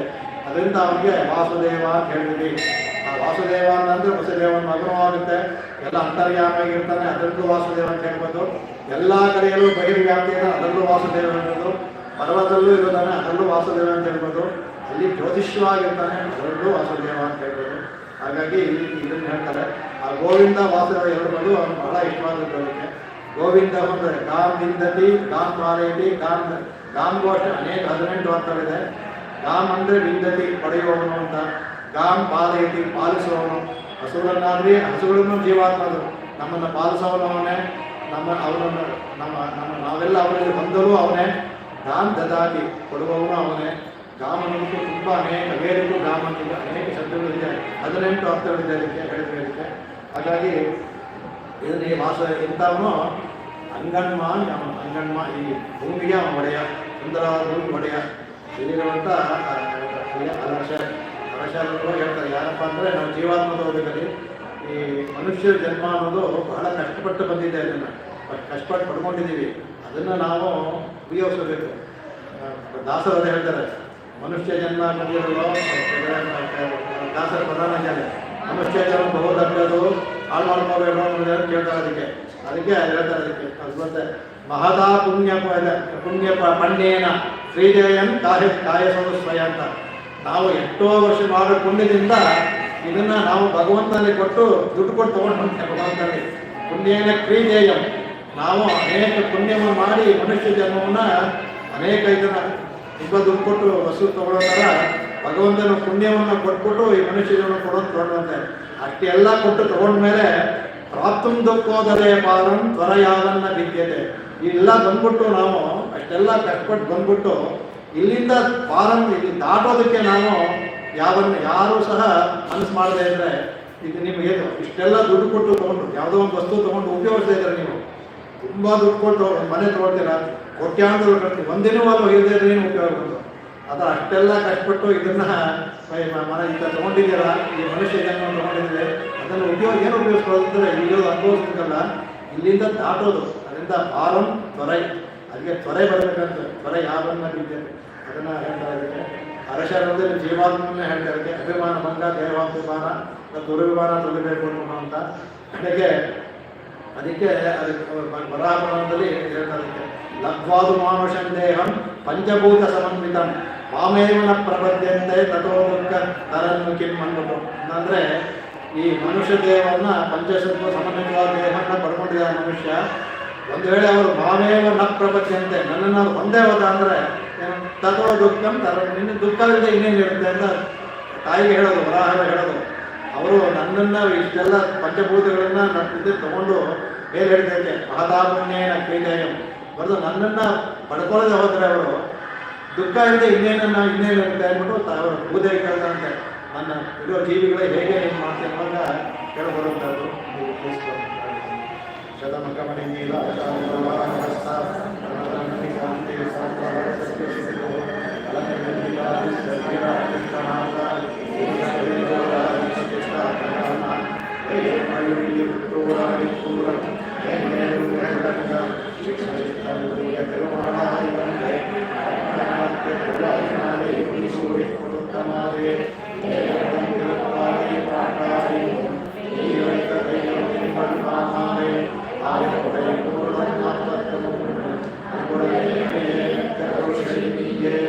ಗೋವಿಂದ